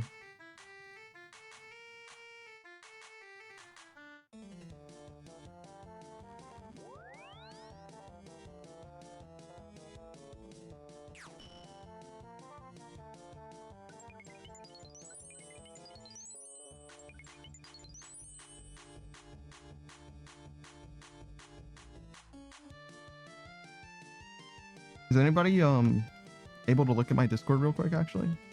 Does it look the same as it always has? With like all the different channels and stuff? It looks fine to me, but obviously I'm like an admin and stuff. I didn't change anything about it recently. Cam says, I think I fucked up. I think you did too. Do you know how to fix it? Because if you go the channels and roles at the top and go from customize to browse channels on the in the main body, that'll show up. You should be able to add back all the channels that you want to see.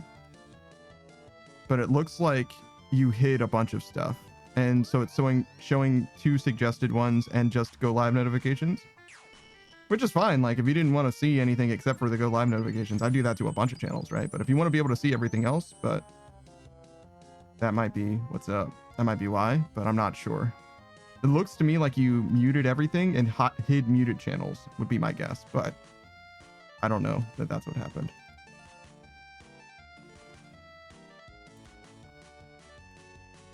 But yeah, I think it's fine. I do know I was fucking with not this Discord's permissions, but the other Discord's permissions, my other Discord. Because I was like, oh, actually, there's like all kinds of bullshit that nobody ever uses. Like we might as well like delete type stuff. So I was like fucking all kinds of stuff. That was it? Okay, cool. But yeah, you said your view was fucked up on my Discord, and I definitely was like, oh fuck, was I in the wrong Discord changing permissions?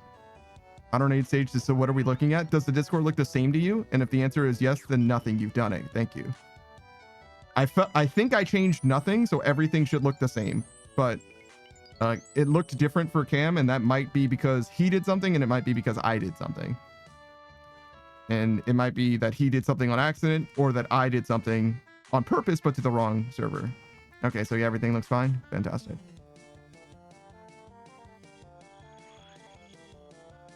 All right, thanks. Yeah, that's all. It's just like, oh shit. What the fuck did I do? Because I definitely have been known to do some bullshit. Great Malenko says the 3rd shift one is pretty good about it being 9 to 6. Then I go home and sleep from 6 a.m. till about 11:30. I get up, get ready to leave my house at 11:45, and I'll be at McDonald's 12 to 5. So like pretty consistently 12 to 5 for McDonald's as well. That's not bad. It's a little light on sleep, but it's not bad.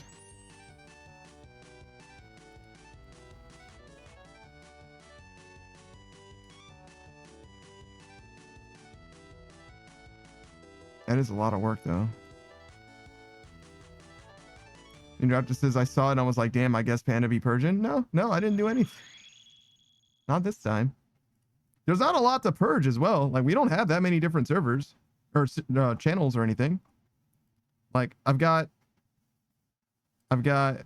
rules, announcements, go live, which could be combined, to be fair.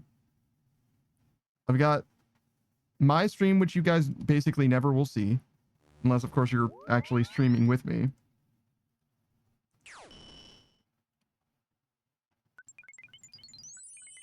And in there is stuff for collabs and also like administration stuff, which there isn't very much, to be honest, obviously, but it's just where I put the admin stuff. This is where I would put my admin stuff if I had any.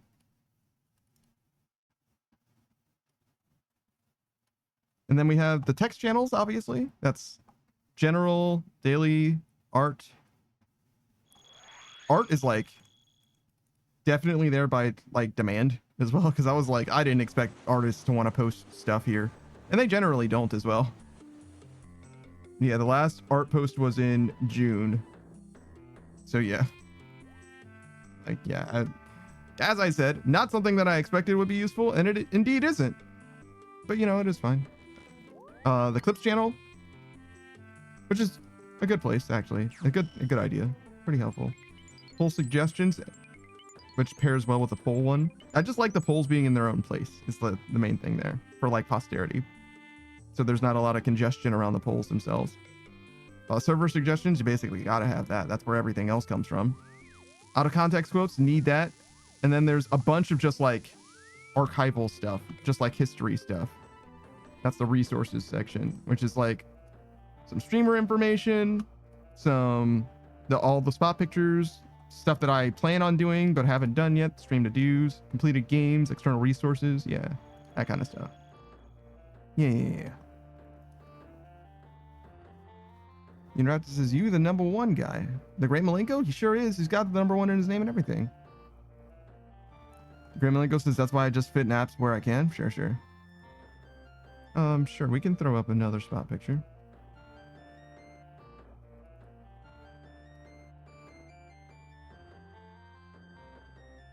I forgot how to do this. It's been too long. Is that fucking Iron Mouse? No. I'm like, am I being recommended Iron Mouse content? I'm so glad that when I opened Twitch, it immediately started blowing up my fucking eardrums.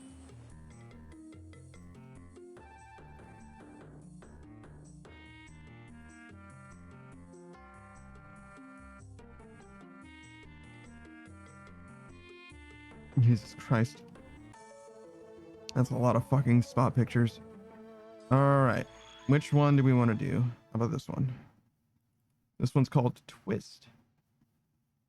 Yeah, sure. It sure is Twist. Alright, we test it. Alright, that's the new one. Looks fine. It's actually like slightly out of alignment. It's okay, I can fix that though.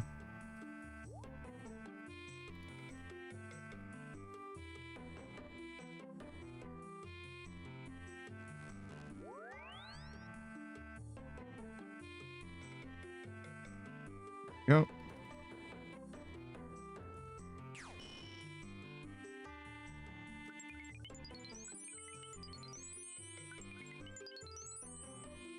And then here.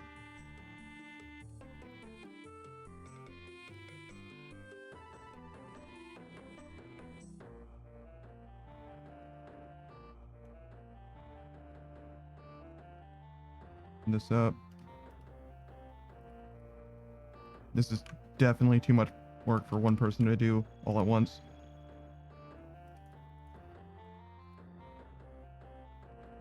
Like, I can't do all of this at the same time. It's way too much. But we got it. We did it. Screamman says, God damn, that boy rotund. Yeah, he's not fat at all. He's very strong. But yeah, he's wide as well in this picture in particular.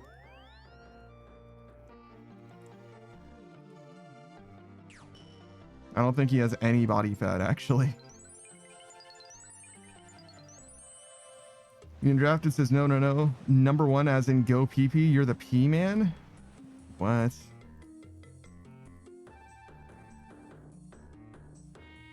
That's a weird thing to say about someone.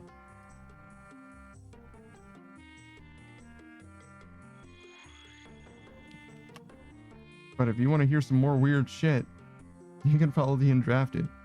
It's Pickle Cam himself. He's a live action streamer, plays a variety of games, particularly in love with the Fallout franchise. That's Fallouts 1, 2, 3, 4, and New Vegas. Those are the good ones. Particularly 4 and New Vegas and 3 actually. Well, New Vegas. That's the one. We'll say particularly New Vegas. I said 4 and I'm like, New Vegas. 3's maybe good, but like New Vegas. You can hold the rest for me. Like hold the rest. I think we'll play Fallout 3 again. I've never played Fallout 1 and 2 though. Maybe I should try them, but I'm scared because I'm stupid and those games are hard. Fast, but hard. But yeah, you can definitely check out Cam. He plays a variety of games, joins us every Sunday for V Rising at the moment, but we play a bunch of different games with the Pickle Pack, mostly survival games. But we played Stardew Valley, we played Valheim, obviously. That's a big winner for us. We played Core Keeper very recently. We tried Enshrouded, but it ran like absolute dog shit. But we'll probably come back to it eventually. Maybe we'll do like Power World or something. Who knows? Dean Raptus is my jams. Yeah, he fucking loves Fallout. He fucking loves Fallout. But he's also played some OG, some classic gaming ventures on the SNES. He was playing Super Mario World and Yoshi's Island. Very, very good games from way back in the way back. And he beat both of them in one stream. He beat both of them in one stream apiece, excuse me. So he streamed Super Mario World one day, beat it, and then he beat Yoshi's Island as well another day that he streamed and beat it. I haven't beaten either of those games, I think. Literally neither of them, but this is a fucking gamer guy over here, you know what I'm saying? I could never. Grant says, I had a Jack Russell and my fondest memory of him was when he clamped onto a gopher tortoise tail and it took hours to dig him out because he wouldn't let go and the tortoise was huge. Weird. Great Malenko says, me currently playing 3 because the Lone Wanderer is superior to the Courier and the Lone Survivor. Screenwrite says, Soul Survivor, how dare you? Yeah, it's Soul Survivor, right? The Lone Wanderer isn't even like that lone. Like, he can have a companion. There's a bunch of companions in that game. Great Malenko says, I just woke up. I like 3 okay. 3's fine. Not as much as I like the Courier in Fallout New Vegas. That's definitely the one.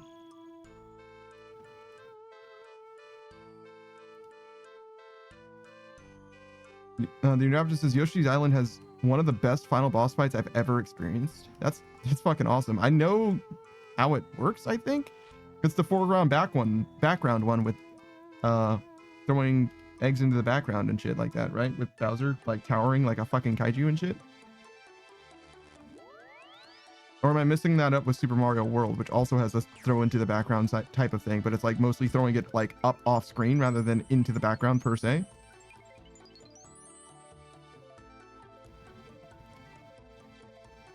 Screenshot says Yoshi's Island is a W. Yeah, people like that game a lot. I've never beaten it though. I know that game extremely well because I played it so much, but I probably know like the first level and then like nothing after. Uniraptor says yes, gotcha. Ray Malenko says the Courier is the most savage, bro. Got shot in the head and woke up pissed. I mean, it's hard to say with like, you know, the most blank slate cookie cutter protagonists that Bethesda often, well, not even Bethesda, that the Fallout games kind of offer up in most cases. And like usually your character doesn't actually do very much that's like distinctive. It's not like a Mass Effect. You know what I mean?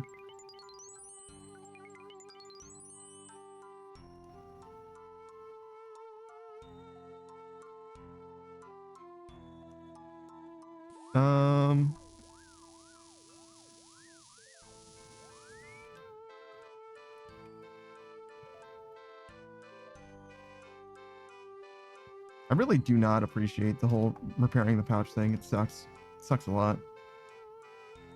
I mean, it is what it is. Like, it's part of the experience. It's part of the grind. But, like, man, it would be cool if I didn't have to do it constantly.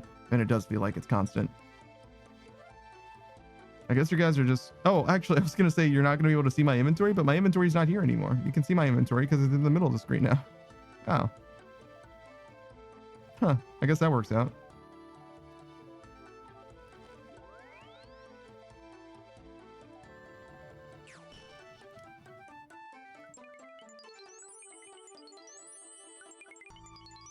I'm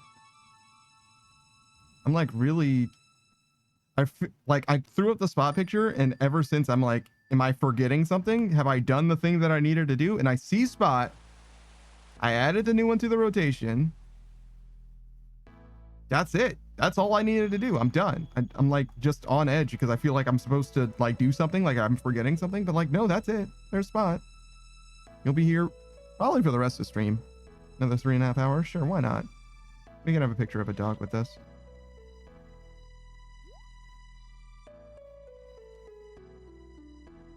Spirit says, do the thing, Madge? Yeah, no, I really do feel like I'm forgetting something, and it's kind of like, it's definitely irksome.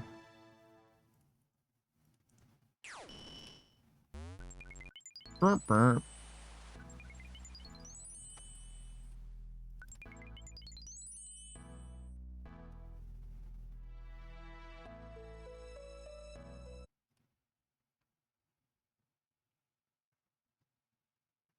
Anyway, we won't have to worry about logging out later. Burp, burp.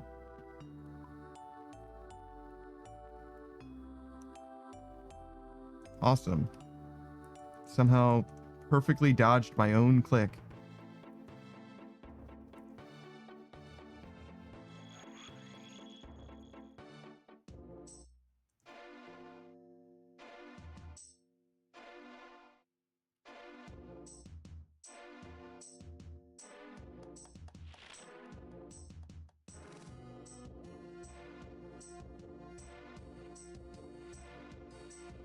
I'm kind of surprised how many soul runes we're actually end up spending. Like 50 million in soul runes is like not a small amount of soul runes. Obviously we're making more than that back in a big way, but like that's a lot of money to spend on this grind, but we're gonna make way more than that. I think that every soul rune that we buy is like 300, and every Aether rune we make is like 500. So we're like maybe not quite doubling our money. Well, it's not exactly, because it's Aether Catalyst is also a thing, but like whatever.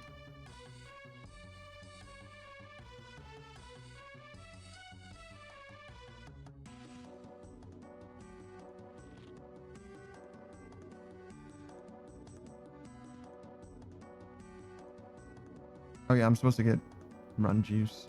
Don't forget about that. Kind of important.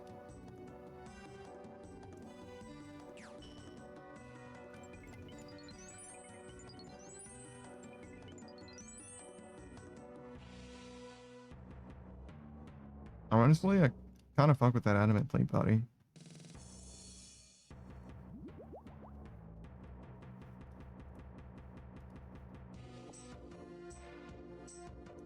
I'll take 10k.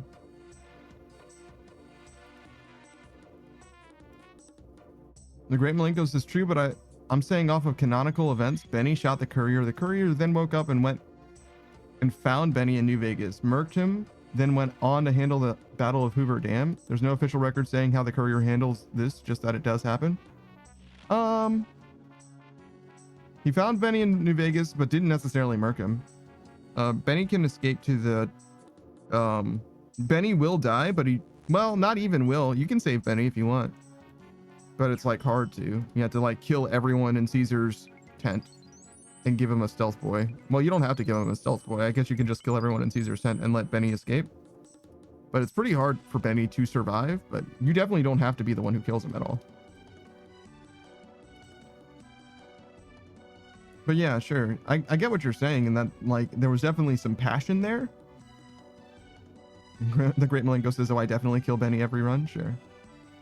I don't really mind. I kind of like the intro to the game is a very small part of the game for me. Some people like really care about the story, you know what I mean? And like the motivation for characters and stuff. I'm definitely just exploring when I play games like that though.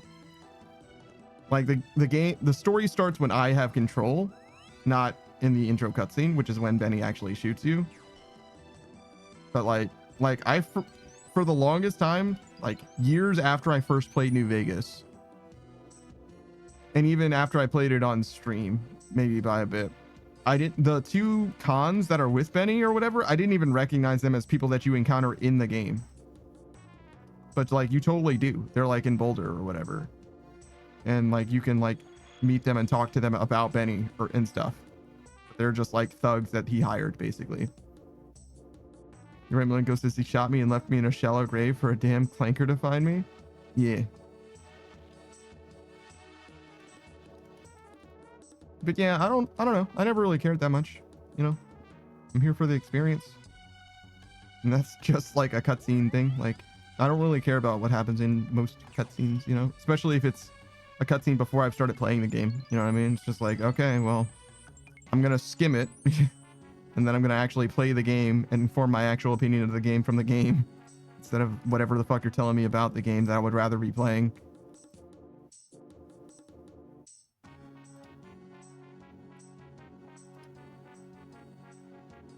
Even when it's like badass, like I remember God of War 3 opens with like the like Titans trying to overthrow like Mount Olympus, but like none of that shit matters to me. What I remember the God of War 3 opening with was the fight with Poseidon, right? Like that's what I remember. It's like, oh shit, I was fighting Poseidon, you know what I mean? Like the other stuff, like yeah, sure, whatever.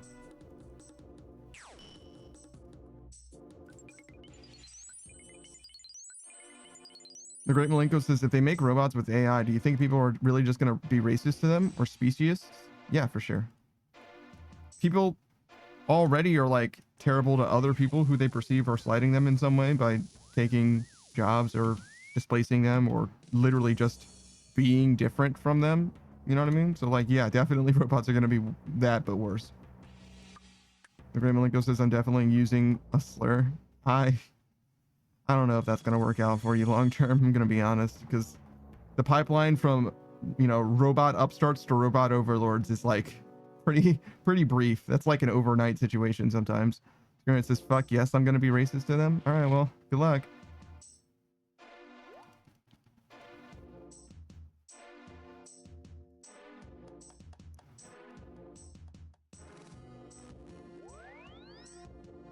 Lots of yawns today. I did say I was tired though, to be fair. I'm sure we'll sleep well soon though.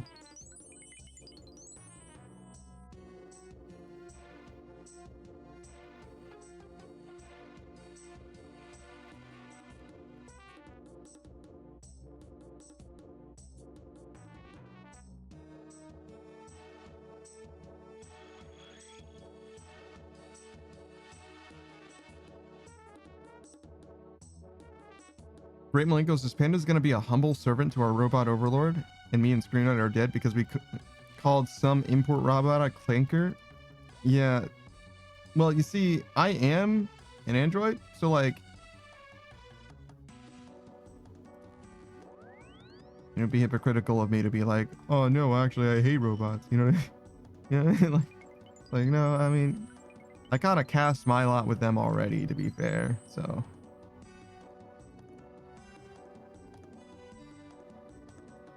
Like, I'm not going to tell you what you need to do, but like, it'd be like, who am I to be like, no, down with the robot overlords. Like, that's like the rich kids that are like communists. You know what I mean? They're like, you know what I mean? They like grew up with a silver spoon in their mouth, learning about art by playing their ivory grand piano in their living room. You know what I mean? And they're like, you know what the problem is? Capitalism, man. We should all be communists, man. You know what I mean? Like, okay. Sure. No, I'm like one of you. You know what I mean? I'm just like everyone else. I just, you know, I didn't ask to have all this privilege. You know what I mean? Just because my father owns a dealership.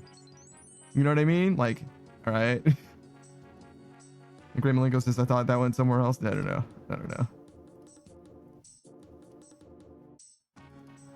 Spirit says, when the war starts, just know that I'll remember you fondly, Brother Panda. All right, man. Later, man.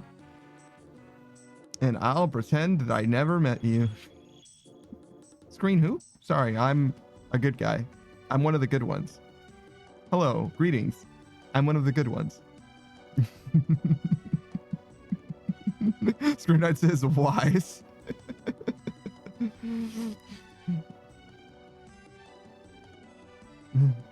Great Malenko says, oh, Screen died anyways.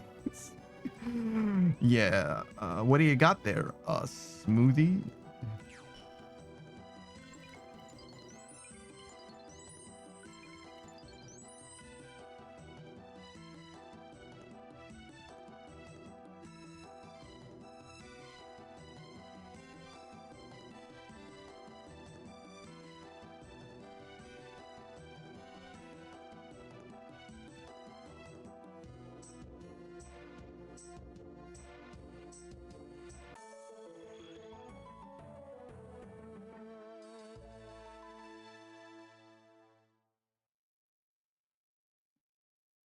I don't know why, but every time I have these headphones in for too long, or these earbuds, I guess, just this one set of earbuds, they like fuck me up, dude. Like it feels fine, and then suddenly it'll hurt like really, really bad. Like, whoa, I cannot leave them in anymore. And thankfully I can just like switch ears, so it's not like a big deal. I just made cosmic runes. Fuck.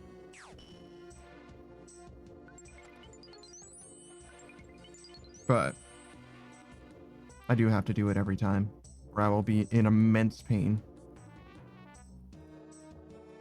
I guess that means that the stream goes a little too long, huh? Maybe that's the lesson.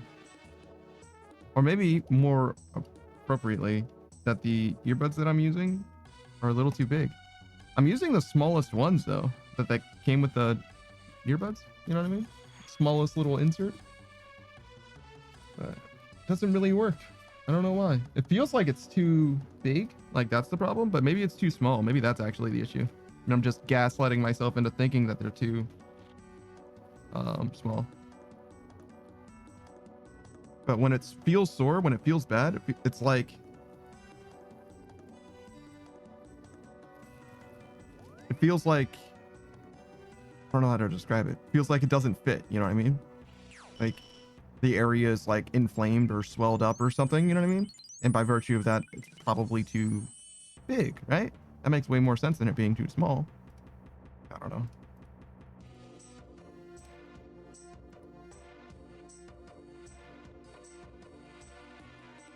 The Great Malenko says, my uncle died today and I barely knew his name. So apparently, according to my family, I'm a bad person because I'm not sad about someone I didn't know dying. Like, bro, I still have work tomorrow. It sucks he died, but I didn't even know, bro.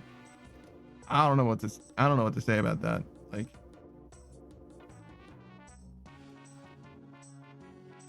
I bet a week from now life will return to normal and none of them are gonna say anything or be sad or whatever, and they'll just expect you to be normal too. You know what I mean? Like, oh, it was so devastating a second ago. What happened? You know what I mean? Like, whatever. It's performative to me. Unless they just knew him better than you, which is like totally possible. But like, a stranger is a stranger, and strangers die every day. You know what I mean?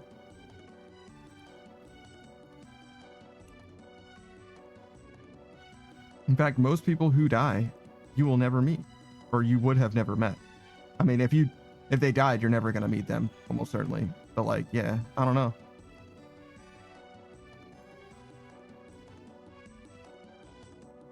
Like, you can definitely feel empathy for someone dying just by virtue of that, but you don't feel empathy for the person that died. You feel empathy for the people who survived, but nonetheless, you can feel that, right? That's fine and normal, but like, I don't know. I've never been in touch with empathy to begin with, so like, it's just not my thing. As if I'm like choosing not to feel empathy. I'm saying like, I've never been like, oh, someone passed, I'm gonna be real supportive or delicate with you today. Like, listen, I'm just gonna be me. I'm gonna be me as much as I can. And if that's what you're looking for, then you're in the right spot. And if you're not, then like, you know what I mean? Like, I don't know what to tell you.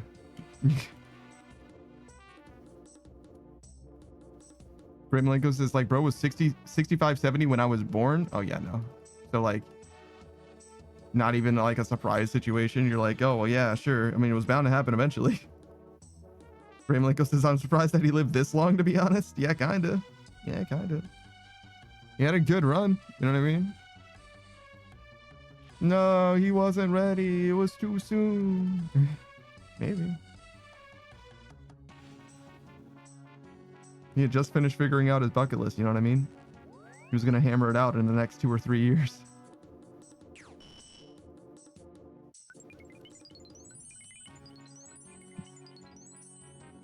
I don't think I care about most anything, to be honest, as far as like bucket list goes.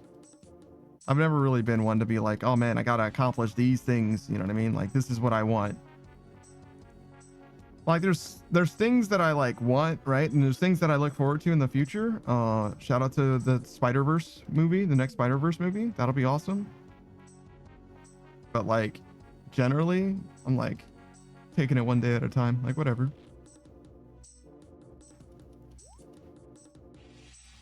Damn it, look at me now. Great Malenko says he made it till 99. Like, bro couldn't stay a few more months to be 100. Yeah, true. Wow. What a quitter.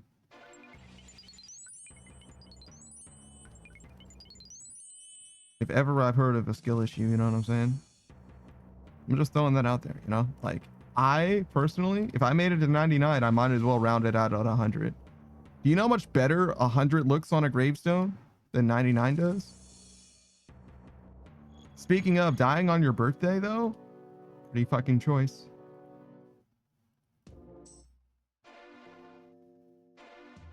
You could save so much text on your gravestone, you know what I mean? You could just have the date written once and then just a year and a year. That'd be pretty sick, right?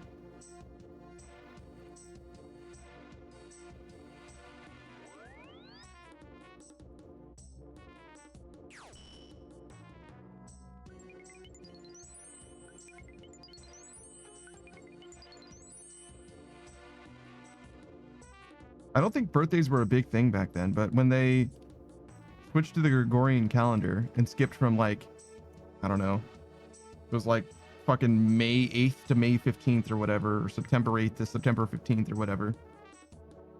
Do you think that everybody had their birthday for that week on like the same day? You know what I mean?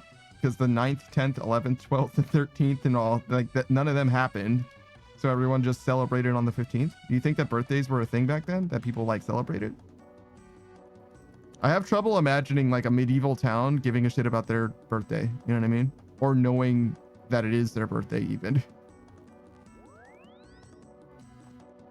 Great Malenko says, bro had dementia at my high school graduation 6 years ago. God damn.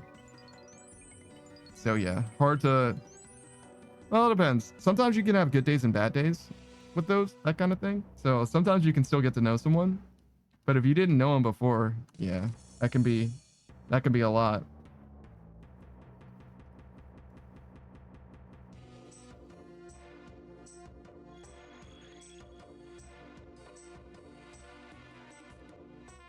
That's an old dude though. That's a lot of life lived. Can you imagine? Graham Malenko says, bro was at my graduation party. Like, who graduated? That's pretty awesome. So he knew you just as well as you knew him. Who?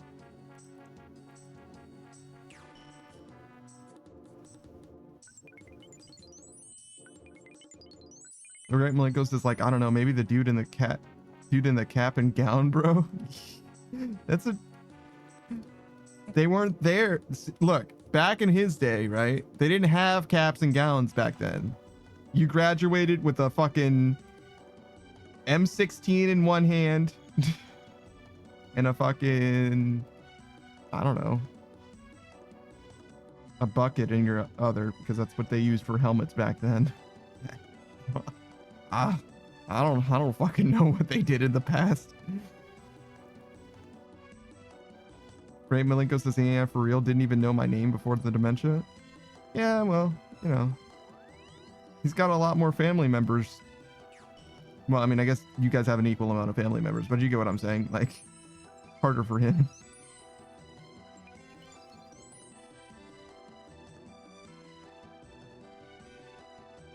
You probably have fewer.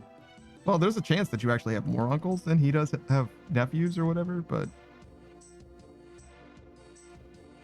I imagine he has more descendants and you only have like a few of him to have to remember. You know what I'm saying? You have a lot more contemporaries. That's kind of how family trees work generally. Like, they get wider at the bottom.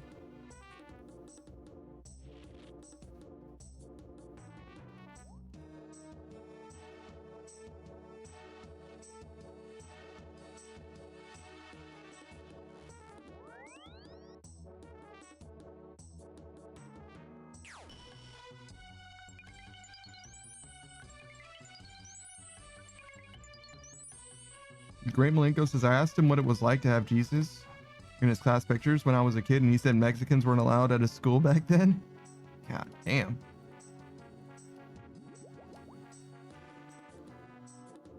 That's crazy. That's crazy. That's a different era. Like, oh shit. Great Malenko says, I said Jesus, not Jesus. Yeah.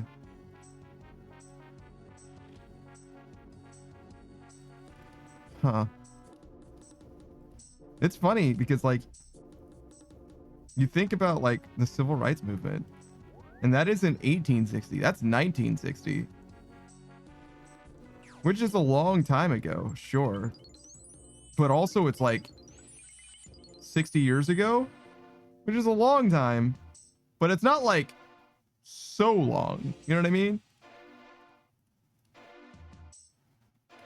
Like, it's a long time ago, but like everyone in politics was alive, right? Like, all those motherfuckers are that old, so they all know.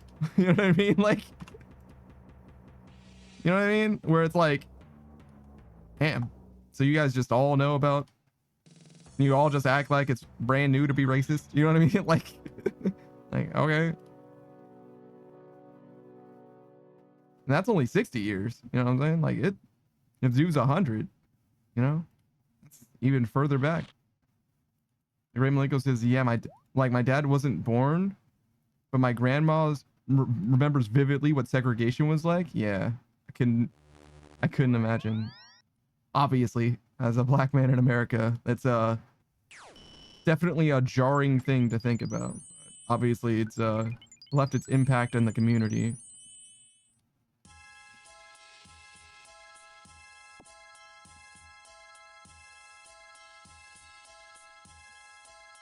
Or the culture, I guess, is really what I mean.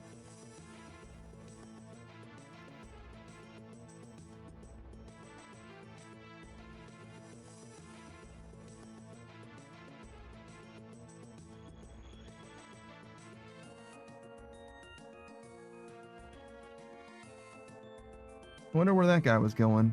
All sepulcher setup. Headed south of the Legends Guild.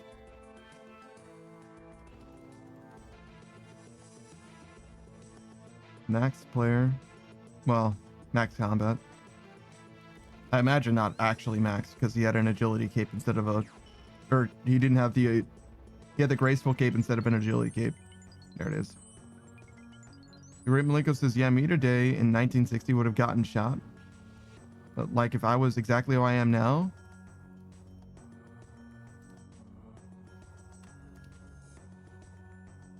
But just alive in 1960, I'd probably be like everyone else.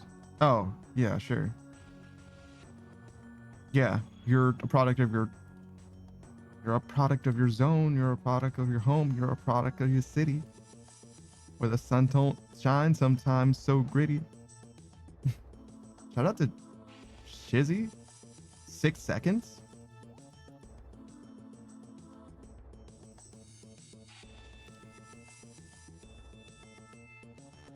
In a city where police are supposed to protect you, but alas, they harass and fucking arrest you.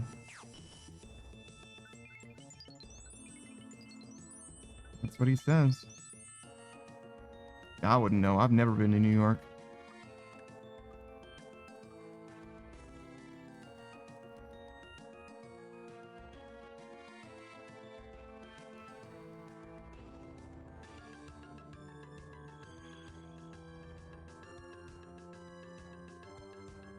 I feel like I'd fuck with New York, though.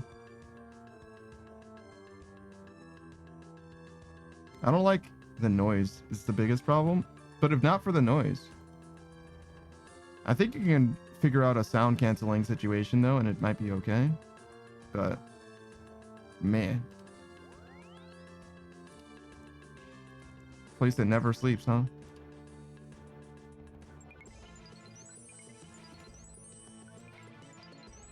Grand Malenko says time travels to 1619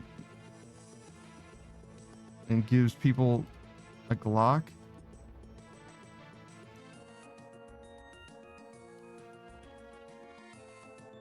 What is a Glock with a switch? What does that mean? It might have something to do with the drum mags, maybe? I've never seen a handgun with a drum mag before. I imagine that you can just do that. But what is a switch? A Glock with a switch? When you say switch, the only thing that comes to mind is like a beating stick. This is my stick that's smaller than my thumb, therefore I'm allowed to beat my wife with it. Which I don't know if it was a real thing, but oh my god. Oh my god. History is fucked.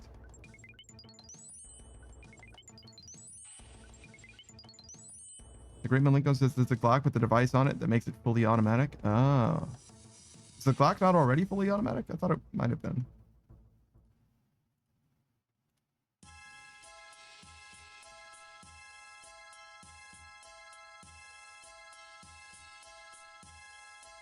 I know that there's a handgun that looks like a Glock that is actually fully automatic, or at least can be.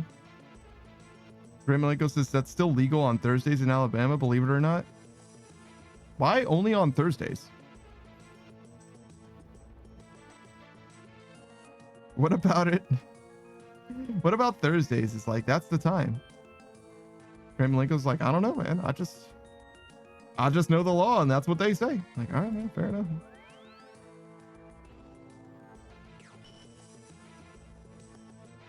Something about Thursdays, huh? The Great Malenko says Utah has a law that horses can eat fire hydrants.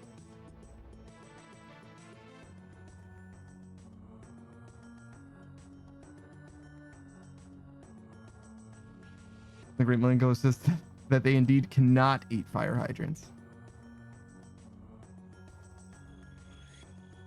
That makes more sense. Like, horses are allowed to eat fire hydrants, and I'm like, I think you'd have a lot of trouble convincing a horse to eat a fire hydrant, and if they did, I'm pretty sure it would die. For any number of reasons. It would at least be very wet.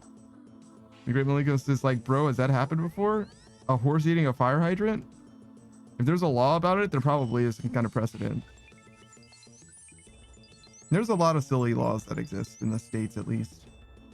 Like, there was one that was like having ice cream in your back pocket or some shit. Not allowed to have ice cream in your back pocket.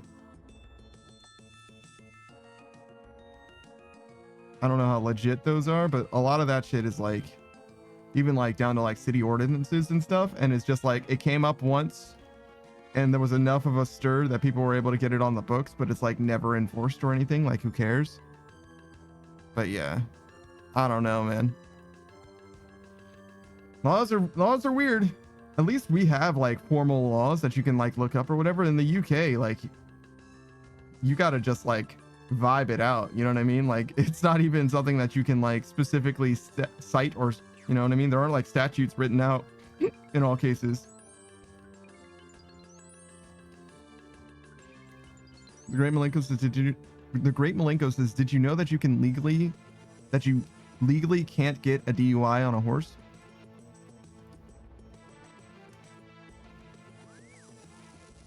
I think there's a little bit to that, like in favor and against, but it is a case that has been like legislated, right? I don't remember how exactly it goes, but it was the conceit of the defense is like, I wasn't driving, the horse knows the way home. I think Legal Eagle did a video on it as well. I don't remember how it went though. It's been probably like fucking 8 years since I've seen that shit.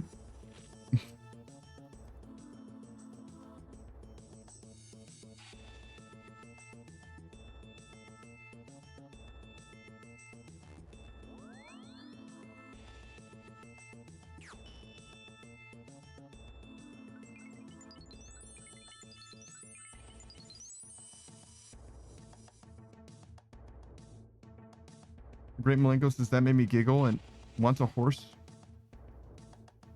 And want a horse just to fuck with a cop? I see. I don't know. Horses are a lot.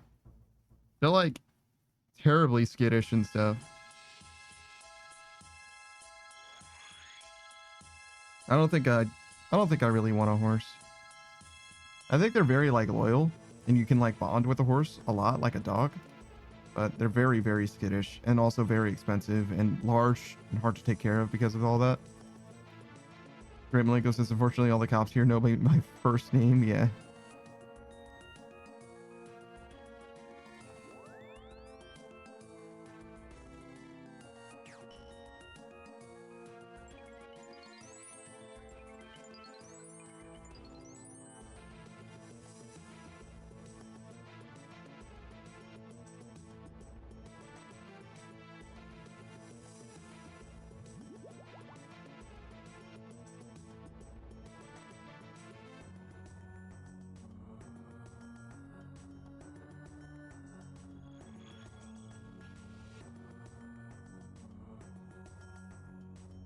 We're going to get well more than our 500k.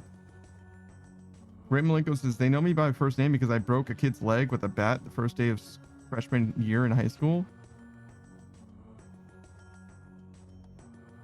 What did we say about admitting to crimes? No, that might have been so long ago, it's beyond the statute of limitations. What did we say about crimes? Oh, I see. You broke a guy's leg with a bat because you forgot to store the bat properly and he tripped over it. That's totally reasonable and explainable and doesn't seem like a crime.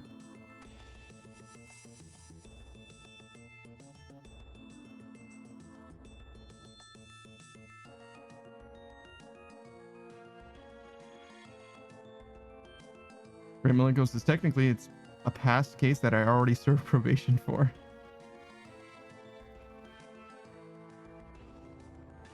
I don't know if that makes it better. I don't think I want to hear about. I mean, I guess it's fine if the crime is resolved in some way, but like, I'm not about to be like, oh yeah, no, tell me about all the murders that you've committed that you've been incarcerated for. You know what I mean? Where it's like, I don't necessarily want to find out about that shit either. You know, I mean, like, yeah, just because you've been like, I mean, it's nice that you won't be charged with it again, I guess.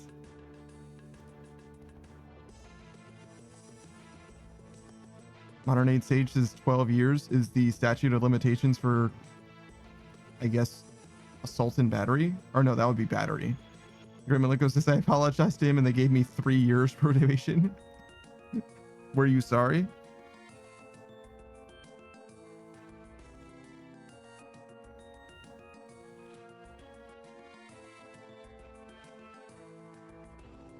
Great Malenko says, absolutely not. Yeah. That sounds right.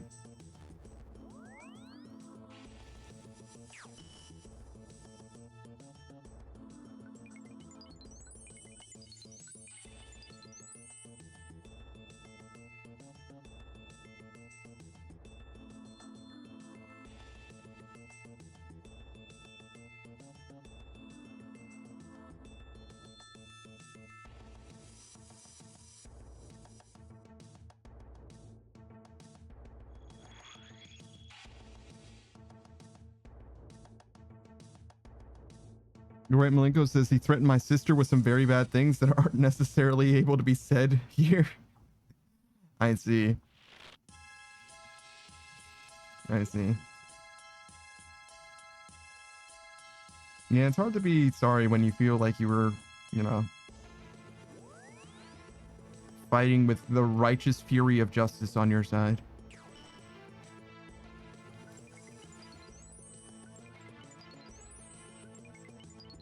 And the Great Malenko says, and I enacted very swift justice.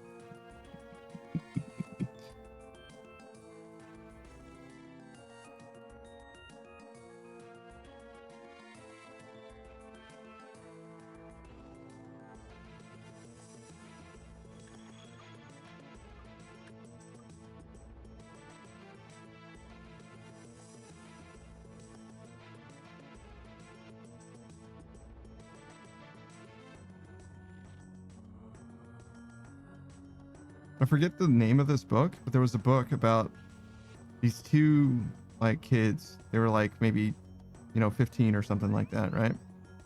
In this like boarding school or whatever, right? and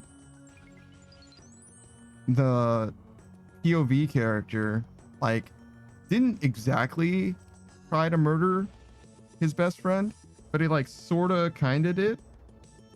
They were up in a tree together, right? Like vibing, sort of. And being that they were on like in a tree, like this tree, for example, standing on the same branch, the title character was closer to the trunk, right? And the other guy was off on the end, basically. And the idea was that they were going to jump off of the tree branch into like a river. And rather than like just let the homie go and jump, he like got in his head, like he let the intrusive thoughts win. And what he did was he would like kind of like crouch down and then like stand up or whatever to make the branch like shake. And his homie lost his balance and fell out of the tree and broke his leg. He was fine. He was just in a cast and stuff. And they like continued being friends and like nothing like came of it or whatever, because like homie wasn't even like suspicious. He was just like, oh shit, I fell out of the tree because the branch started shaking. That was weird, but like whatever.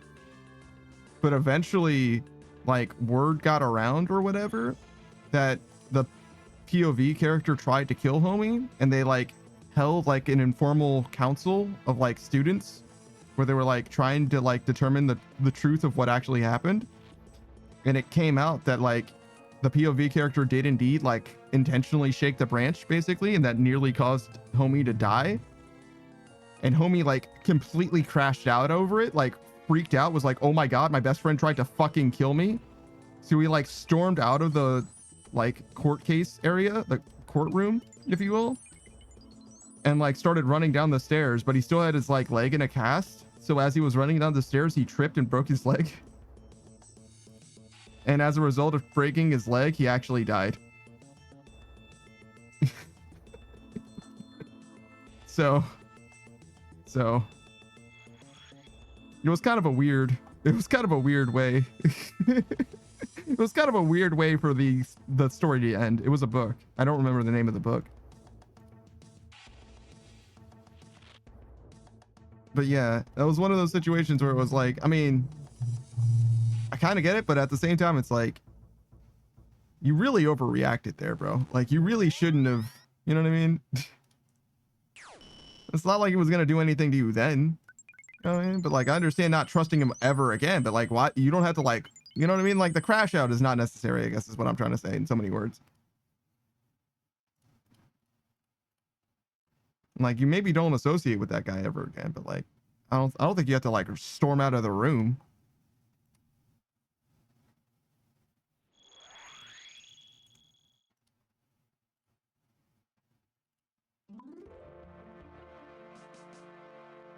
Great Malenko says, I don't commit crimes anymore though. I'm a changed man. I'm no longer as violent.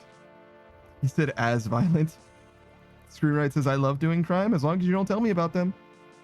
The Great Malenko says reasonable reaction, except that's more unreasonable. Yeah. I wish I knew the name of the book. And I don't know if I actually like that book either.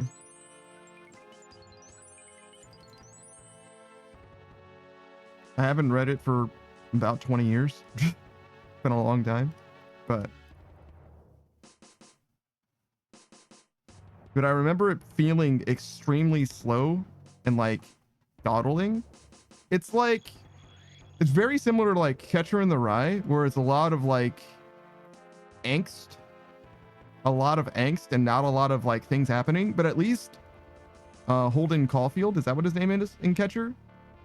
I think he like travels around, so like he doesn't like accomplish anything, but he at least like goes places and like is in areas where shit like could happen. He just doesn't actually like do anything. He just mostly complains and is angsty.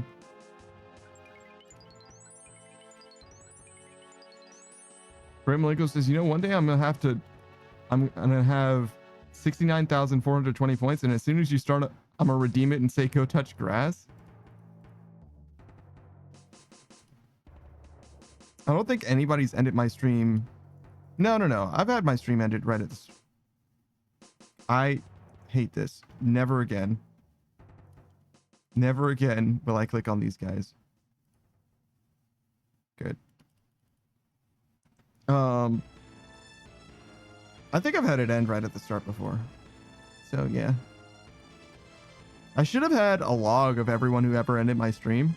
I had a chance to do that, obviously, but there's only been like 4 people, and it's only happened like 7 or 8 times or something. It hasn't happened a lot. So you would be among the very few.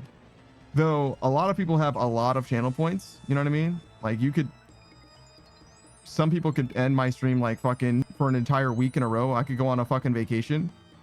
Framelinko says I'm farming for it. Fair enough.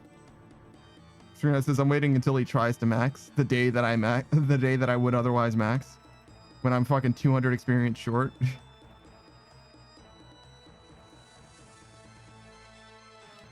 That's a chocolate bar. Thanks.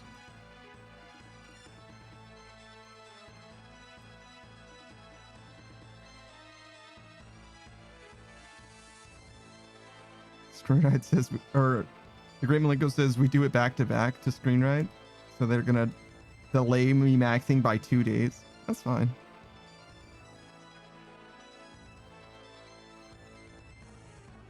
Not a big deal.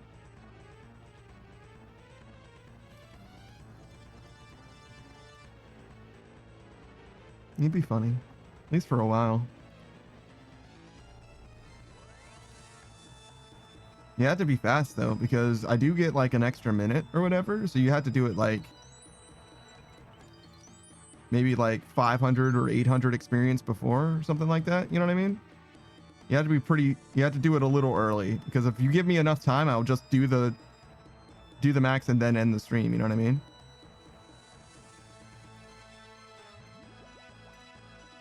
Great Malenko says let him start towards maxing and end his stream. Yeah, you gotta be careful though. Gotta be careful. So if I get within yay so close, I have until the thing that appears on screen I have until that thing goes away to end the stream. Does that make sense? Like to raid out or do whatever I'm gonna do. I mean, obviously, you know, plus or minus a couple seconds, because it takes me a second to like react to it disappearing, but you get the idea. Like that's how much time I have to do whatever I'm going to do. I can do it like a little bit of an outro, but it's like 30 seconds or whatever it is. Maybe it's a minute.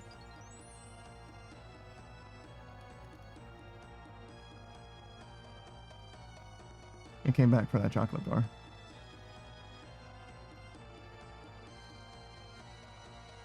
Grant Malenko says pet, so don't do it. So do it before you load OSRS. If I end stream early because I want to max with Savage there, then you could do it at the very start of my next stream pretty easily, right? Because you could wait until the countdown gets to like maybe like 5 seconds or something like that. And then I almost always do the intro while on the login screen. Yeah. And then you could just do the redeem, and that would work every single time. You would get me every single fucking time. You could delay me indefinitely that way. But that only works if Savage isn't here when I get to the point where I would otherwise max. You know what I'm saying? If he's just vibing here, you'd have to do it before, and then you'd have to do it that way. You see what I'm saying? But yeah, no, I wouldn't stop you from doing that. If you got the channel points, feel free. Go ahead. I can do with a vacation. It wouldn't even be that frustrating. It'd be more funny than anything else, right? So, hop off. I would be very impressed if you could do it for more than a few days, though, because most people do not have that kind of channel points. Saku definitely does. Snake probably does. The Great Malenko says, thank you for the strategy tips. I really care about people, like, doing things with intentionality, and, like, min-maxing and stuff like that is, like, my shit. You know what I mean? Like I will theory craft with you just about anything. Like I don't care what it is. Like I'm down to like think it through and figure out the right answer. That's like one of the core conceits of the stream. You know what I mean? Like whatever you want to talk about, like if there's a right answer that could be, you know, that we could come to, I want to figure it out. Scran says I can do it twice, so with our powers combined, that's pretty good. You just got to recruit more people. That's the thing. Raymalenko says farming for multiple years to give you a vacation. I mean, yeah, that is kind of how it works. I think you get 210 channel points an hour, just about. And that's without being a subscriber or anything like that. All right, so if it's 210 an hour, 69,420 divided by 210, 330.5, so it was 331, we'll say 331 hours. I stream for about 50 hours a week. So 6 weeks, 6.5 weeks. That's not that bad.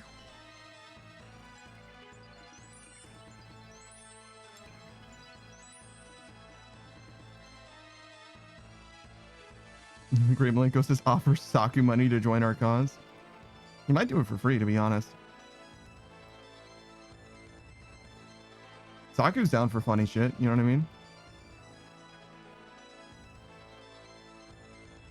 I think he's live right now, actually. You can probably bother. Well, maybe don't bother him about it because it's like talking about, or like, you know what I mean? It's not like on topic with whatever he's doing on the stream.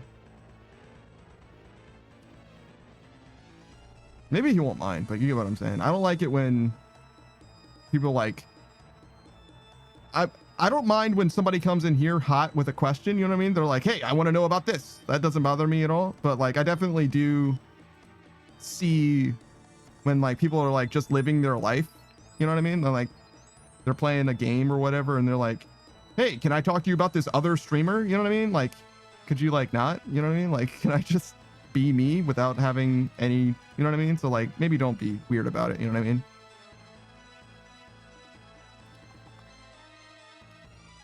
So yeah, maybe ask him when he's here on my stream. That would be a good time to ask him. Clearly he will not mind in that case, but it is a little weird to ask a streamer about a different streamer on their stream. You know what I mean? The Great Malenko says, well, it's that he's in his own stream with his own shit going on right now. But like if he was chatting or something like that, or here, yeah, exactly. Then it would be fine. Yeah. You understand why I'm like, it's a little bit weird. It's not like, it probably wouldn't be a problem exactly, but it's like one of those things that you probably should avoid doing if you can help it.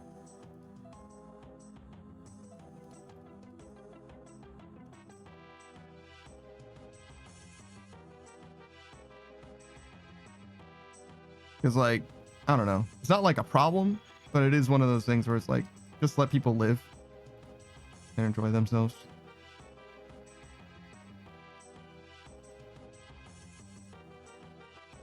Like, even if it is like sort of on topic, if it isn't like pertinent to what's going on. I was watching someone playing Fallout New Vegas, and obviously there's the Protecton Fisto. And if they happen to be doing the quest to recruit Fisto, right? So he's like very much on topic in that particular instance, right?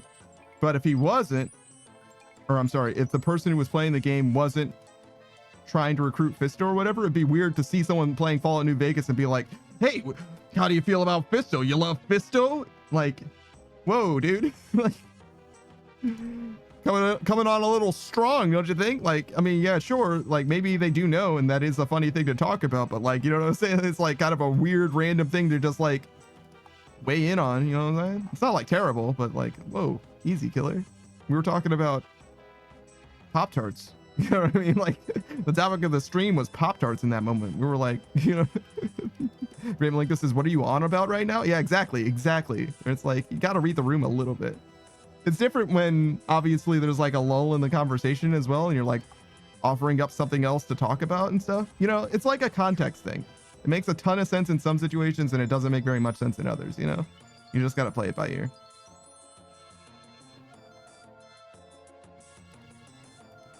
And Great Malenko says, I was gonna, but I thought about it as I started to go. Yeah, I'm definitely guilty of that shit.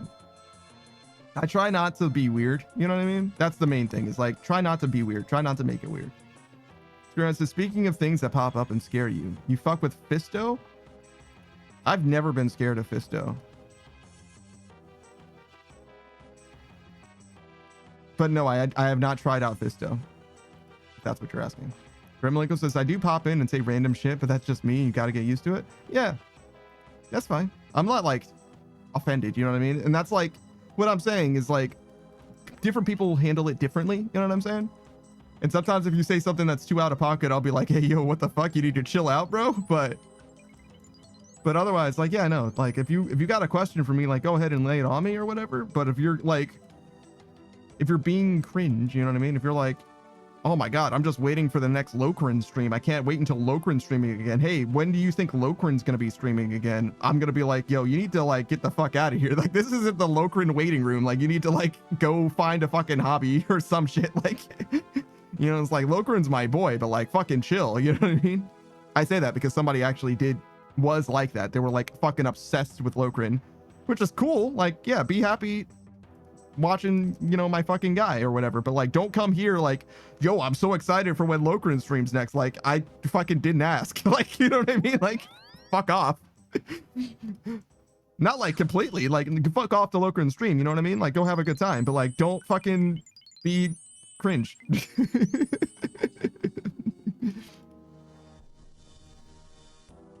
Scran says, well, you're one of them, so one of the things that pop up in scares, one of the things that Pisto practiced on? What are you saying? Screen Knight? What? What's going on?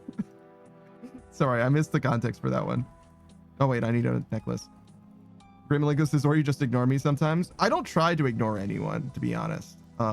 If I do ignore you, it's probably because I acknowledged you in a way that was insufficient, or because I just missed the message. Usually I don't try to straight up ignore you. Usually I'll be like, let me put it this way, right? If you say something that's too much, I'll read it and be like, we have to move on from this. It's not that I didn't see what you said.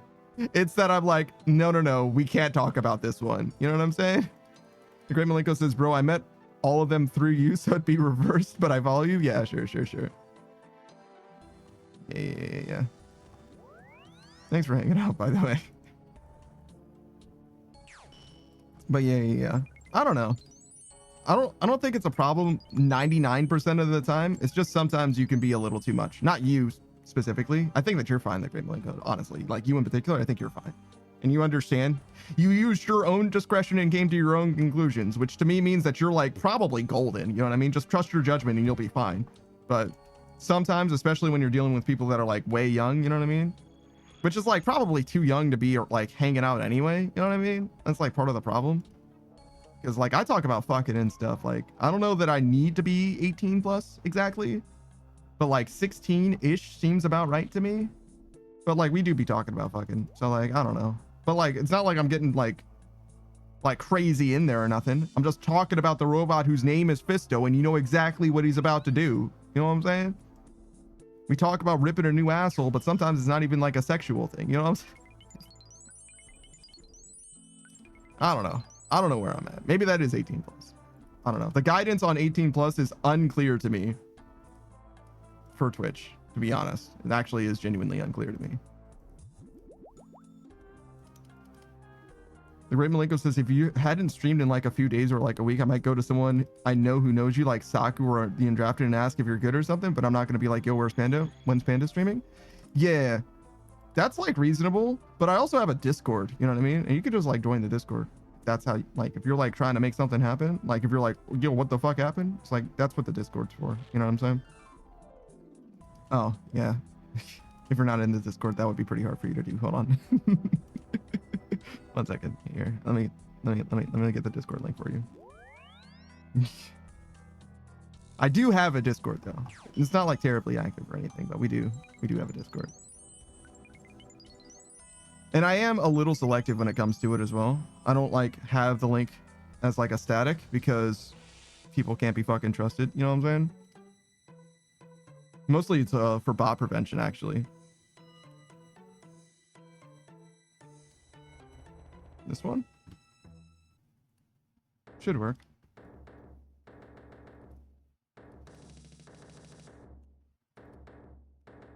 Because a lot of people that have like static Discord links seem to get bots a good amount. And I'm not afraid of filtering for bots. It's one of the main reasons that I'm like, my DMs are open and stuff so that I can filter out bots and shit like that, especially in other people's Discords. But yeah, I'm pretty protective. Modern 8 Sage just downloads Doom on your bird? My bird? What does that mean? Oh, look, there he is.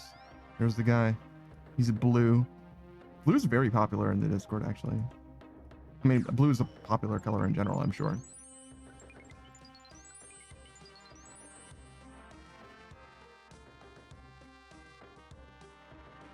Great Malenko says, I always use blue. It's true. You've been blue for as long as I've known you, I think, as well. Right? Malenko says, because I'm savior. What does that have to do with being blue? I know that you're savior, but I know, what is that? That's not a reason why you want blue, though. 108 Sage says, I saw a video that said Doom can run on anything, and if birds were fake, then you could play Doom on them.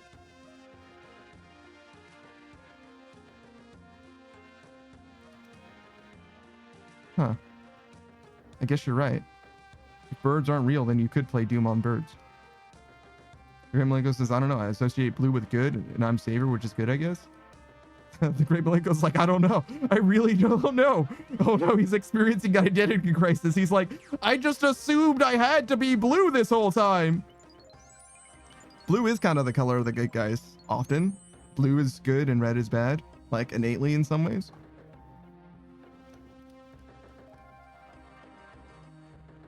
But yeah, that's funny. Modern 8 Sage says, didn't you do something with a bat? Yes, divine justice. Swiftly.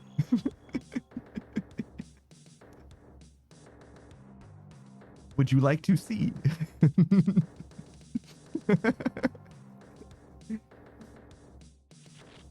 Great Malenko says, yeah, I shoved it up a guy's ass. That's crazy. With no lube.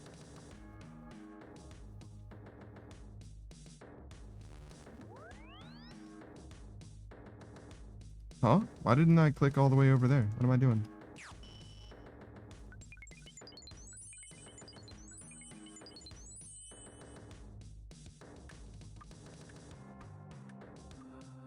Modern 8 Sage says, buddy, you love that?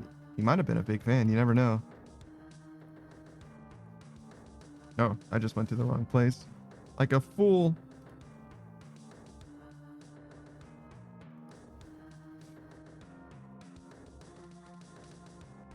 Oh my god, this like phlegm that I've got in the back of my throat, it's going crazy right now. Great Malenko says, and after it was brown, I hit him in the leg with it. Bruh.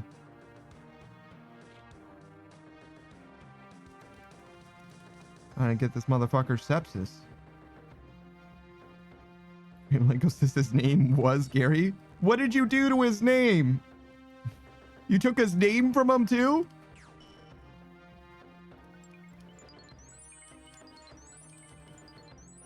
Oh, also my necklace broke. Fuck.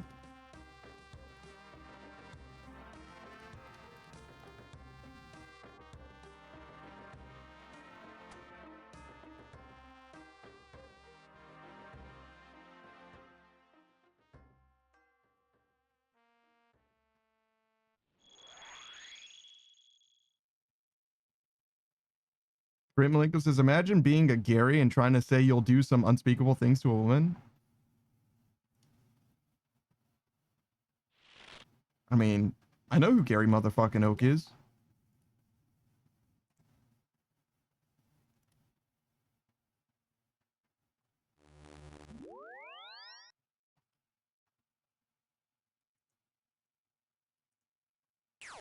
The unspeakable things that he would do to a woman are like advanced techniques, though, I suppose. Like things that you don't say in polite company.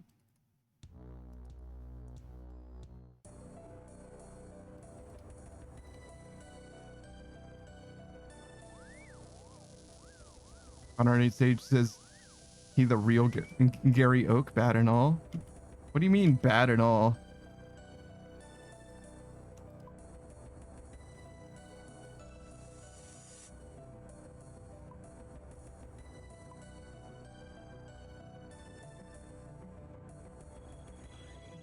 Is there a baseball bat in Pokemon? I doubt it.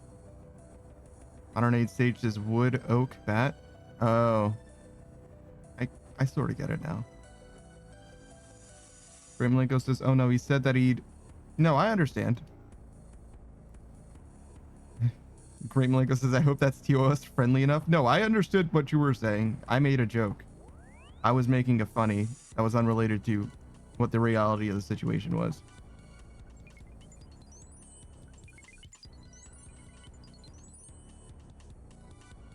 Modern 8 Sage says, so he asked to die. Modern 8 Sage is like, so you didn't finish the job.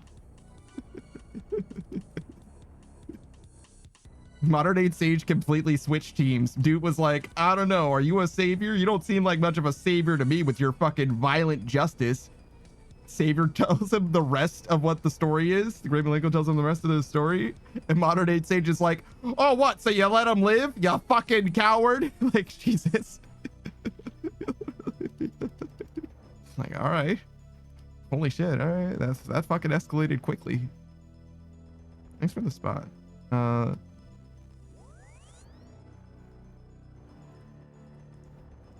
This is like the worst time to be trying to do multiple things.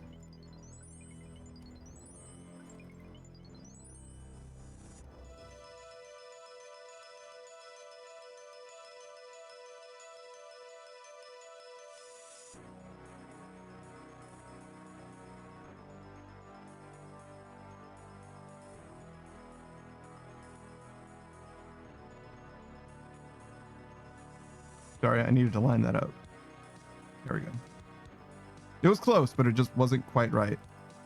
Oh, I don't know that it's actually good though, because I don't know where the top of this image is, but we'll find out next time, I guess. You know, just this double spot? Yeah, you can do that anytime when there's a new spot redeem in the bottom right. Mira Milenko says the SRO. Wait. Like the rare... Wait a second. That's like 1 in 80 odds. That it's like literally the same picture. Holy shit. Grandma says the SRO changed me, tased me because I was gonna hit him a bunch more times. It's the only reason he's still living, to be honest. Damn, that's crazy.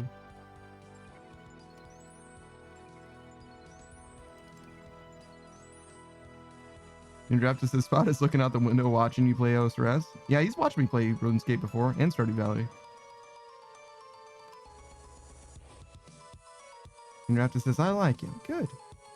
Good. It's for you. Grandmalenko says, I was aiming for his head when I got tased. Jesus Christ, dude.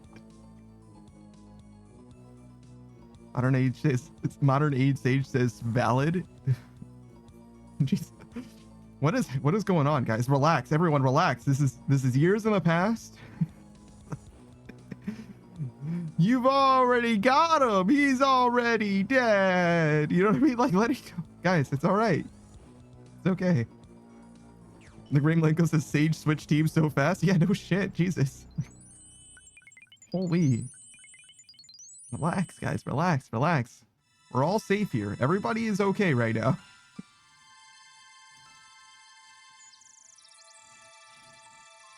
That was strange. I don't know. Sage says, I don't know, man. Things like that don't go unfazed. I can see that. 100,000 Beast says, oops, wrong stream. All right, later, man. I guess. Weird thing to say, but all right. Fair enough.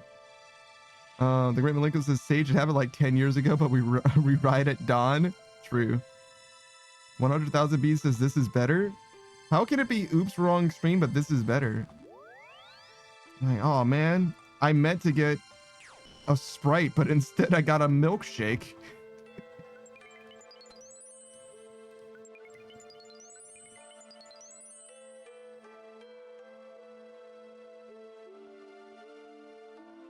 This isn't a beach. This is a bathtub.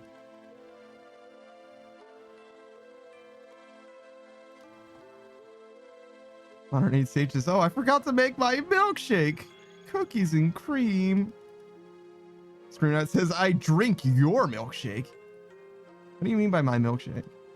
The one that brings all the boys to the yard? Great milk? No, he's not the great milkshake. He's the great Malenko. Because the great Malenko says because of our fuckery that's happening right now. Yeah, to some degree. The great milk. Sorry, dude. That's not what I meant. That's not what I meant to say at all. I had milkshake on the brain. Modern Age Sage is damn right. It's better than yours. Damn right it's better than yours.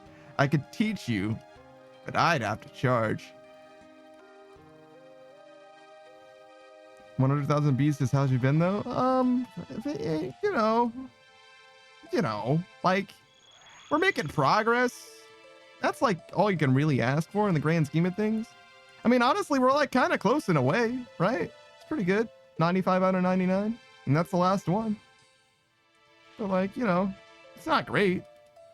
It's better than it was. This is way better than ZMI. Dre Malenko says, I meant to get a Sprite, but I drank your milkshake. How the fuck does that happen? You like go to the fucking cashier or clerk or whatever at McDonald's and you're like, hey, can I get a Sprite? And they're like starting to take your money or whatever, and you just like snipe somebody's fucking milkshake and you're like, actually I'm good. And like they like give somebody, like they're trying to like deliver food for somebody else's order and you just like take it. You're like, oops. 100,000 B says, I was only fooling earlier, by the way. This is the stream I meant to be at. No, you're good. You don't have to. You don't have to explain. I wasn't offended or anything. I kind of understood it to be a joke, but even if it was true, like you're good. You can like other streams more than mine and be there instead. That's fine. You're allowed to do anything that you want to do. As long as it makes you happy and it doesn't hurt anyone else. You can do whatever you want to do. You know what I mean? I will tacitly endorse things that don't cause harm on others or the world. You know what I mean? Screenwrite says, you take your straw from the Sprite and stick it in someone else's milkshake? I mean, that would certainly work. That would certainly work. Well done, Screenwrite. Ray Malenko says, oh yeah, that's mine. You go from like, oh yeah, can I get a Sprite? Oh wait, this is it. And the cashier's like, clearly that wasn't. Modern Age Sage says, if I've made 99 milkshakes, it brings all the boys to the yard. Now I have 99 more problems, but a girl ain't one. How many boys came to my yard?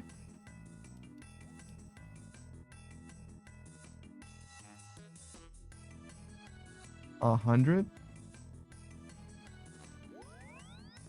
Unless you've been in your yard this whole time, I guess.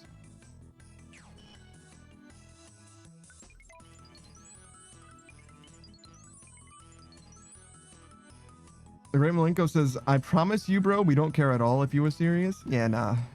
I got it, though. It was definitely a joke. You know what I mean? He was definitely going for an angle. I think it worked. I think he landed it.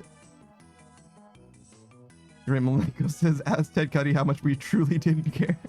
Ted Cuddy did come by more. He hung out a little bit more after.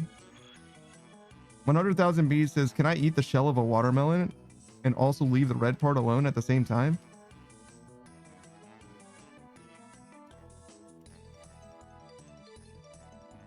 Can you eat the shell of a watermelon or will you get sick?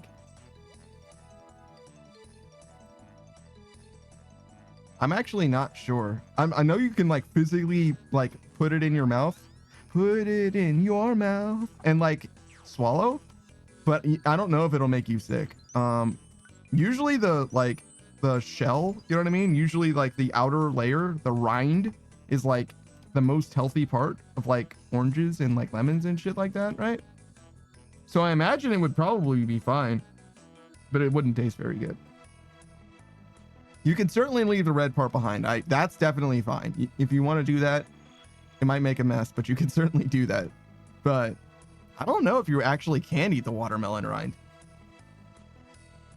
Screenwrite says, just eat a cucumber instead, but yes, you can do that. Can I watch? Screenwrite says, I missed the burgers guy. You're talking about One Agile. Yeah, they nuked fucking Agile from orbit. He doesn't even have the name that he used to have. Yeah, that motherfucker's gone, dude. He's gone. Ray Malenko says he did. Was he still mad at Savage? No, I think he like fully refreshed. You know what I mean? I think he was like a fresh-faced person come the next time we saw him. You know what I mean? Like he was fine. He was just like a regular dude. He was like still definitely Ted Cuddy, but you know what I mean? Like, but he was like normal, rather than like still heated or anything like that. 108 Sage is like, I guess you can. 100,000 Bees says, oh, if it makes me sick, then I won't, because you said I can do whatever makes me happy as long as it doesn't hurt anyone. I am anyone, and that would hurt also. Yes, it would. But Screenwrite says that you can, but I don't know if that means like fuck around and find out, or if that means like, no, it's actually like perfectly legit. You know what I'm saying? I'm not sure.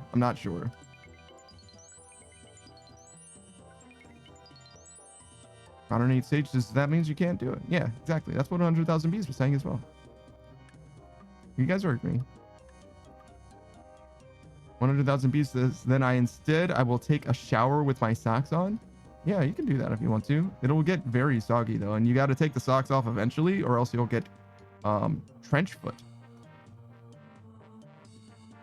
Screenride says, oh, I don't take into account your weak ass stomach. You can't handle the skin of a fruit. Grow up. Bro, you can't handle the watermelon rind. Grow up.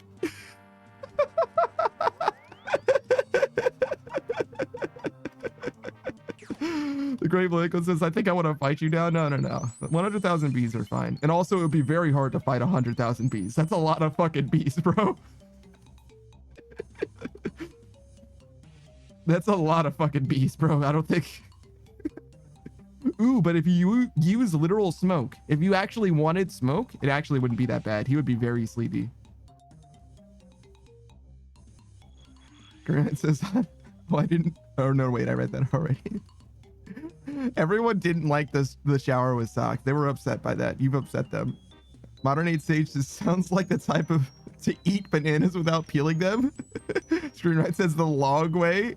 I eat bananas the long way. Wait, I do eat bananas the long way. What the fuck? Because the long way would be like from tip to tip, rather than the short way would be across the middle, right? 100,000 Bees says, hi, but it doesn't hurt anyone. Yeah, as long as you don't get trench foot, it doesn't hurt anyone. You can do that. I don't mind. Look, some people sleep with socks on, or like fuck with socks on, and I'm not gonna judge them for that. That's like fine. That's what makes you happy. You can shower with socks on as long as you're, you know, cleaning yourself enough. Though there is something to be said for that. Like you have to definitely switch your socks out regularly, because otherwise your feet are gonna have some problems. When I says, damn, me too. Yeah, I think that everyone eats bananas the long way. Like, I think you're a freak if you eat them any other way. Right? Like, if you eat a hot dog the short way, you're a fucking weirdo. If you're eating Kit Kats the short way, bro, like, we have a problem. Ray Malenko says, I'm busting your balls, don't take me to heart. Yeah. Ray Malenko says, I break off pieces and eat the piece of Kit Kats. Yeah, you fucking better. That's what a fucking human being would do. I think you're good on this one. Hold on. Fucking 100,000 Bees got auto-modded for the word sissy. 100,000 Bees says that I'll eat an apple without peeling it because that doesn't hurt my bitch ass tummy. My fuck ass little sissy belly. My fat greasy belly. Jesus fucking Christ. I feel like that was explicit. I feel like I just read an erotic novel or some shit. Like, oh my God.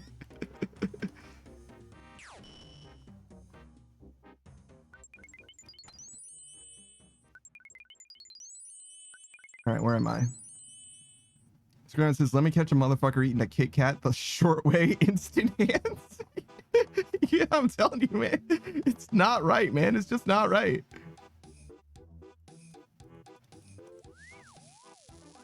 Screenwrite says, good boy. Don't encourage him. You're gonna cultivate a relationship that you're not ready for, Screenwrite. Modern Age Sage says eats tacos through the middle. From the top or from the bottom?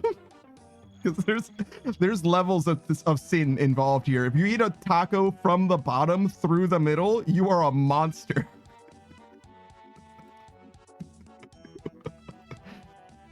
Great Malenko says number of bananas? No of bananas? The Great Malenko says imagine you see someone bite into a Kit Kat like a hamburger. Yeah, that's what I'm saying. Like I've seen that shit. There was a My Hero Academia meme where like all the characters were eating Kit Kats like fucked up ways or whatever, and Bakugo bit into it like a hamburger, and shit, what's the name of the rock guy? The rock guy bit out a hole in the middle of it. Like at the Kit Kat, like we're seeing the Kit Kat from above, right? It's like this, right? He ate a hole in the center. Like he like bit into the middle of it. Like he ate it from like the side. Like if it's vertically like side, like he ate through it this way, like somehow.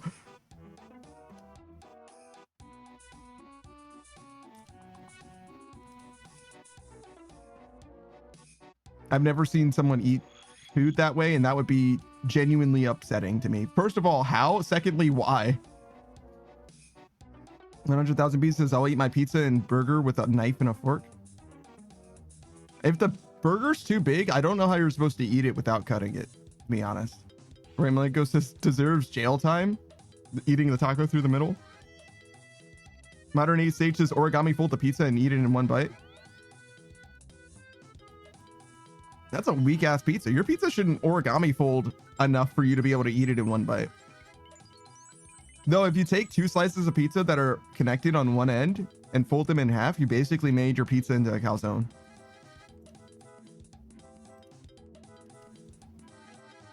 $100,000 pieces. No, a small McDouble from McDonald's.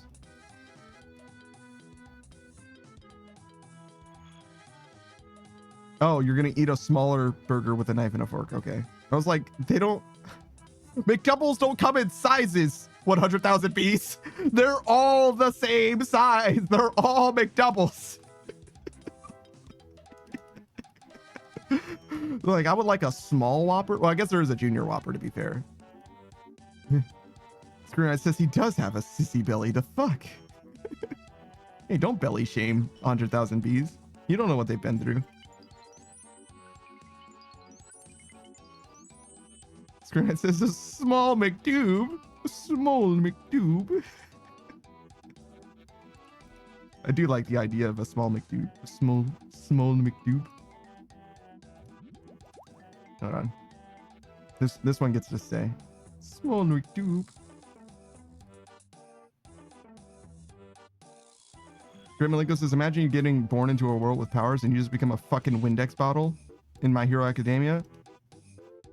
Yeah, no. That's the thing about My Hero Academia. People are like, oh yeah, no, it'd be so cool to be in My Hero Academia. I would have like a quirk that I could like learn how to use and master or whatever. And I'm like, bro, if you were in My Hero Academia, you would be the most normie fucking quirk. You're like, your fucking quirk is like the shit from Sky High. You know what I mean? You're the dude that glows in the dark.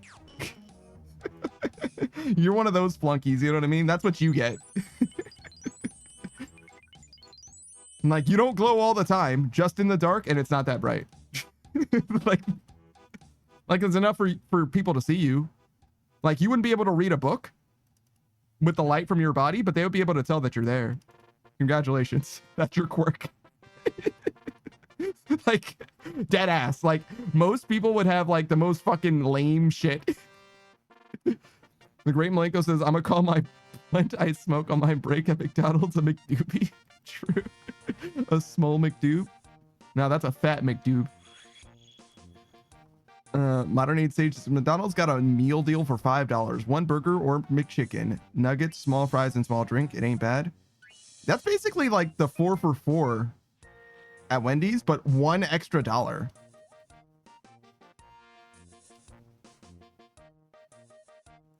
Great Malenko says, not gonna lie, this shit slaps. Does it? That's a 4 for $4, but an extra $1, bro. I don't know, man.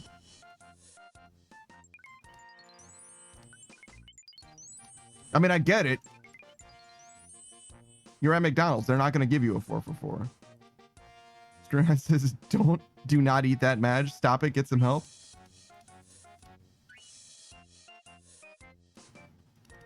The 4 for 4? What's wrong with the 4 for 4? Or the 4 for 5, I guess.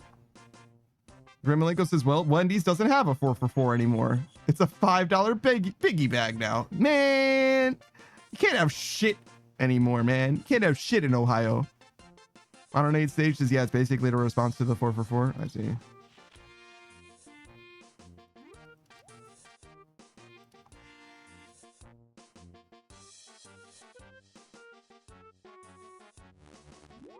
What were you saying not to eat though, Screen Ride? I missed it. I'm stupid. Explain it to me, but slowly. And with pictures, please. Grimilenko says, you wanna he was about to say you can't have shit in Detroit? Yeah. Yeah. I forgot the meme. I got my memes mixed up, so I went with Ohio. Hey, Beatrice. Beatrice says hello again, Stinky? Wow. Wow. I was considering it, but now I'm not even going to give you a small McDoob. You don't deserve it. Kieran says, oh, eat whatever you want. I just have a personal vendetta with McDanks. Oh. Yeah? Is that like from something? Beatrice says, would Smelly have been better? No. No, it would not have been better. It would have been the same. You don't deserve a small McDoob. Not after all the things that you've done. How did the stream go? Oh, wait. Did you stream just now? You probably were. McDoob. Yeah. McDoob.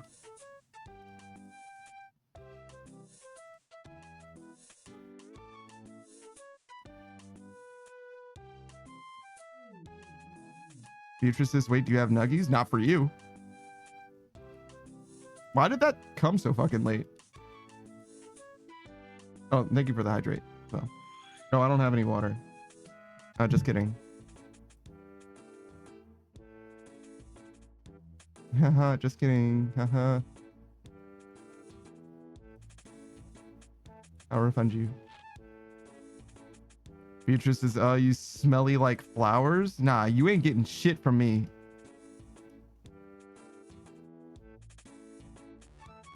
Ray Malenko says, a McDank is a good name for my brake blunt too? Yeah, it is. Actually, it is. Well done.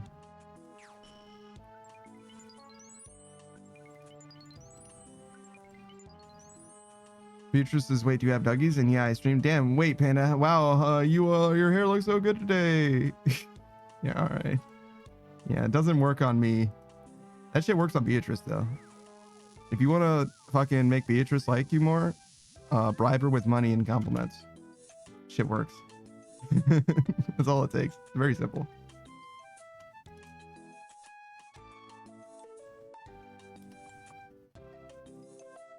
Beatrice says, heck, that tells us how to bribe you. Wait, heck, that tell us how to bribe you. How to bribe me?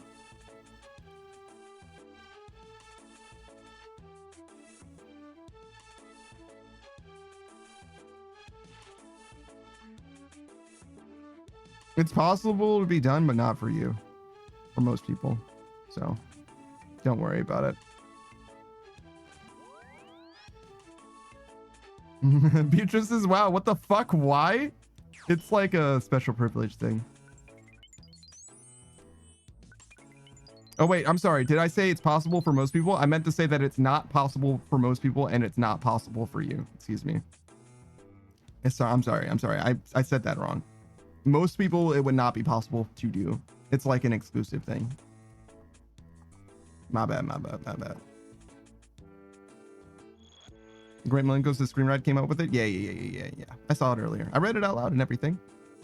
Screen Ride says, chat too slow. Sorry, champ. I would dedicate my life to this task. McDonald's here on the island for years was the only 24-hour establishment, so I have a lot of stories up there. And yes, I may have been the issue looking back, but that's besides the point. That's pretty funny. That's pretty funny, brother. Great. And the Great Malenko says, make him a trillionaire in OSRS and he'll like you more. That's not true. I will not. I will really not even care, to be honest. Like, it would not change what I'm doing or anything like that. Beatrice says, how many people are able to? Probably one. Spring Ride says, me. No.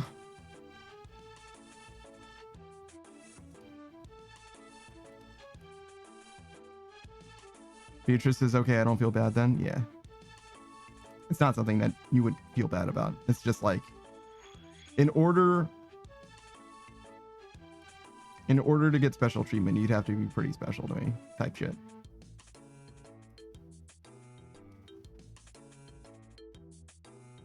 But yeah, it's not something that's like reasonable to expect or to like enforce or anything like that. I don't think. I mean, you could probably get away with like much less if I just liked you, to be honest. Because it's not like it's a binary thing, like it's on or off. But like, for the most part, it doesn't matter how much I like you. I'm probably mostly going to treat you mostly the same anyway. But if I like you a super duper lot, I'll be extra super nice. And I'll let you get away with a lot of bullshit, to be honest. That's definitely true as well.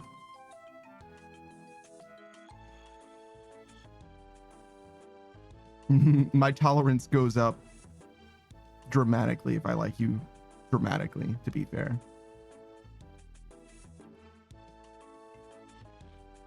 Screenshot says, I've seen you play Halo. Maybe you should. Feel bad? Yeesh. Damn, Screenride, chill. Coming for somebody's ability to play Halo when they're playing Halo for the first time? Bro. Beatrice says, I'm a god. What do you mean? Are you a Halo god? Okay. Beatrice says yes. All right. I mean, I haven't seen it, so maybe that's true. Unfortunately, I don't think I'm ever going to be able to see it either, because my schedule is like fully incompatible with ever watching your stream when you're playing Halo, at least. I guess I could check the VOD. You got VODs, right? So I could check that. Oh my god. The phlegm. It's not even phlegm. It's like mucus or whatever.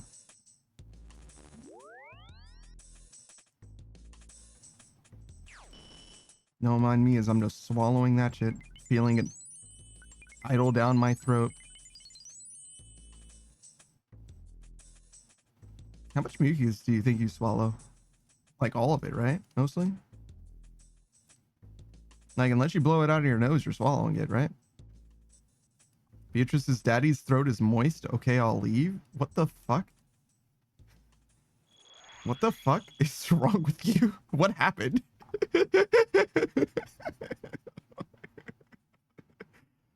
Who the fuck are you? Because you're a fucking stranger in this moment.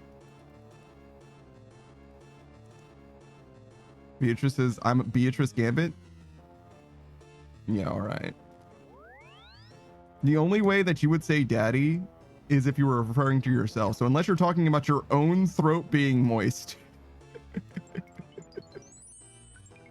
In which case I misread what you were saying. I thought you were talking about my throat. Beatrice says, no, your throat? Yeah, who the fuck are you then? I'm doubling down. Never. Never fucking once. I think one time you've asked me if I would prefer if you called me daddy. And that is the most that you have ever done.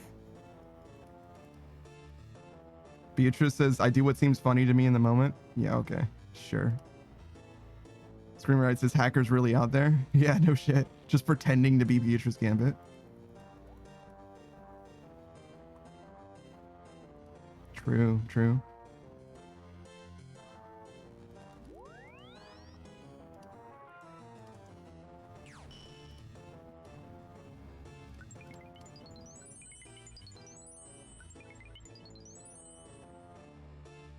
How's my buy going? We good?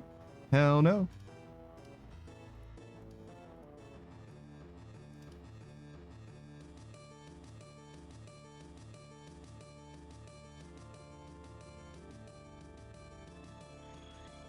It's like coming along though.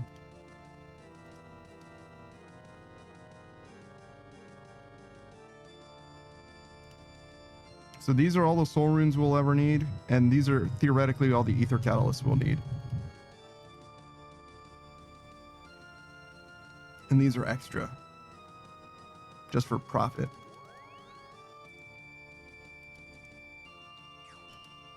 Oh, the Great Malenko's testing?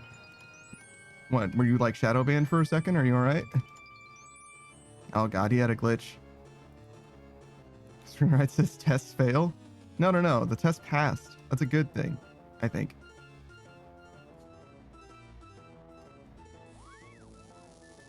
Great Malenko says it wouldn't send anything. Yeah, man, you got shadow banned, bro. It was over for you for a second. You came out the other side, though. Congratulations. Twitch gods smile upon you this day.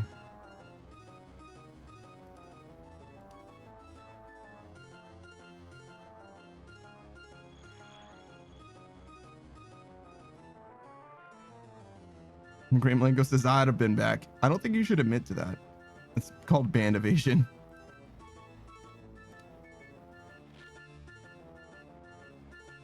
Screenwrite says the Great Malenko too. Well done.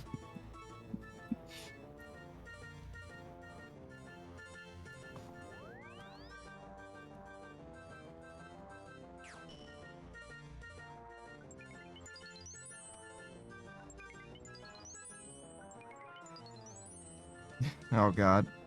He just agreed. The Great Malenko's like, yeah, that's probably the answer.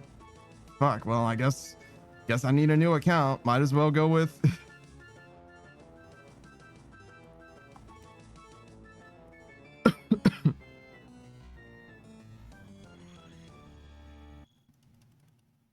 Screenwrite says, I know you, stare? Bruh.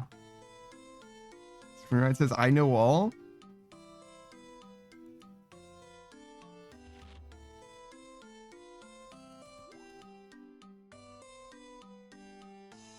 How much wood would a woodchuck chuck? If a woodchuck could chuck wood.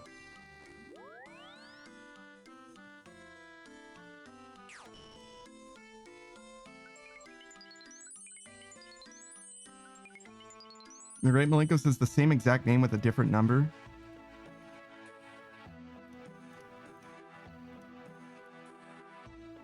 Seems reasonable. Not exactly creative. Grandma says a woodchuck would chuck all the woodchuck he could chuck. Shit. Wait. I think I had a chuck in there on accident. A woodchuck would chuck all the wood he could chuck. That's it. Yeah, I said chuck after the third wood.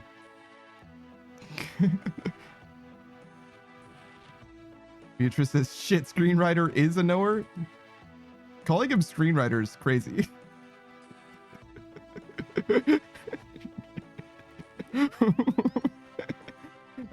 Screenwriter has a different energy than Screenride does.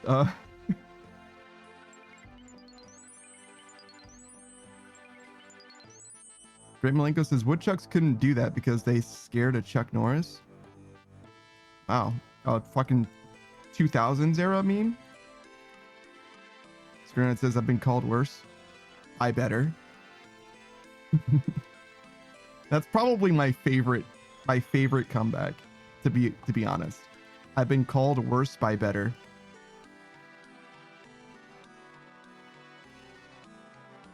Is it because I always stream? I feel like people only DM me when I'm streaming.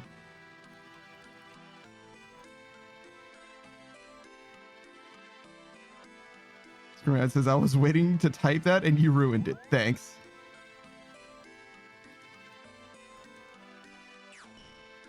Beatrice says you're almost always streaming though? Not really. I only stream for like at most 7 hours. Well, a little more than 7 hours. We'll say 8 hours a day, which is not most of the day, you know, statistically. Math ain't mathin', cuz. I don't even stream 7 days a week. 108 Sage is screen ridden. That's after you're through with him. You've been screen ridden.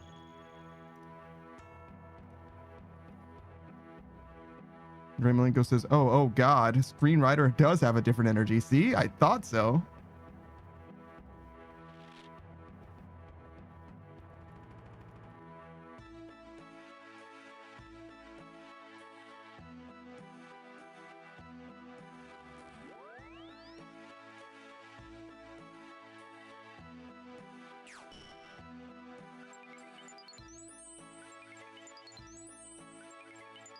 Great Malenko says, bro streams 40 hours a week and says he doesn't stream most of the time. 50 hours, actually.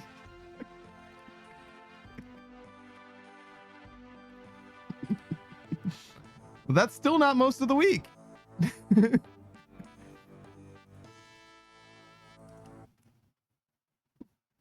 math still is mathing. Cream Linko says you're not supposed to help my point. Oh, you know, a little bit of chaotic energy suits me well. I'll help anybody who needs it.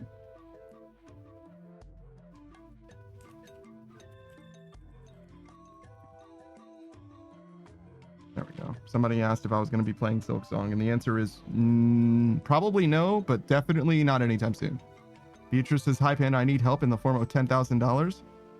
Sounds a lot like a you problem, doesn't it?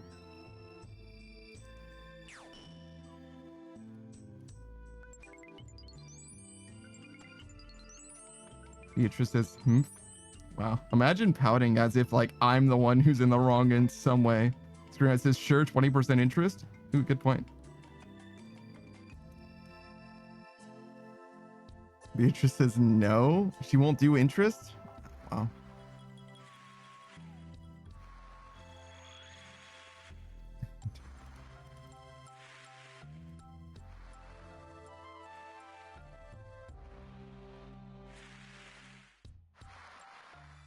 Rimlenko says, if Beatrice gets $10,000, I'll give you back $20,000 if you give me that $10,000 instead.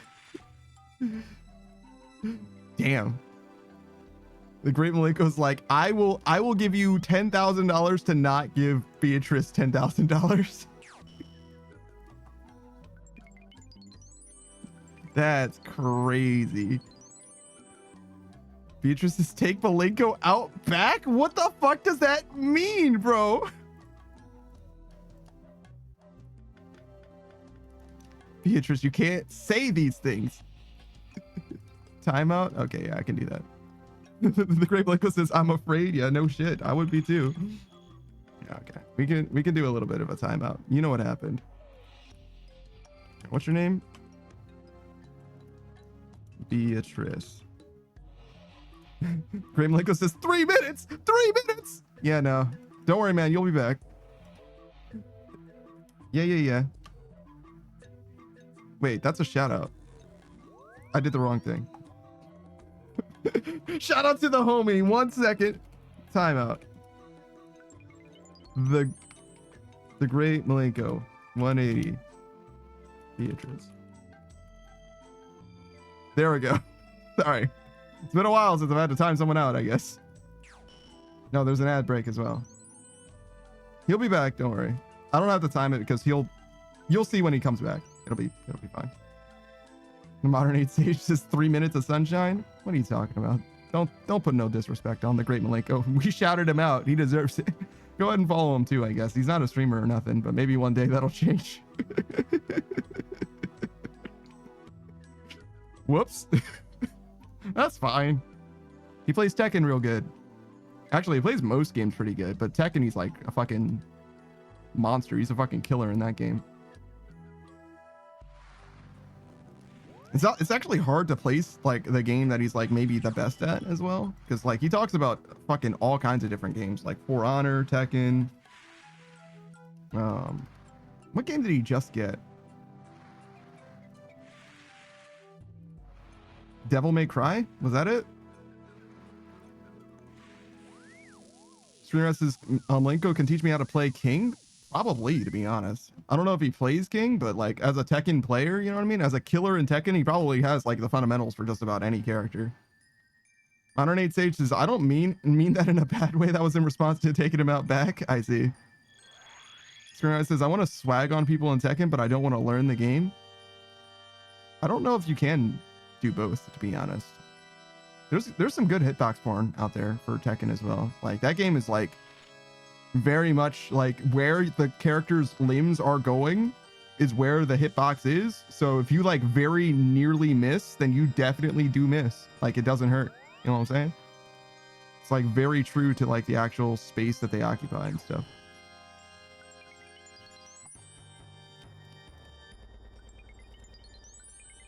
Beatrice says, but there's a panda? Oh, in Tekken? Yeah, there is a panda in Tekken. It's true. I never liked playing as him. There's also just like a regular bear, but I never liked playing as him. I played Jin in Tekken. I had a lot of trouble figuring out who I wanted to be in Tekken, the first couple Tekken games or whatever. But Jin felt like the main character, and I wanted to play the main character. Or as the main character. Beatrice is Xiaoyu and Nina for me. I don't think I played a game with Nina. Wait. No, Nina just has a very different energy now, but Nina was in the original games too, wasn't she? Surya says Hraorang. Yeah, I forget how to say that guy's name, but he's got like, his name is rough.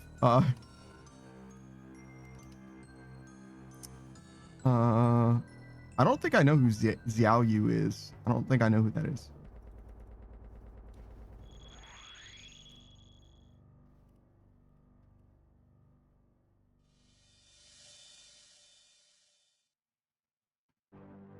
Yeah, I don't know who this is. I don't like Twin Tails though, so I'm out. Screwna says, I'll stick to melee. It's all my brain can handle. But I'd play King for sure. King is pretty cool. I like King a good amount. He's like one of the like most wholesome characters in the game as well.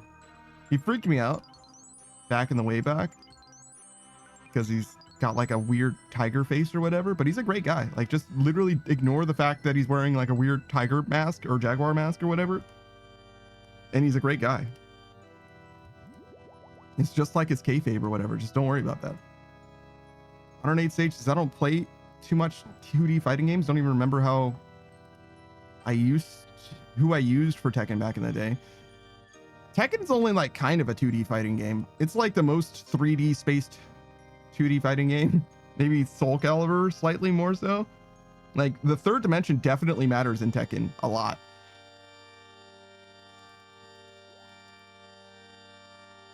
Serena says, I like Soul Calibur, but I guess no one else did. They stopped making them. Yeah, no shit. I don't know what happened to Soul Calibur. Though 2B was in the most recent one. 2B and The Witcher. Like Geralt. So like, if that game didn't sell well enough, then no game would have, right? Those are two of the most popular characters that I can think of in video games. You know what I'm saying? So like, I don't know what to say. It's over for that franchise, I guess. I liked it a decent amount, but I haven't played it since 4, I think. The one with the Jedi characters, or Jedi characters, Star Wars characters, Yoda and Darth Vader and Starkiller. Great Malenko says, I'm hard stuck God of Destruction 1 right now, but I'm a decent King player though. On H Stage says, welcome back. Great Malenko says, I'm an Eddie, Steve, and June main. June? I don't think I know who June is. Screen Knight says, I want to learn him. Sure. The Great Malenko says, but I dabble in everyone. I can thoroughly beat on people with just about anyone. Fair enough. Jesus.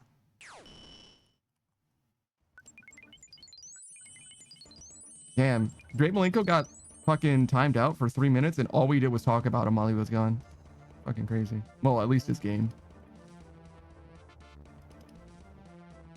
Modern 8 Sage says, my mind can only handle one button smashing in 3D anime arena games. Oh, fair enough. The Great Malenko says June is Jin's mom. You can play as Jin's mom? That's fucking awesome. What a power move. Screwride says Yoda was a blast, I thought. I have no idea. I don't remember. I think I played the one with Yoda and not the one with Darth Vader, but I'm not sure. It would have been on the 360 though, so whichever one the 360 had. Modern 8 Sage says Darth Vader was better than Yoda was? You'd imagine, or you'd think that Yoda's hitbox is like so small that he's like amazing in a fighting game, but maybe not. That odd job shit, you know what I mean? Great Malenko says the game I'm best at is Tekken, by the way. Okay, so it is Tekken after all. The other game that I was thinking about was Madden, now that I think about it. The Great Malenko says, For Honor is close second and then take your pick on sports games. I'm pretty good at all of them and I beat all the DMC games already since buying them. Bro, like you bought them all like fucking 4 days ago, right? Like it hasn't been that long, right? Am I tripping? Like that was like not that long ago, actually. Screenwrite says, I'm good at every game. The Great Malenko says, no, it's been like 2 months. Oh, Jesus Christ.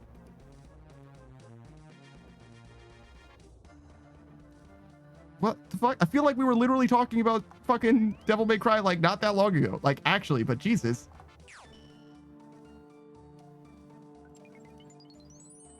All right, fair enough. You would definitely know better than I would. But like what the fuck? I feel like it was like very recently.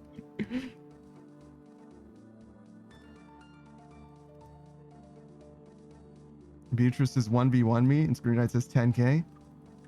You don't want to take that bet, Beatrice. It doesn't matter which game. Beatrice, you don't want to take that bet. You don't want to take that. Listen, from me to you, you do not want to face Screen Ride anytime that he's comfortable. It's not a good call. It's a bad call. Beatrice says, I'm good at games. That's probably true. But if you play Halo or Smash Bros against Screen Ride, you're going to get smoked. It's not gonna be. You don't want a money match against this man. It's not gonna be good.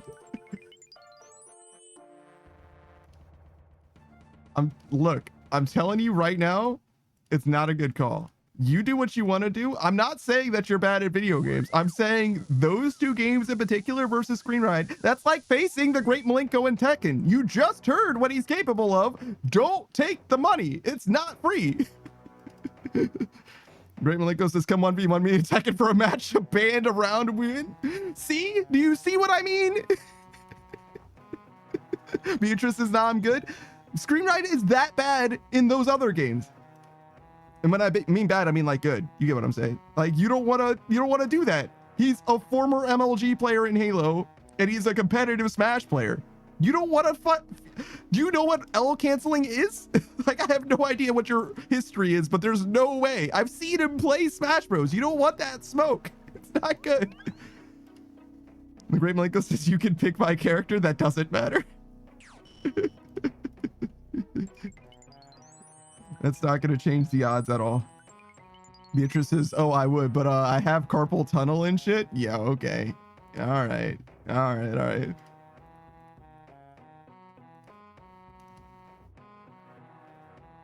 Beatrice says it's true. Yeah, I know it's true, but that's called an excuse. That's not fucking John. I don't know what game you specialize in, Beatrice, either. Like, I don't know what one that you would be like, if you were going to do a money match, what you would be playing.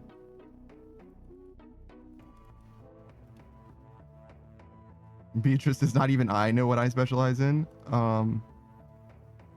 Because like Rivals is a bad game to like 1v1 someone in, but I guess you could.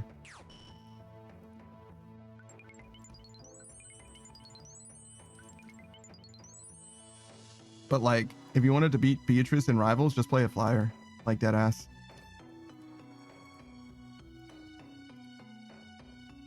Because that counters her best character in in Squirrel Girl.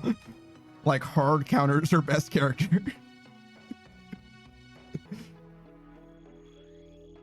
It might be hard to push the objective as a flyer though, being that you're solo on the team. But I imagine it would be deathmatch rather than objective based. Great Malenko says, I main Iron Man. Yes, it's over for it's fucking so over. Great Malenko says, come on, you could potentially win 3 bans. Great Malenko says, I was good from the get-go. Yeah, it seems that way, huh?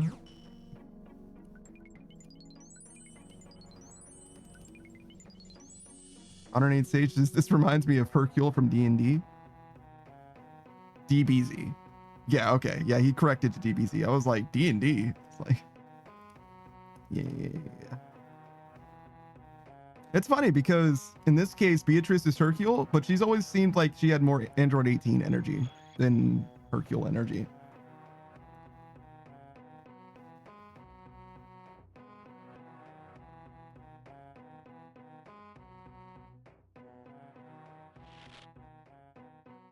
I don't think I specialize in anything either, unfortunately. My best game is like, well, Actually, I play League of Lego, okay, but I'd have to like get my shit back together. But like, I could probably beat most. Statistically, I should be able to beat most people in League of Legends because I was, you know, plat time. So, and most people are like silver 2 or whatever. But other than League, I was very good at Halo 3 back in the day, but maybe not anymore. I'm very good at skilling in RuneScape, but like, who fucking cares? Like, Grimlinko says, play For Honor with me, and if you win a round, I'll give you $100. Beatrice says, you're gonna do League streams? No. 108 Stage says, she's the fusion of 18 and Hercule. Oh yeah, there is such a thing.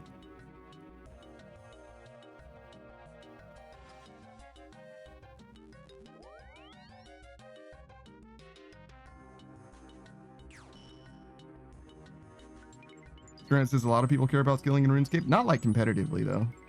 There's like a speedrunning scene for it or whatever, I guess, though, to be fair.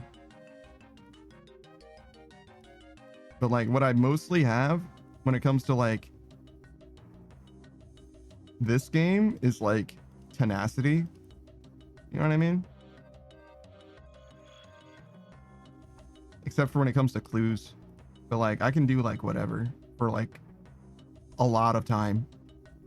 I can bore someone out of a competition is what I'm trying to say.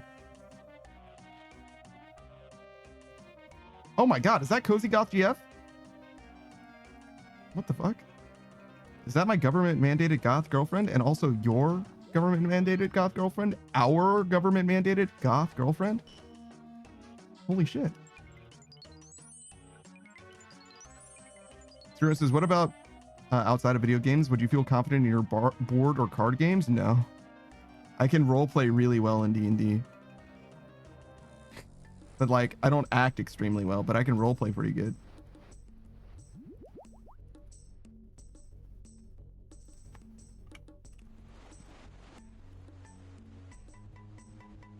Cozy Goth GF. She usually has hair, but she doesn't in this shout out. That's okay. We can love her anyway. She was playing Elden Ring Night Ring with her one and only husband, the people's husband, Cozy Goth husband, who's an anime girl, because of course you prefer your husband to be an anime girl, naturally. That's the government mandated goth husband as well. You get both. You get the girlfriend and the husband. No wife though, you know what I mean? She's married to one person and that's husband, but she's everyone's girlfriend. That's fine.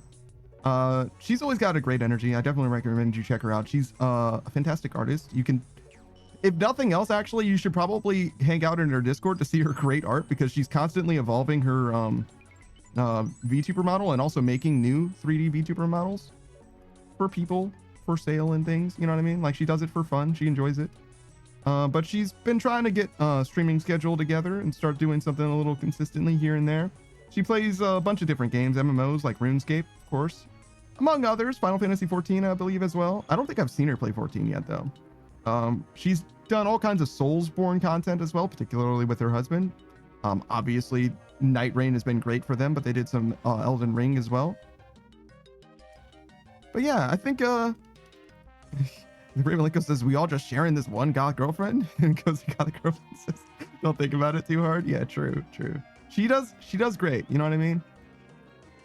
The government can't always be relied on, but in this one time, they actually did pull through for us. But yeah, no, I definitely recommend you check her out. She's been around for a long time. I haven't been able to be in their streams as much as I really want to, but that's the case for everyone. You know what I mean? If it just happens on the wrong day, it's over for me.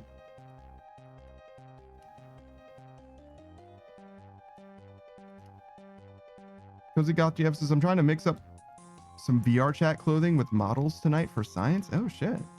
Okay.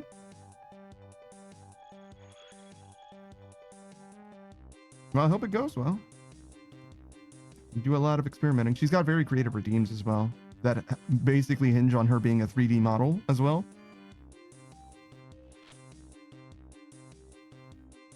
Ramelenko says, you do artwork and VR chat models? Oh, I want to learn how to do the VR chat models so bad.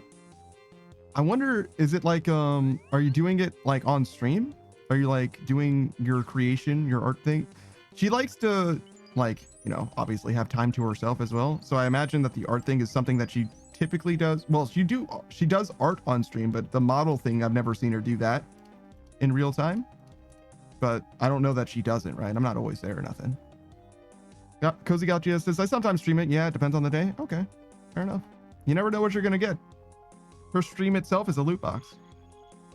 And you got to open it up. Cozy Gauchia says, I mainly do V-Roy models. I bought the VR chat clothes I'm testing, not going to lie. You bought the clothes that you're testing? I didn't realize that shit was for sale. That's crazy. I figured that shit was just like open source or whatever. Grant says, did you hear that snap? That was Malenko breaking the sound barrier, hitting follow. True. Green Malenko says, oh, still following. Yeah, no. I recommend her. She's good people. And her husband is also good people. He's also technically a streamer, but he streams much less. You know what I mean? You'll see him on her stream more than you'll see him or her on his stream. You know what I mean? It's one of those situations where it's like, yeah, follow them both, but you're gonna see them both on her stream most of the time. Cozy Gauchia says, I sometimes, oh no, wait, I wrote that already. Ha ha ha. Modern 8 Stage, I'll look into it. I've been trying to find someone who's good at stuff. Like the VR 3D model thing? Sure. Cozy GF says, I'm sorry for the lost brain cells. Yeah. Yeah, that's like the tax. You know what I mean? You get a government-mandated goth girlfriend, but she does cost you brain cells. But you'll be happier. You know what I mean? So, like, that's fine. And it's not just because you lost brain cells. That's part of it, though. Less brain cells does mean you're happier. Modern 8 Stage is, yeah, mainly the models. Fair enough. Grape Linko says, oh, you don't know me? The Grape Linko's like, I can't lose any more brain cells. The Grape Linko says, I don't have those to begin with. I'm a pothead. Yeah, there it is. Same brain cell. We were thinking the same thing. He's like, how could I end up with any fewer? I'll be fine. This looks like an absolute win.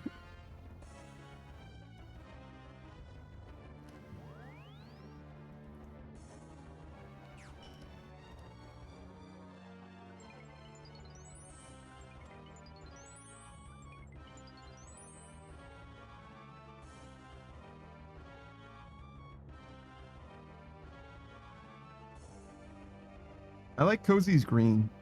She's got like green highlights most of the time. Well, one time she was pink and I was like, this isn't Cozy. I don't know who this is, but that's not. Cozy comes in green, not in pink. This can't be correct. Cozy says, I like to be green. Me too, man. Me too. The Grim Malenko says, my nuggets have arrived. Was it a 5 for 4? You got a 50-piece nugget? I wish that was fucking $5. Wait, 4 for 5. I said it backwards, I realize now.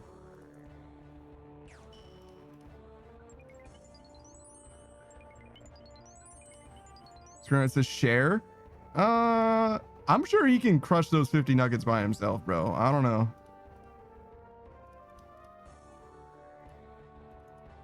Ray Malenko says now it was free because that's what was left over. Bruh. And the Great Malenko says, I can definitely crush 50 nuggets. How much sauce do you use with that shit? Screenwriter says, I didn't ask. Yeah, no, true.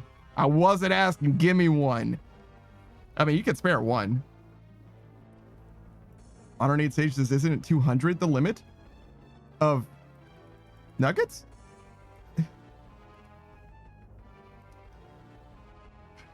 Why do you, Modern 8 Sage, why do you know what the limit for human capacity for eating chicken nuggets is?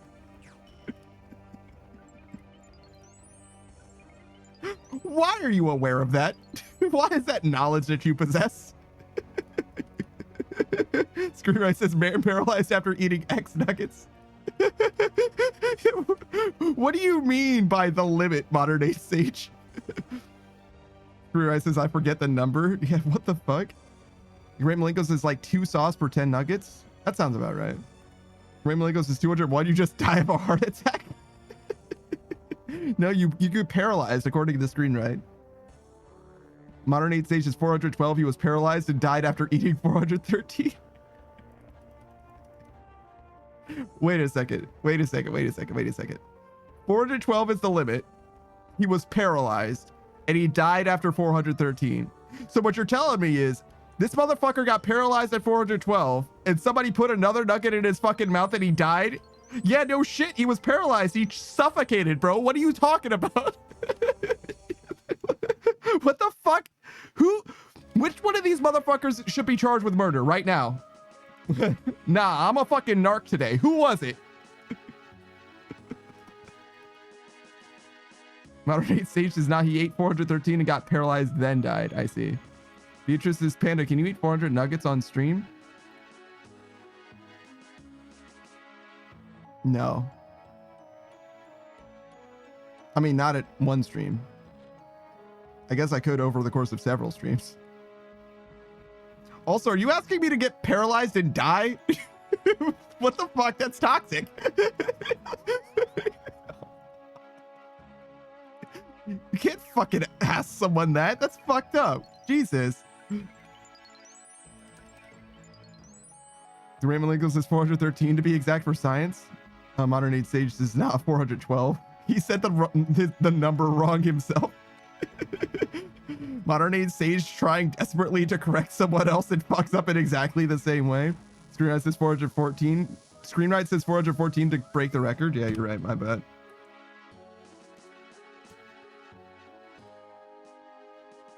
Where the fuck am I?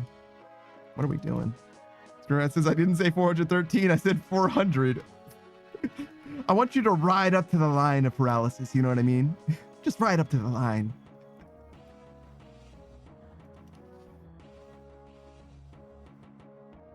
Screenwrite says we're asking you to push the limits. The Great Malenko says if anyone can do it, it's Panda out of sheer spite.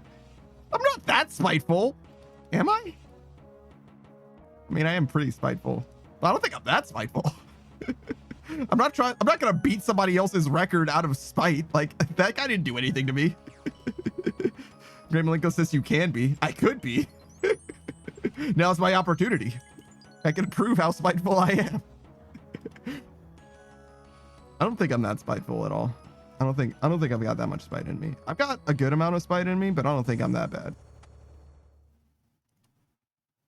Modern 8 sage just 414 and Screenwrite will give you 10K. Why are you volunteering him to give me $10,000? And is that $10,000 after I purchase the nuggets or before the nuggets are purchased? You know what I'm saying? You know what I mean? Because those nuggets are going to cost like a good amount of money. You know what I'm saying? Like, that's not going to be cheap. That's like probably like $200 or $500 or some shit. I don't know how many nuggets. How expensive are nuggets? Modern 8 sage says I don't have it. Because I don't have it and it's after you eat 414. Yeah, but like, is that counting the money that I spent on the nuggets?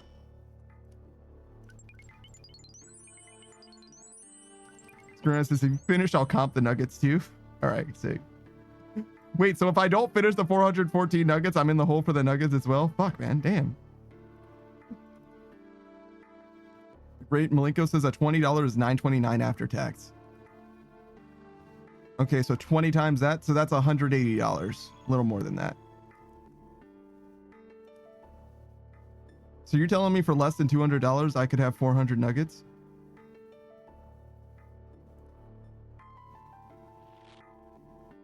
And potentially earn $10,000? All I'd be risking is my health? Modern 8 stages, you can get a 50 piece for like 40 bucks.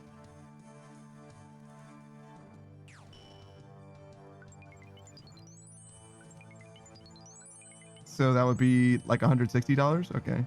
Screen says paralyzed and in debt. No, I can afford the nuggets. Wait, and I would only be paralyzed if I finished or nearly finished, right? Theoretically, unless I'm like really unhealthy to begin with. That's honestly. Wait, can I throw up? Is throwing up allowed? Modern 8 stages, maybe $20 and some change. I don't remember. Sure. You mean $50 and some change? It's fine.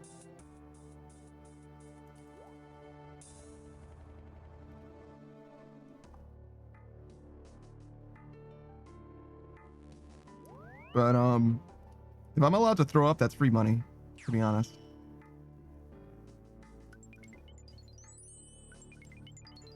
Screenwriter says no, it doesn't count if you throw up. That's a fail. I don't think I can do it. How much time do I have?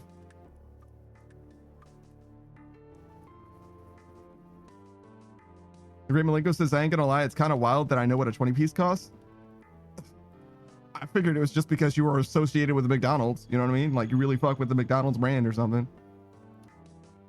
8 hours? So like the course of a stream? Nah, I can't eat 400 nuggets in a stream.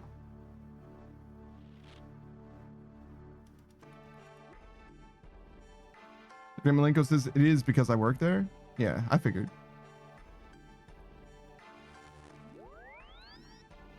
Screenwriter says, I was gonna say 4, so 6. I mean, 6 hours is still... 8 hours wasn't enough, so 6 hours is definitely not enough, but it doesn't matter. It wasn't close.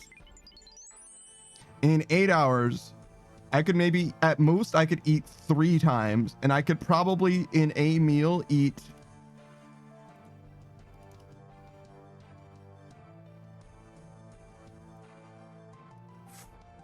I wanted to say 100, but can I eat 100 nuggets? Maybe not. Probably not. Gun to my head, I feel confident that I could eat 60 nuggets in a meal. I'm confident I could do 60. 70, I think, is pushing it. Malenko says I could do 50 nuggets in a meal, so I'd be 50 short. Yeah, I don't think I could get anywhere close to 400. I think I would have to like reconstitute my body. You know what I mean? Like I have to like respec into like a competitive eater in order to like approach this. Malenko says, wait, 200 or 400 nuggets?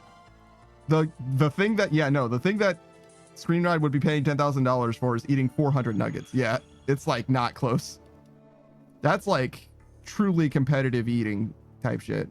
I don't think I could get close.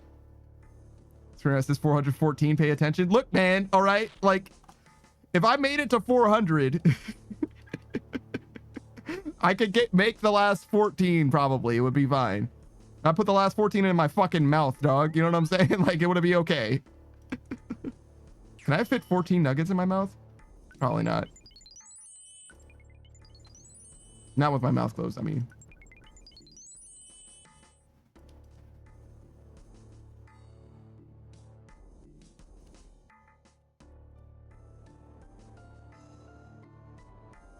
Well, I guess we found out how many nuggets not only I can eat, but also how much is lethal.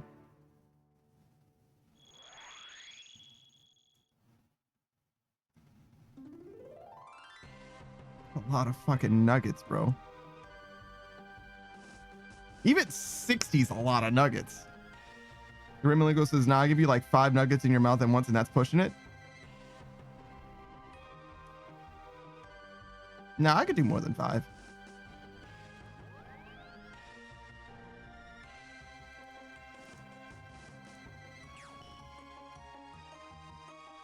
Not a lot more than 5. Malenko says cap. Nah, bro, I could definitely do more than 5. I could probably do maybe 7.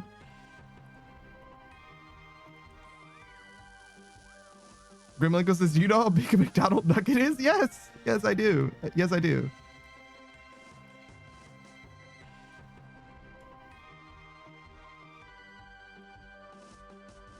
Cozy says, turns out trying to use VR chat outfits on V-Roid models is hard. They do not like adjusting the boobs. Interesting.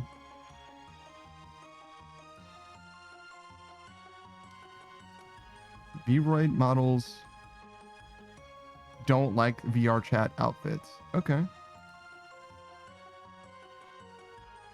Is it like the boobs are like bouncing through the outfit? That's probably it, right? Like there isn't enough collision. Like the mapping on the VR chat models doesn't have enough physics It's not like spec'd to be compatible with physics or whatever. Ray Malenko says that motherfucker like 2.5 inches long and an inch and a half wide and a half-inch thick. This dude's trying to like volumetrically assess my mouth. So what I'm thinking is I get 2 in each cheek. That's 4. And then 3 where my teeth, or like inside of my teeth. I'm pretty sure I could get 2 in each cheek. Pretty sure. Great Malenko says cap. Bro, it's gonna take me so long to get McDonald's. The Great Malenko says you're suffocating first. Bro, I'm not gonna be suffocating. No fucking way, bro. Nah.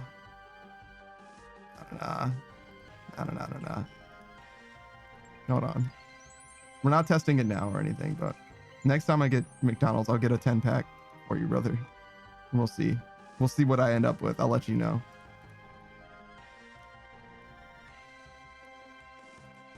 Modern Sage says, the question is, can he fit it? Not if he'll be able to chew it. Yeah, exactly. I don't need to be able to chew it or anything like that. I don't need to eat it. I need to put it in my mouth.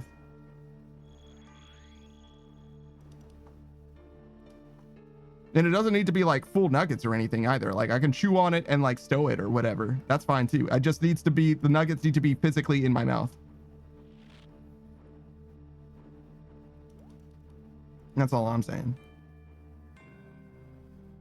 Ray Malenko says, now that's cheating.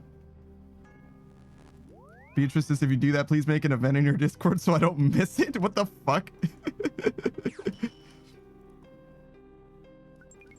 Why is this the thing that gets your attention? You fucking freak. But yeah, no.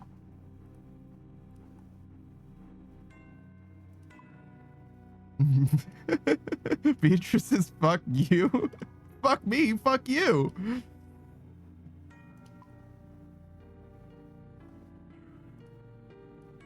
Beatrice hasn't been interested in fucking any events at all until now, and she's like, I'm absolutely gonna be there for the time that you eat too many chicken nuggets. Beatrice says it's science. It is kind of science in a way. Grimilenko says, but if we're doing it like that, I give you about 10. If you can chew them and store them. So you're saying 7 nuggets unchewed. That I couldn't possibly do 7 unchewed nuggets.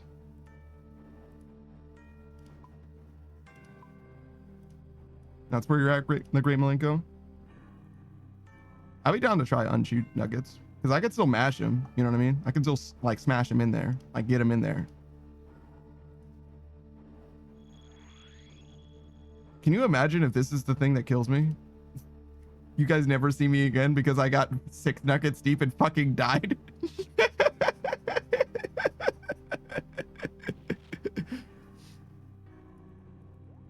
Beatrice says, what do you mean? I just shitposted in the last 2 collabs last week?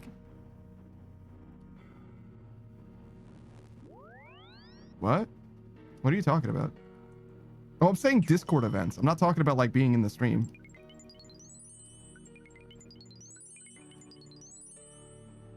Yeah, I'm like, you've never given a shit about a Discord event outside of your own shit until this moment is what I mean.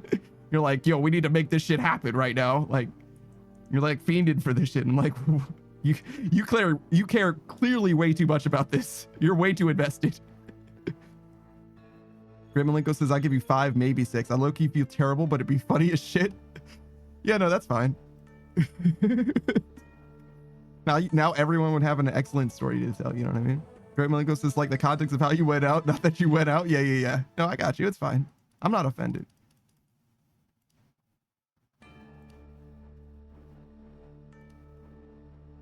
tell the people my story. 7 nuggets was too many. It's too many nuggets. He thought he could do 7 and he could not. The fool. Foolish android.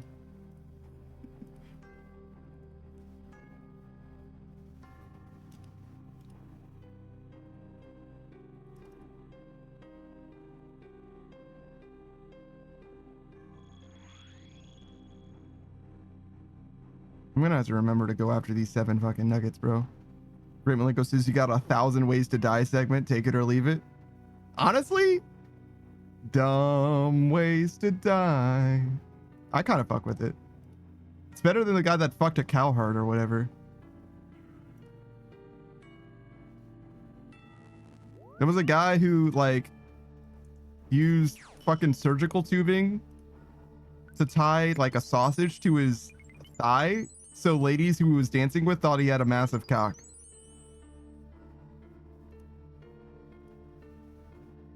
He died because he cut off the circulation to his leg and a blood clot got to his heart and he fucking died.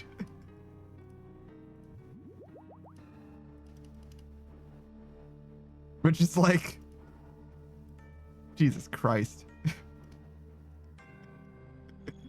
And not only did he die, as I said, being that this is a story that you heard from me, right? That means that the doctors that examined his body post-mortem or whatever found a sausage attached to his thigh by surgical tubing that cut off his circulation. Fucking idiot, dude. Modern 8 Stage, just I remember hearing about that. Yeah, like fucking... I don't know if it's like real, obviously. It was just like a thing on television or whatever, but like, what a fucking jackass. Like, how could you be so goddamn stupid? Speaking of being a jackass and stupid, Saku's not actually on the stream anymore. There we go. Graham Malenko says, I saw one where there was they were fucking in a tent and the tent blew away with them. What?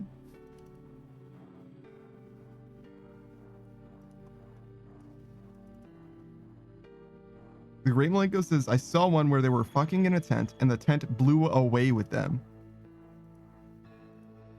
Oh, that's on 1,000 Ways to Die. I was like, that isn't really that dumb a way to die. Like, you didn't know that the wind was gonna blow you away, right?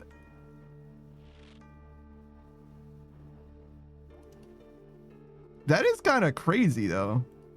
I never really considered that tents are like fully contained, huh?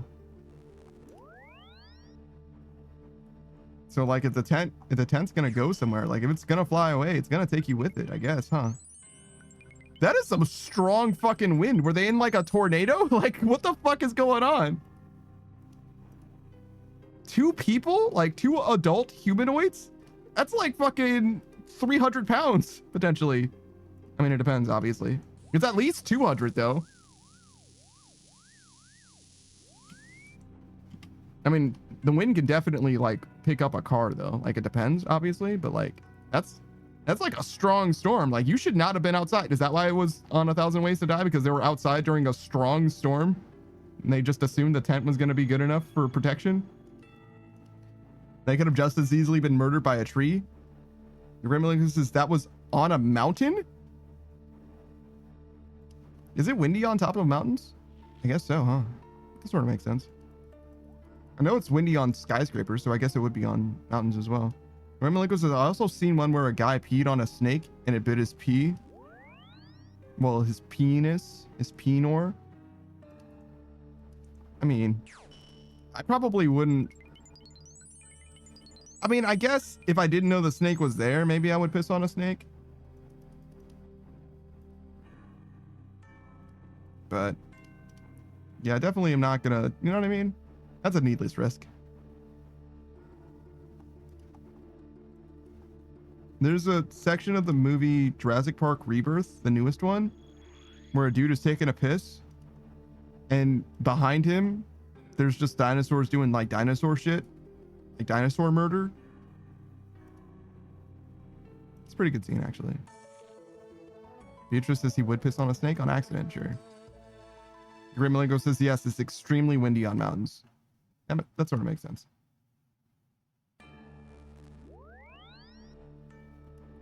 I don't know if...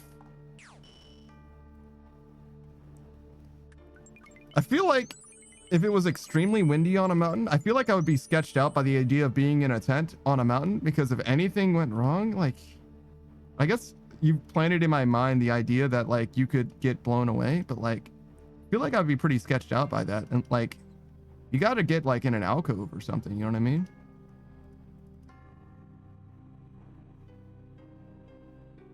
Great Malenko says, Lamau, me? I'd be the guy pissing while the dinosaurs do the murdering? Yeah. Well, I mean, like, he didn't expect them to do the murder. And he stopped pissing while they were murdering because he was scared. But after they stopped murdering, he finished pissing, which was pretty funny. There's like 2 or 3 scenes in that movie that were like pretty good, actually. Most of that movie was like a nothing experience, to be honest. It was like fine, but it was like a Fast and the Furious movie, but with dinosaurs. You know what I'm saying? Like, there's nothing of note, nothing of like artistic worth here, but it's like fine. If you've seen a Jurassic Park movie, there's no reason to watch that one. Ray Malenko says, oh no, I'd have to finish my leak. He was like real scared. I don't know if you've ever been scared while pissing. You probably stop pissing. I've been scared while pissing and I stopped pissing.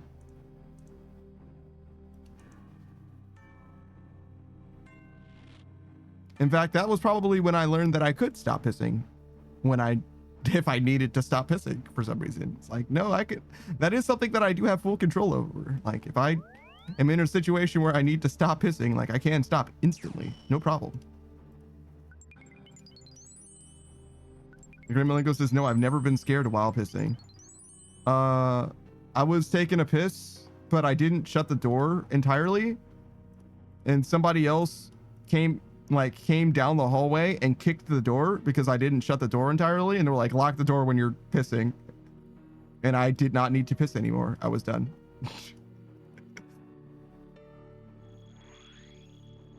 The Gray Malenko says, I've gotten scared and pissed though. That I actually haven't done. Screamer says, I got you. Screamer is gonna get you with that peekaboo the next time you're taking a piss. Pissing alone, handsome.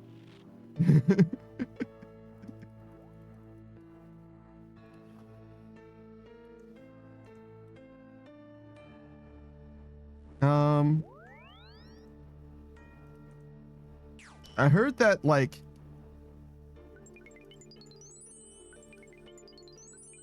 I'm trying to remember this specifically. The muscles that you use in order to stop yourself from pissing are the muscles that, like, will enhance sexual satisfaction as well.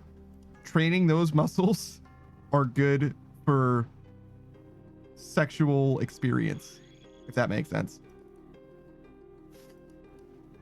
Which is a weird thing to be true. Particularly for ladies, as I understand it. It's a weird thing to be true. I don't know if that's true, but I feel like I remember hearing that. Grim Malenko says, Screamride just pokes his head out of my toilet. I'd probably just piss in his eye or something. And Screamride says, I'd bite that shit clean off, fam. That's crazy. That's crazy. Oh, I went to the wrong place.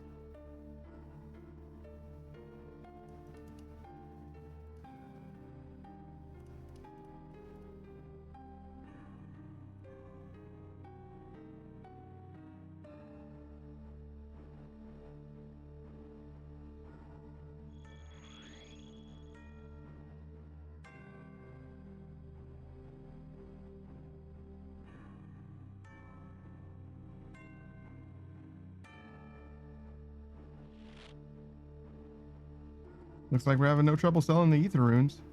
Gremlinko says, you think I was R. Kelly with the way I do you, not gonna lie? I wanna piss on you. Shout out to Dave Chappelle. Still one of the funniest comedians out there. Probably the funniest comedian I can think of, to be honest. The Great Malenko says, especially if you scare me while I'm pissing. Well, that's the thing, is that's why he's scaring you, to see if it will indeed mean that you continue pissing or if you stop. You know what I mean?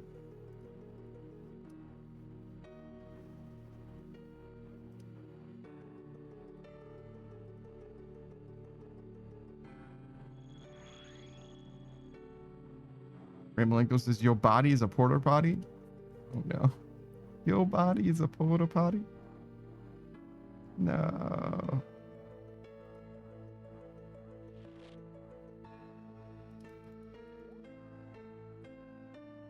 Gremlingo says I purposely piss on him because he scared me while I'm pissing though.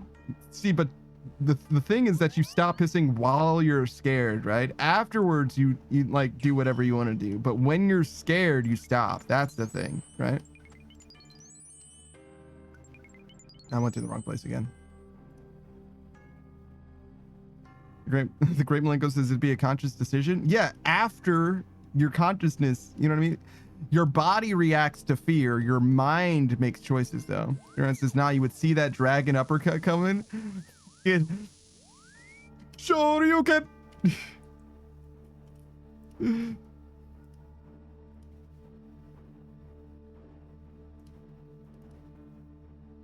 For instance, and your dick would shut off. Because it knew that you had iframes, you know what I mean? It didn't matter. For those 3 frames where that dragon uppercut's coming out, it doesn't matter if you piss or not. Can't hit him.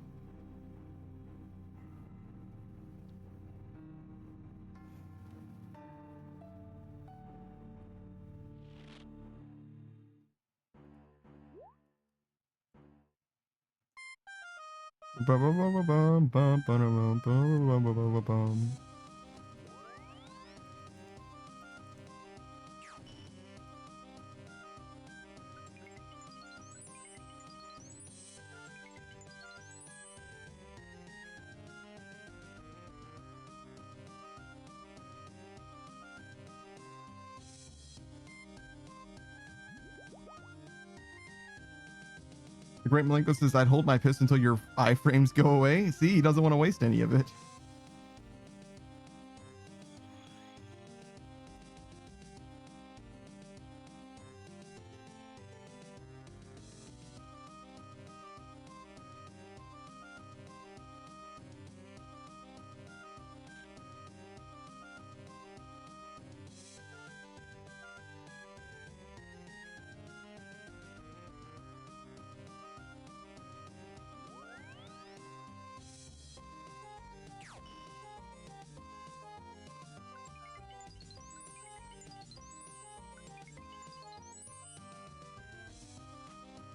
Green Ride says I'd be like Neo.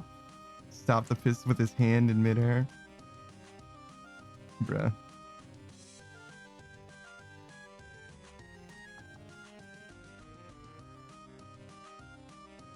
So how does Neo realizing that like the Matrix is real and stuff mean that he can like manipulate stuff with his fucking mind, you know? How do those two thoughts like connect to each other? You know what I mean? Why does one thing mean the other? Grant Malenko says bro's gonna think he's Katara and start piss spending. Oh, I was thinking the blue lady in Mortal Kombat, not ironically the blue lady in Avatar: The Last Airbender. Katara meaning Sokka's sister, as opposed to Kitana, I think is her name, who's the princess under Shao Kahn. Gremlinko says, wait, why didn't waterbenders stop the firebenders with buckets of piss? Because it's a kid's show mostly. They use sweat instead.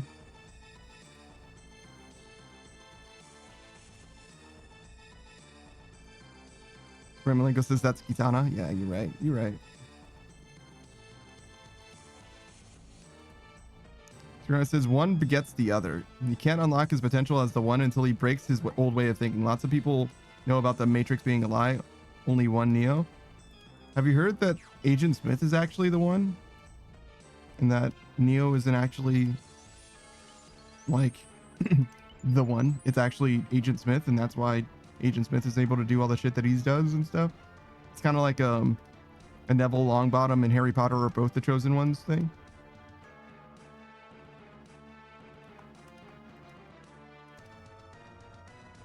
Says I don't disagree. There's a lot of room for interpretation. Yeah, I think that's like an art thing in general.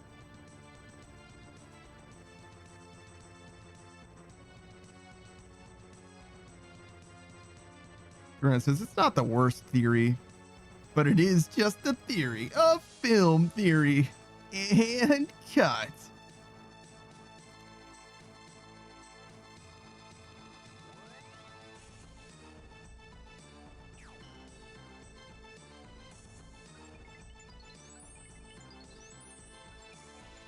Great Malenko says, bro, the airbenders were canonically stealing air from the firebenders' lungs, and Monk Gyatso suffocated an entire battalion of firebenders. Yeah, but like that didn't happen on screen, so it was fine. That only happens on screen in Korra. And Korra has a higher demographic, you know what I mean? Screenwriter says, why are you kind of good at that? How did you steal air? It's free. Well, it was my air when I was breathing it, and it's no longer my air since I'm not allowed to breathe.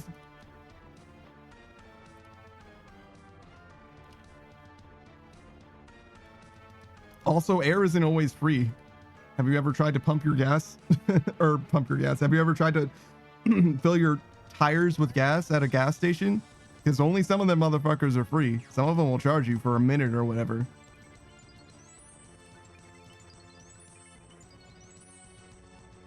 Screen says borrowing at best, Your Honor. It's only borrowing if he gives it back. And if you fucking die, he didn't give me shit.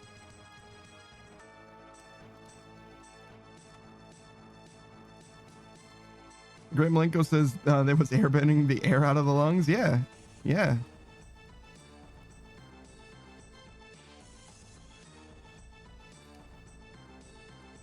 Trina says you died before I could give it back. My fault, how? Because you're the one who killed me.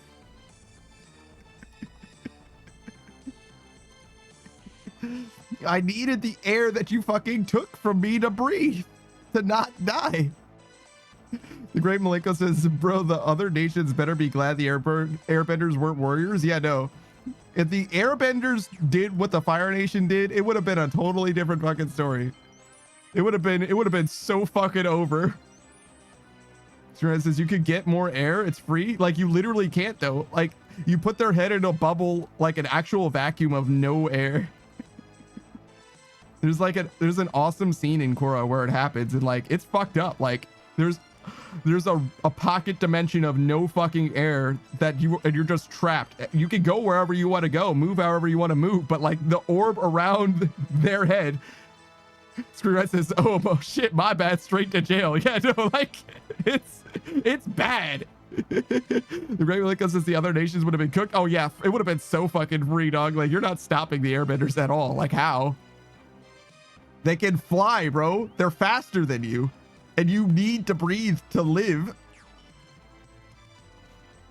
Like if all waterbenders were bloodbenders, it would be equally over and the waterbenders would absolutely win. But most of them don't know how to do that shit. All airbenders are fucking monsters. Fucking potentially savages. You know what I'm saying?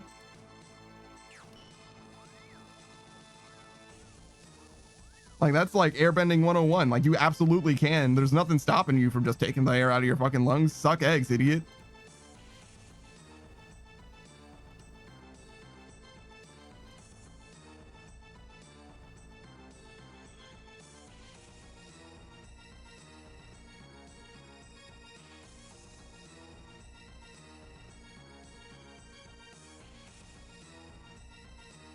The Great Malenko says Monk Gyatso literally bended the air out of an entire room and suffocated himself and an entire battalion. Yeah, I wonder why though. Couldn't he like have left himself with air? You know what I mean? Couldn't he have like pulled all the air out of the room and given himself all of the air? You know what I'm saying? Like giving himself like a little crown of air or whatever.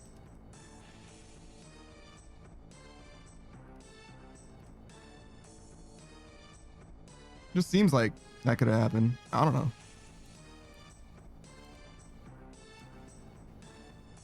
Like I wasn't there, and you know what I mean? He's like a master airbender and shit, so obviously there was probably a reason, but like it seems like, you know what I mean?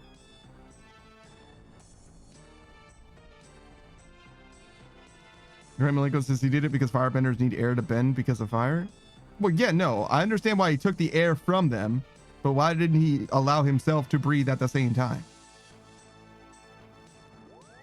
So what we saw in Korra, right? That dude took the air out of somebody's lungs and made an orb of a vacuum around someone's head to suffocate them, right? But Monk Gyatso could have done exactly the opposite. He could have taken all the air in the room and made an orb of air around him and a vacuum outside of that. Maybe that's like way hard to do, and that's why, you know what I mean? It's just like harder to do that. than it is to just make everywhere a vacuum. You know what I'm saying? Like, that's a totally legitimate reason.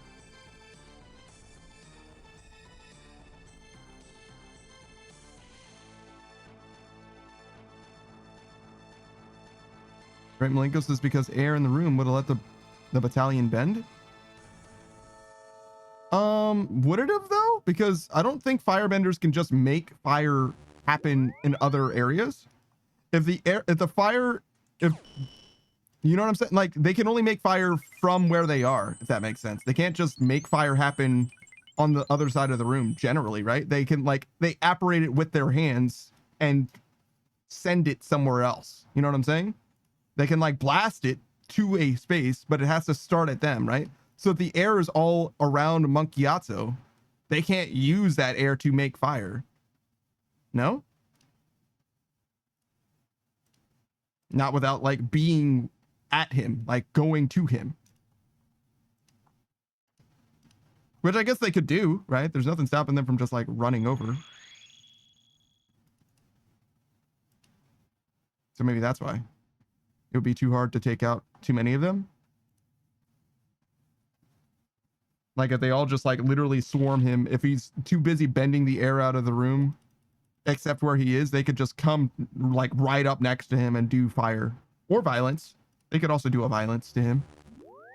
So yeah, maybe that's the reason. It's like he had to get the air completely out of the room because there's no way logistically to make the room empty or make the room have air for him and not air for them in the time it takes for them to suffocate. You know what I'm saying? That could be it. It's just hard.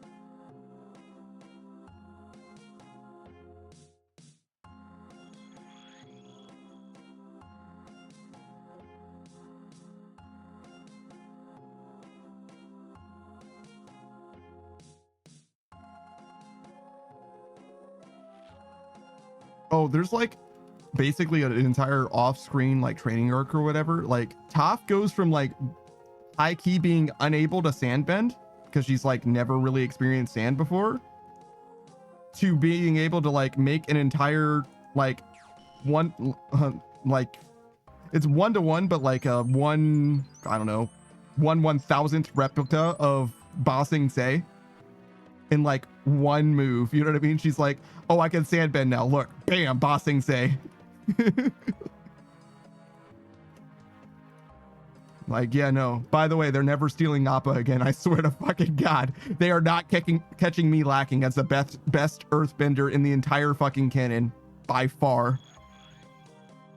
I actually don't know if she's legitimately the best, but she's like very, very close to the best. Like, earthbender, sandbender, metalbender. Like, I don't know, man. Toph's probably got it, bro.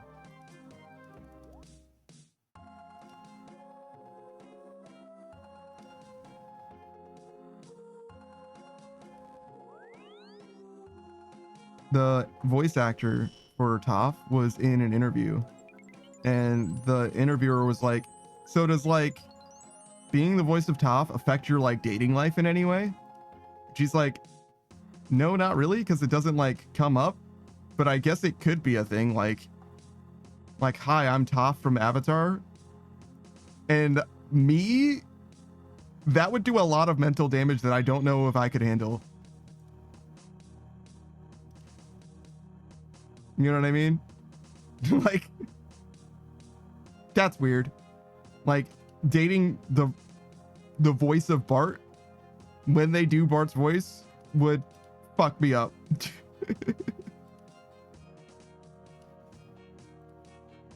The Great Malenko says also the firebenders were boosted by the comet that night and Galaxio still watched them. Yeah, that's true. I forgot about that. That's also very important context. Great Malenko says no, she was the best bender in the Earth Kingdom when she was the Blind Bandit. Deal breaker, she voiced a show I watched as a kid. Yeah, I kind of feel like that might be real. That might be a problem. Like, actually, I mean, Like, if she doesn't do the voice, it's mostly fine. But if ever the voice came up, it's like, you know what I mean?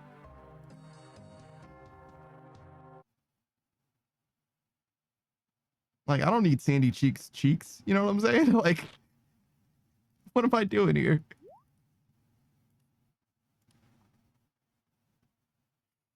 I don't know. That shit would freak me out. It would definitely be something that I would have to contend with. I don't know if it's straight up a deal breaker, but I would have to do the math. You know what I'm saying? Ramlenko says, like, I noticed immediately because I fucked with Toph so heavy. I don't know if her normal voice is Toph's voice, though. You know what I mean? It might be a voice that she, like, puts on.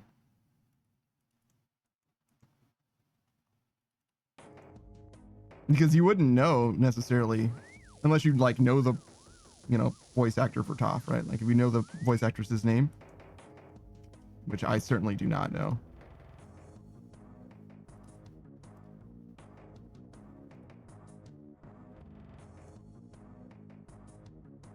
But yeah, like the person who does Bart Simpson's voice obviously doesn't always sound like that. She probably usually sounds normal, but when she does Bart's voice, I mean, it would also be virtually indistinguishable for someone who just does a great impression of Bart Simpson as well, right?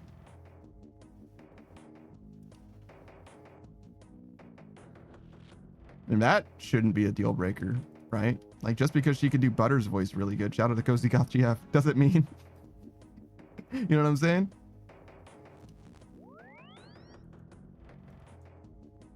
So I don't know. I think it's psychological damage I would take, but I don't think it's actually a problem per se. Graham Malenko says everyone was like Katara, and I was like, nah, Toph. I like her because she'd be mean to me. I kind of feel that. I kind of like Katara. I don't know. Who do I like? I like Mai actually.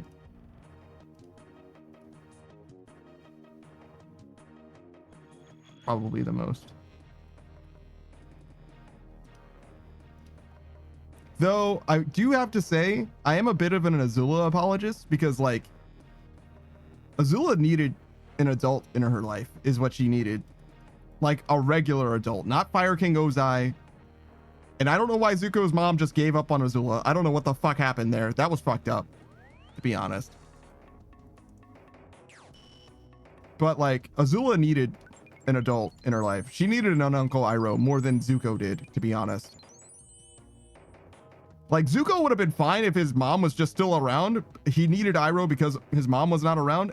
Azula needed Iroh from the very beginning. She needed to be away from Ozai and she needed to be with Iroh. Like it's kind of like I kind of don't understand why Iroh doesn't do, you know, he's like, she's crazy. Like, what do you fucking mean, bro? Like, come on. Because like it's one thing if Azula, like, you can look at Azula like, oh, she's like an irredeemable villain and all that, right? Sure. I kind of hear you. If she were 25, right? But she's canonically younger than Zuko, and Zuko's like 16. So Azula's like 14. At the end of Avatar, she's like 14 years old or something like that, right? She's like literally a child. She's a kid, dude. Like, she needs help is what she needs. Like, I get that she does some like truly evil shit, but that's because she doesn't have like friends, not really, and she doesn't have like a family that like loves her, so she feels like she needs to be a fucking monster to like exist. Like she genuinely, I'm an Azula apologist. She needs help more than anything else.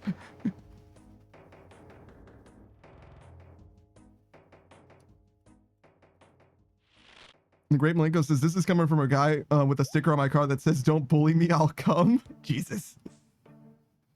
The Great Malenko says, no, for real. Zuko only needed Iroh after his father disowned him and beat him in an Agni Kai. Yeah, exactly. Zuko would have been perfectly fine with just his mom around, I think.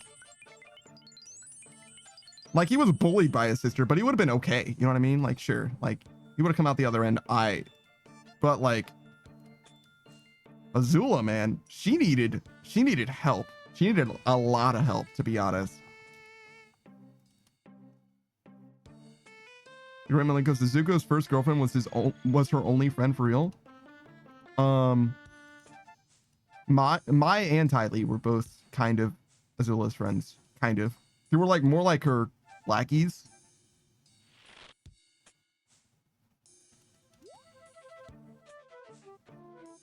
Like her chosen entourage, but yeah. I don't know, man. I kind of get it that Azula is like a villain, but I don't think she was like irredeemably a villain.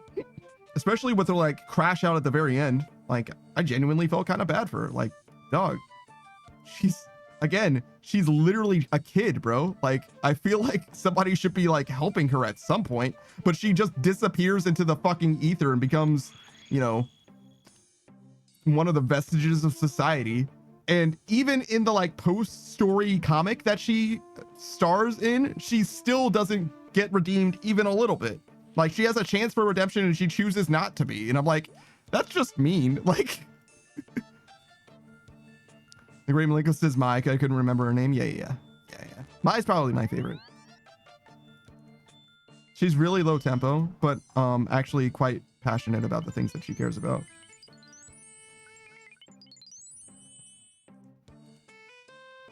And also very reasonable.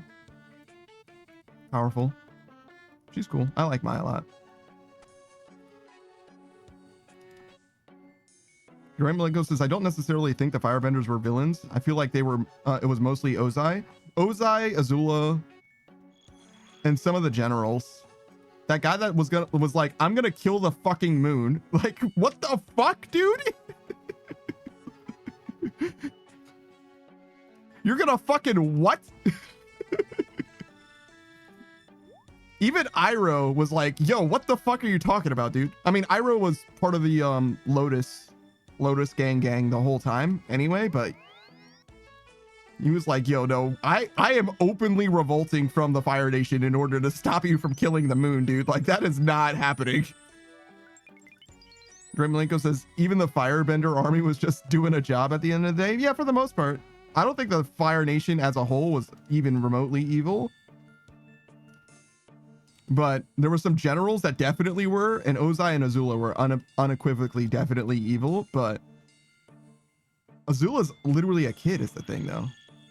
The Great Malenko says, okay, that guy was bad. Yeah, no, he was a like, what the fuck? Jesus, dude. Like, somebody needs, what is your problem, man?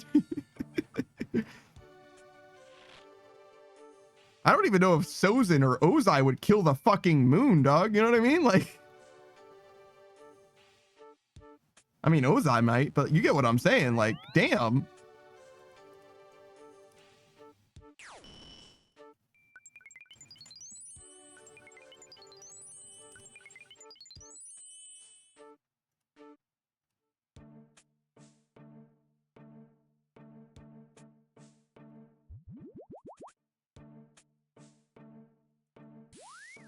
The Great Malenko says, Iroh was like, nah, what? Wait a fucking minute. I love my brother, but hold the goddamn phone.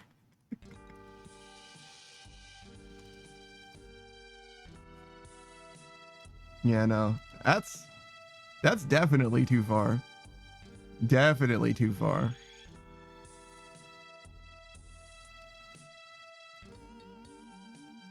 Look at the homie fishing trawler outfit. I think that was a myth cape.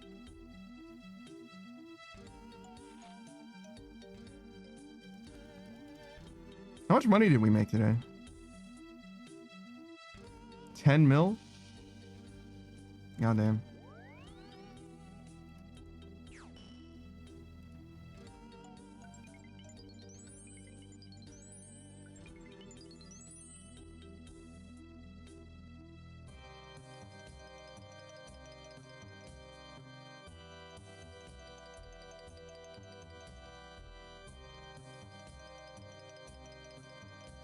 Another 500 trips? Seems pretty consistent. I mean, obviously, right? There's only so much I can do in an hour. Or, what is this? 8 hours?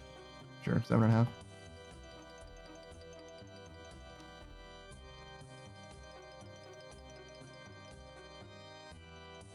Not an amazing moneymaker, but definitely some pretty good money.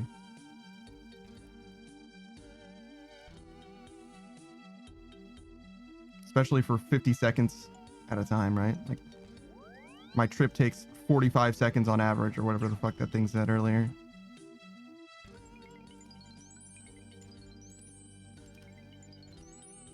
Yeah. 21K for 45 seconds. You know what I mean? Pretty chill. Gremlingo says, I actually have a fridge magnet on my fridge. That's a good place for it. That's an Iro quote that says, there's nothing wrong with a life of peace and prosperity. I suggest you think about what it is you want from your life. That's probably... Yeah, that's probably a good magnet for you specifically to have, the Great Malenko, to be honest. But yeah. Great Malenko says, Iro had some bangers, not gonna lie. Yeah, they gave him fantastic lines. Fantastic lines.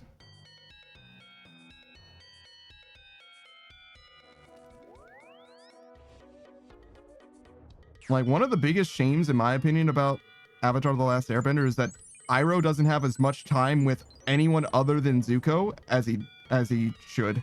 He spends some time with Aang, which is fucking awesome. But, like, Iroh has something that everyone in Team Avatar could have taken away. You know what I mean? He could have spoken to anyone. He's spent time with Toph too, right? But like, Katara and Sokka would definitely have benefited a lot from Iroh advice. Great Malenko says, no, that's why I bought it. To be honest, I was like, I need that. I need to see this sometimes. This should help me. You know what I mean? I need to think. Sometimes in my life, I just need to think, what would Iroh do in this situation? You know what I mean? What would my Uncle Iroh do? That's actually, like, so real. And before Uncle Iroh, it was Uncle Phil. Fresh Prince. You know what I mean? Like, I definitely feel that. Shout out to media helping, like, people grow. Great Malenko says, Iroh should have had some time with both Katara and Sokka. Yeah, probably separate from each other as well, but yeah.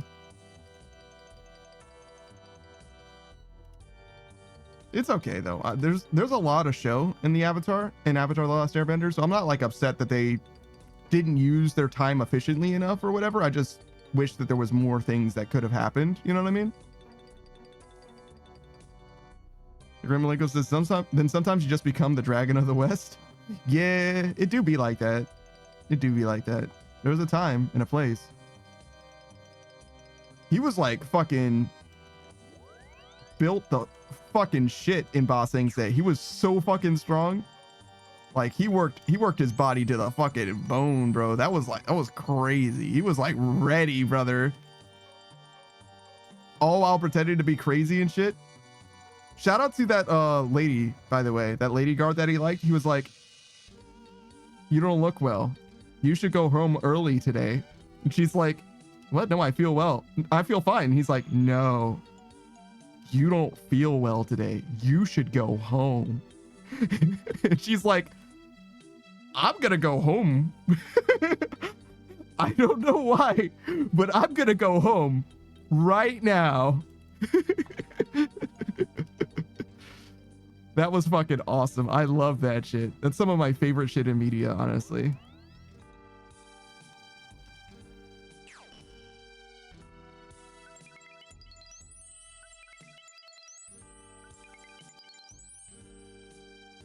There's this scene where it's a D&D session, right? So Brennan Lee Mulligan is going to do like a wizard's duel, like Harry Potter style or whatever, right? And part of what he's doing is just trying to intimidate his opponent, right?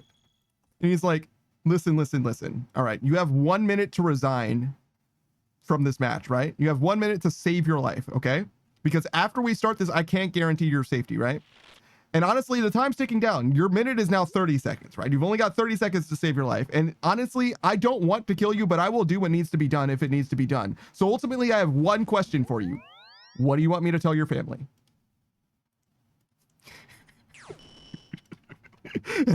And I was like, Jesus. I don't know what that character's capable of doing, but I'm not fucking fighting that guy. Are you fucking kidding me? Like, nah, I'm good. Like, I'm not about to find out. You know what I mean? I'm not gonna be the guy that was warned. You know what I mean? Like, it's not worth it. I want to go home today. You know what I mean? I want to eat dinner. You know, like it's not worth whatever the fuck this is.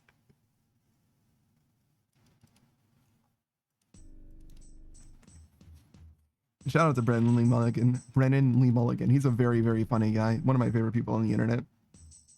The great Malenko says, Ozai got thrown in jail and rotted away. Bro got thrown in jail and got jacked. Yeah. Yeah. To be fair, though, Iroh knew that he was going to break out. Ozai didn't have shit. He didn't have his bending, nothing. Right? He was fucking nothing.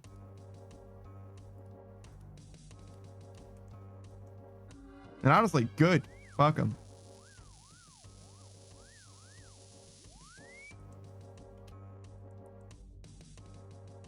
Not that you need bending to be great in Avatar, but...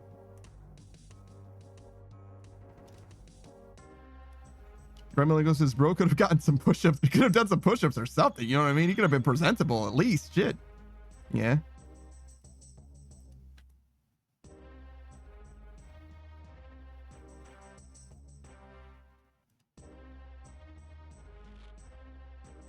The great Malenko says, cough, cough, Ty Lee. Ty Lee's fucking awesome. Ty Lee's great. Great Malenko says, she was a menace without bending. Absolutely. He clowns like everyone all the time.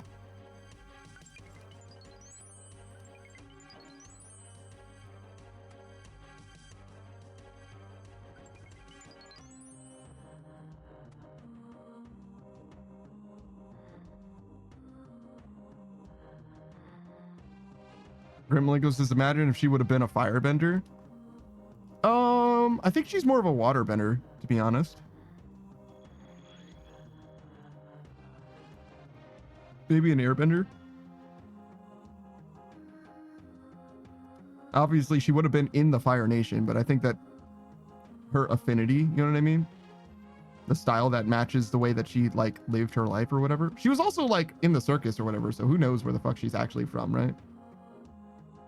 I mean, there's probably, like, like, an actual canonical, like, she's from this place or whatever, but I don't know what that is, you know what I'm saying? And I feel like they easily could have been like, oh, no, she's from any nation because she's, you know, in the circus. Doesn't matter. They travel. It's fine.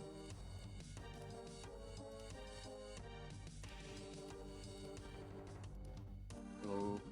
Oh, shit. Saku, what's up, dude? I'm doing alright. How did Helldivers go? That's it.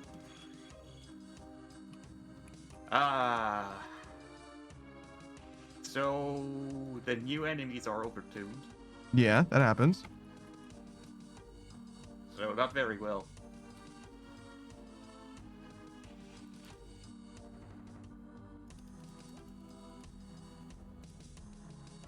Did you try the stealth at all? Did that work at all? That would not have helped. I see.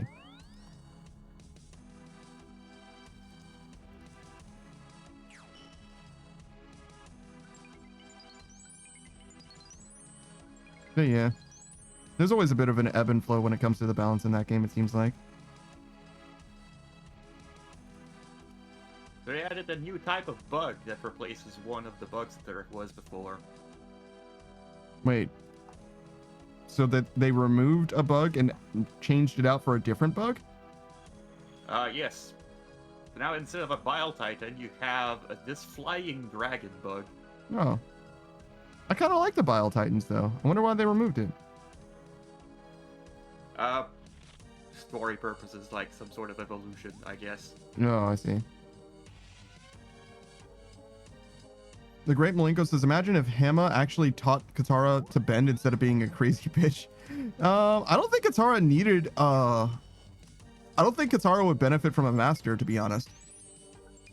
I think Katara was already a master waterbender. Like, there wasn't really anyone that could teach her more other than that bloodbending was a thing and forcing her to learn it. You know what I mean? I imagine Hama is the witch in the swamp and not the old guy in the South Pole. The North Pole? South Pole. Where did they start? I think they started at the South Pole. Yeah, they went to the North Pole. I think so.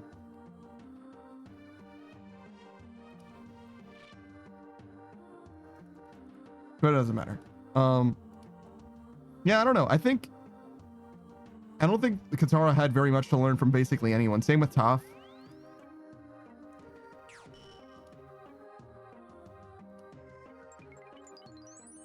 I feel like Iroh definitely could have taught Aang firebending. There's a timeline where that could have happened, and that would have been pretty fucking interesting. Obviously, Zuko's more thematic, but he could have learned firebending way, way sooner if he wasn't, you know, you have to learn the elements in the right order or whatever.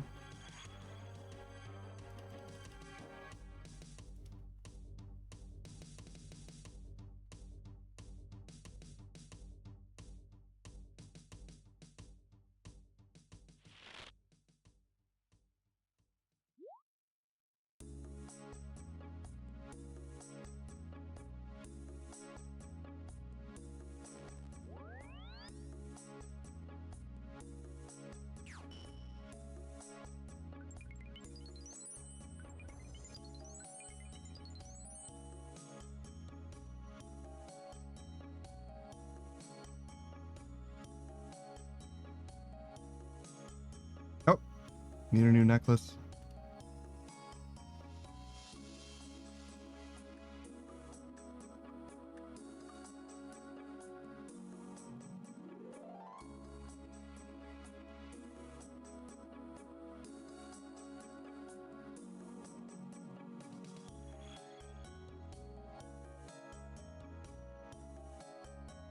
God, that half a mil seems real nice. 9 million. Another 4 million and we're done. That's it. That's all we need. Which is as few as 8 days. We got 1 tomorrow. And then it'll be 7 more after that.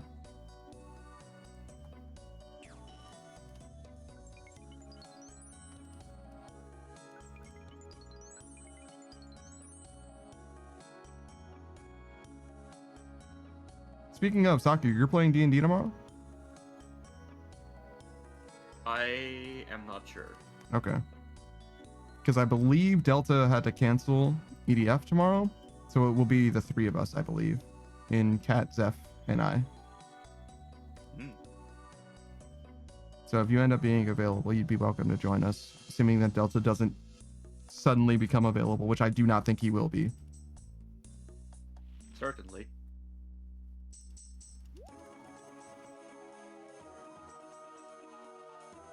And Delta's been going through it as of late. For whatever reason, every weekend something's going on. It's pretty unfortunate.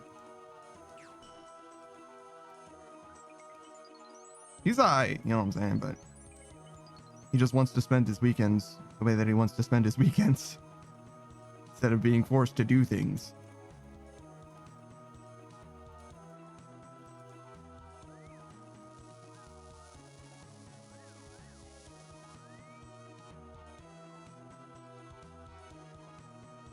I don't think I've ever seen that ornament kit for the scythe before. The Great Malinko says I had to give someone directions on how to get home. My bad. No, you're good. I got lost. The Great Malinko says, what did you say about Hama? Hama's the bloodbender, right? In the swamp? The Fire Nation swamp, I think. Okay, yeah. I don't think she had a lot to teach Katara anyway, other than bloodbending. So as soon as Katara figured out how bloodbending worked, I think that she was able to like learn everything that she needed to learn by herself, because she was already basically like a master bloodbender or waterbender at that point. So I don't think having a tutor would actually help her very much. You know what I mean?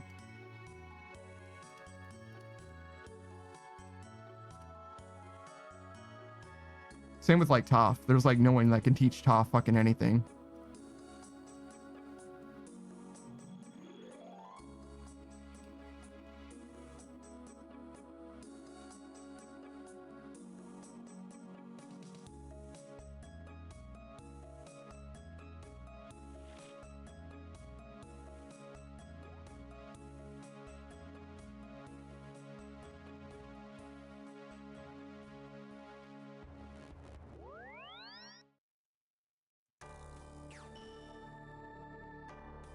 I was thinking about those swamp boys.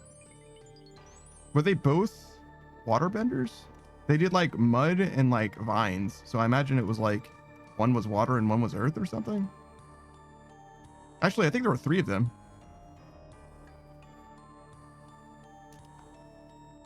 The Great Malenko says, now the only earthbender that was fucking with Toph was Boomy and he was the Earth King.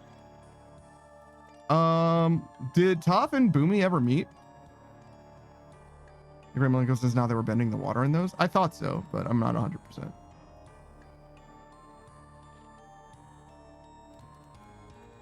Boomy's no joke, but I don't know if he's got feats like Toph does.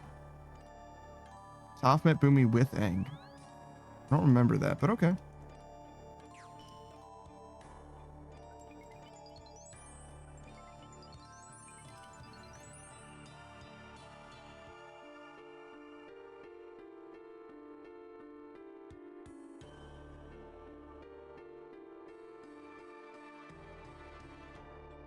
Great Malenko says Boomy washed them both at first. Oh, really? This must be like pretty late then. I always forget book 3 shit. You know what I mean? Like shit towards the end of Avatar, I just never really remember for some reason. Book 1, I might be able to like tell you every episode. And book 2, I like know most of it quite well. But book 3, like sometimes I just can't remember some stuff. Graham Lingo says it was in book 3, I think. Yeah, almost definitely.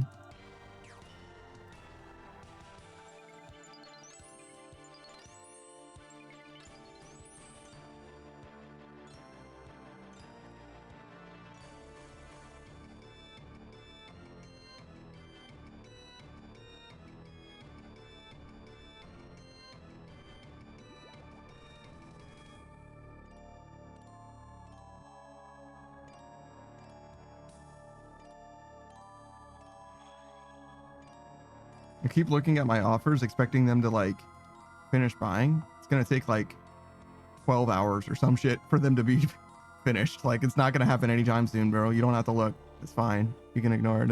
It'll handle itself.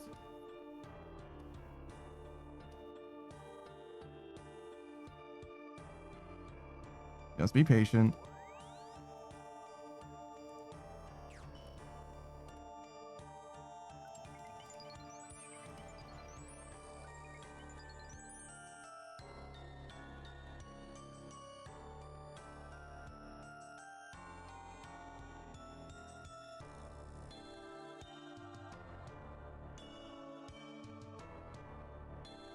Kind of miss using the Venator bow.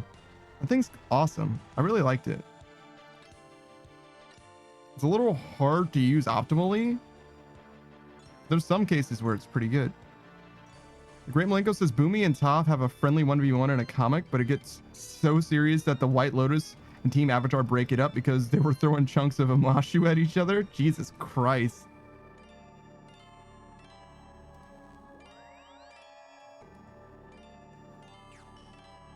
Who's in Lotus?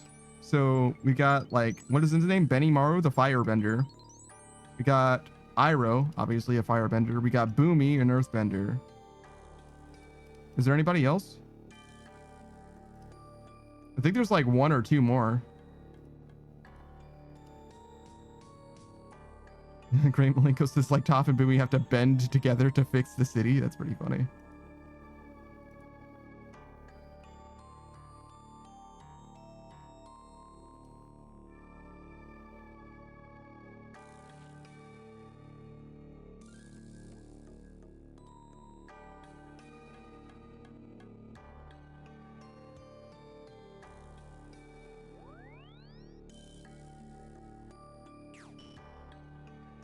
Can't really think of any other old guy that would be in the White Lotus, you know?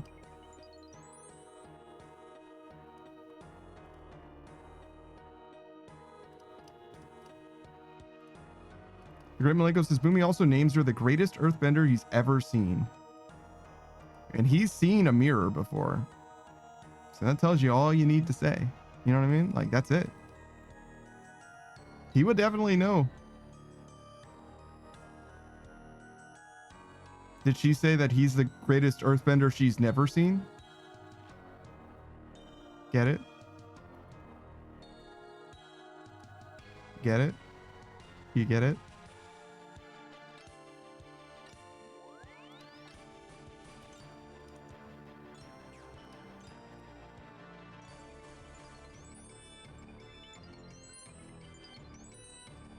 Screenwriter just hit me with dots, bro. He gave me the sympathy ha. One singular ha. Thank you.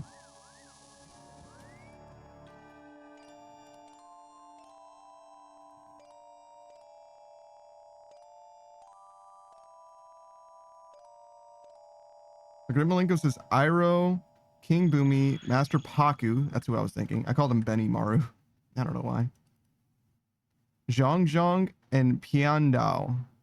I don't know who Piandao or Zhang Zhang is.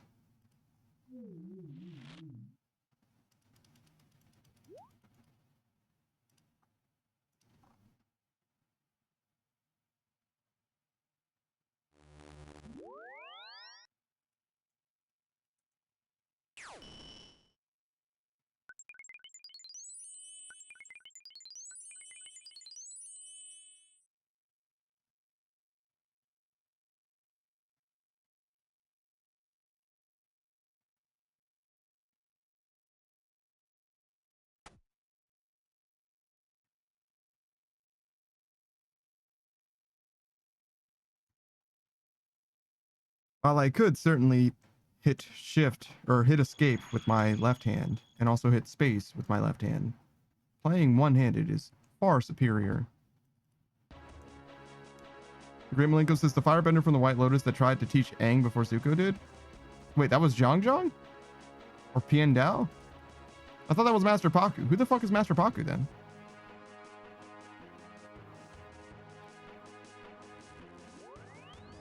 Also, why did I call him Benny Maru? Zhang Zhang, okay.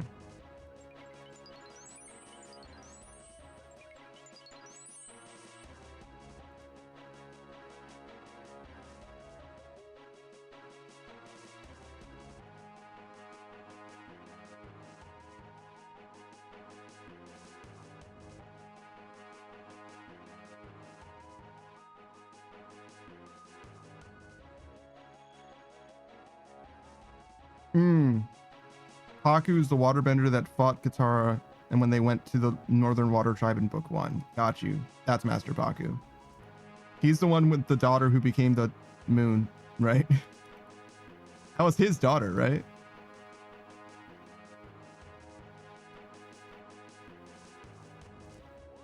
That's fucking crazy. And his former wife is Katara's grandmother, I think.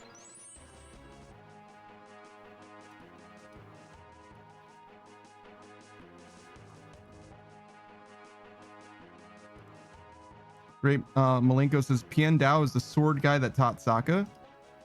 Really? Oh yeah, the Fire Nation sword guy.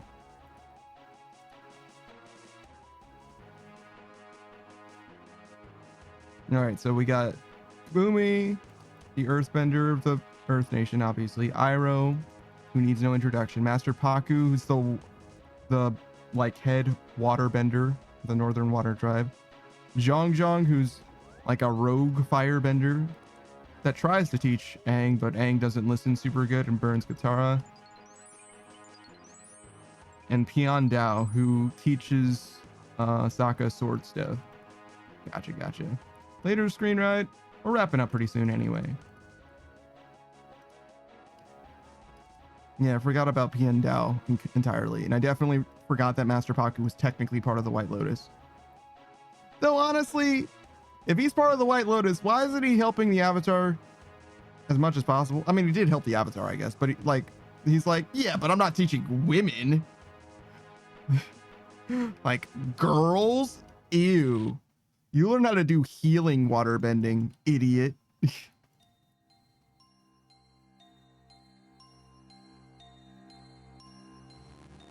Like, all right, whatever, I guess.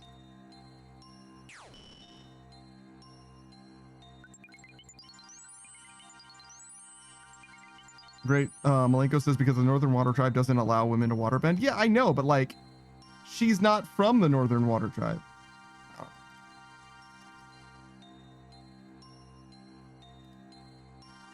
She's not from the Northern Water Tribe, and she's trying to save the world. You know what I mean? Like, but that goes against customs. The Great Malenko says, and she's on Team Avatar, you should help her. Yeah, no shit. Like, could you, hello? Unless you're gonna send someone who's better than her to help Aang, you know what I mean? Like, there's literally no reason not to teach her as much as you can to, you know, stop the Fire Nation, the bad guys, the Fire Nation. Hello? I don't know, man. Maybe I'm an asshole, but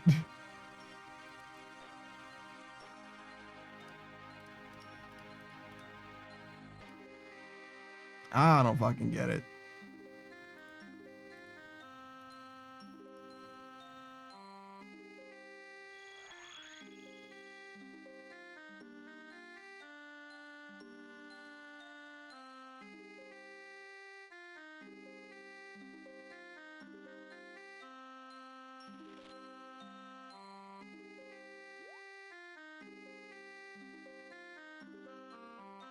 It's funny that Katara got like jealous that like Aang could learn waterbending so quickly,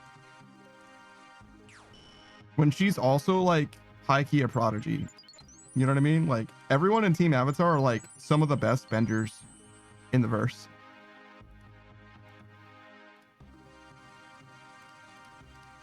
Like, Zuko gets no diffed by Azula, but Azula's like really, really fucking good at firebending.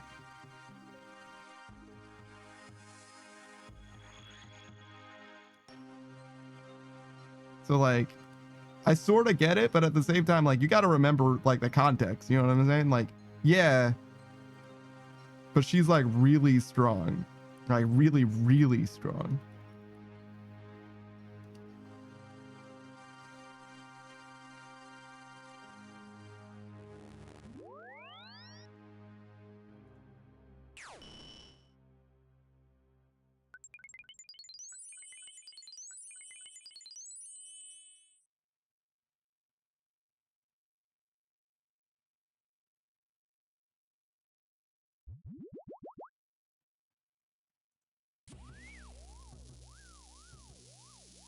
All right, let's talk to the loser.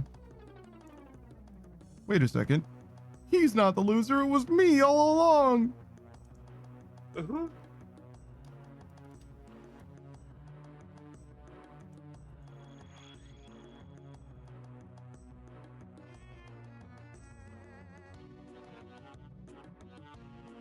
Oh, I've got a Steam staff. I see. That makes sense. I didn't even know what my setup was, bro. I've just been doing it, you know what I mean? There's more to this game than rune crafting, but I don't remember any of it. The one used to the Steam staff. What? Is this a pun? Are you doing a pun right now? Also, No. why did my stream die? Seems like it's mostly okay now. But I'm about to now. You can't use the Steam Battle Staff on Tuesdays at 7 p.m. No, because it goes down. Yeah. Down for maintenance. It'll work again later. Great Malenko says, bro had multiple lives of experience, so is it fair she was jealous? Realistically? I mean, I understand why she was jealous in some way, but like, you gotta appreciate like how good she is at waterbending and how like, yo, I am still losing frames, bro. What is going on? Oh, I'm losing so many frames. Oh no. All right, maybe we should just call it, because it seems like it's bad and it's close to the time anyway. Yeah, no, we're just losing more and more frames. We end because internet bad. We raid. All right.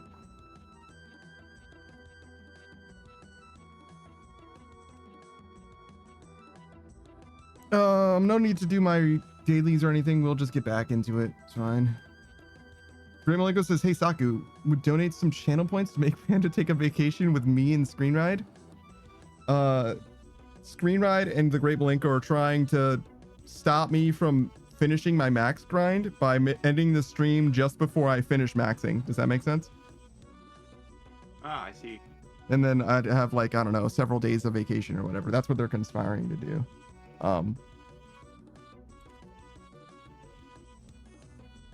I don't think he can hear us speaking, unfortunately, because potato internet. Well, yeah, no, I'm still losing frames 100%. So yeah, we gotta raid it out. We gotta find someone. No one playing old school RuneScape. Who do we got live? No, I'd probably not do that. I'm sorry, what did you say, Saku? I'd probably not do that. Okay. Obviously, I wouldn't be offended or nothing. It's fine. It's the redeem's there for a reason.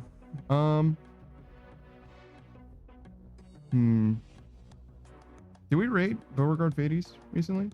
Have we raided Bo? I don't think so. I was hanging out with him recently. You might not have him on this list.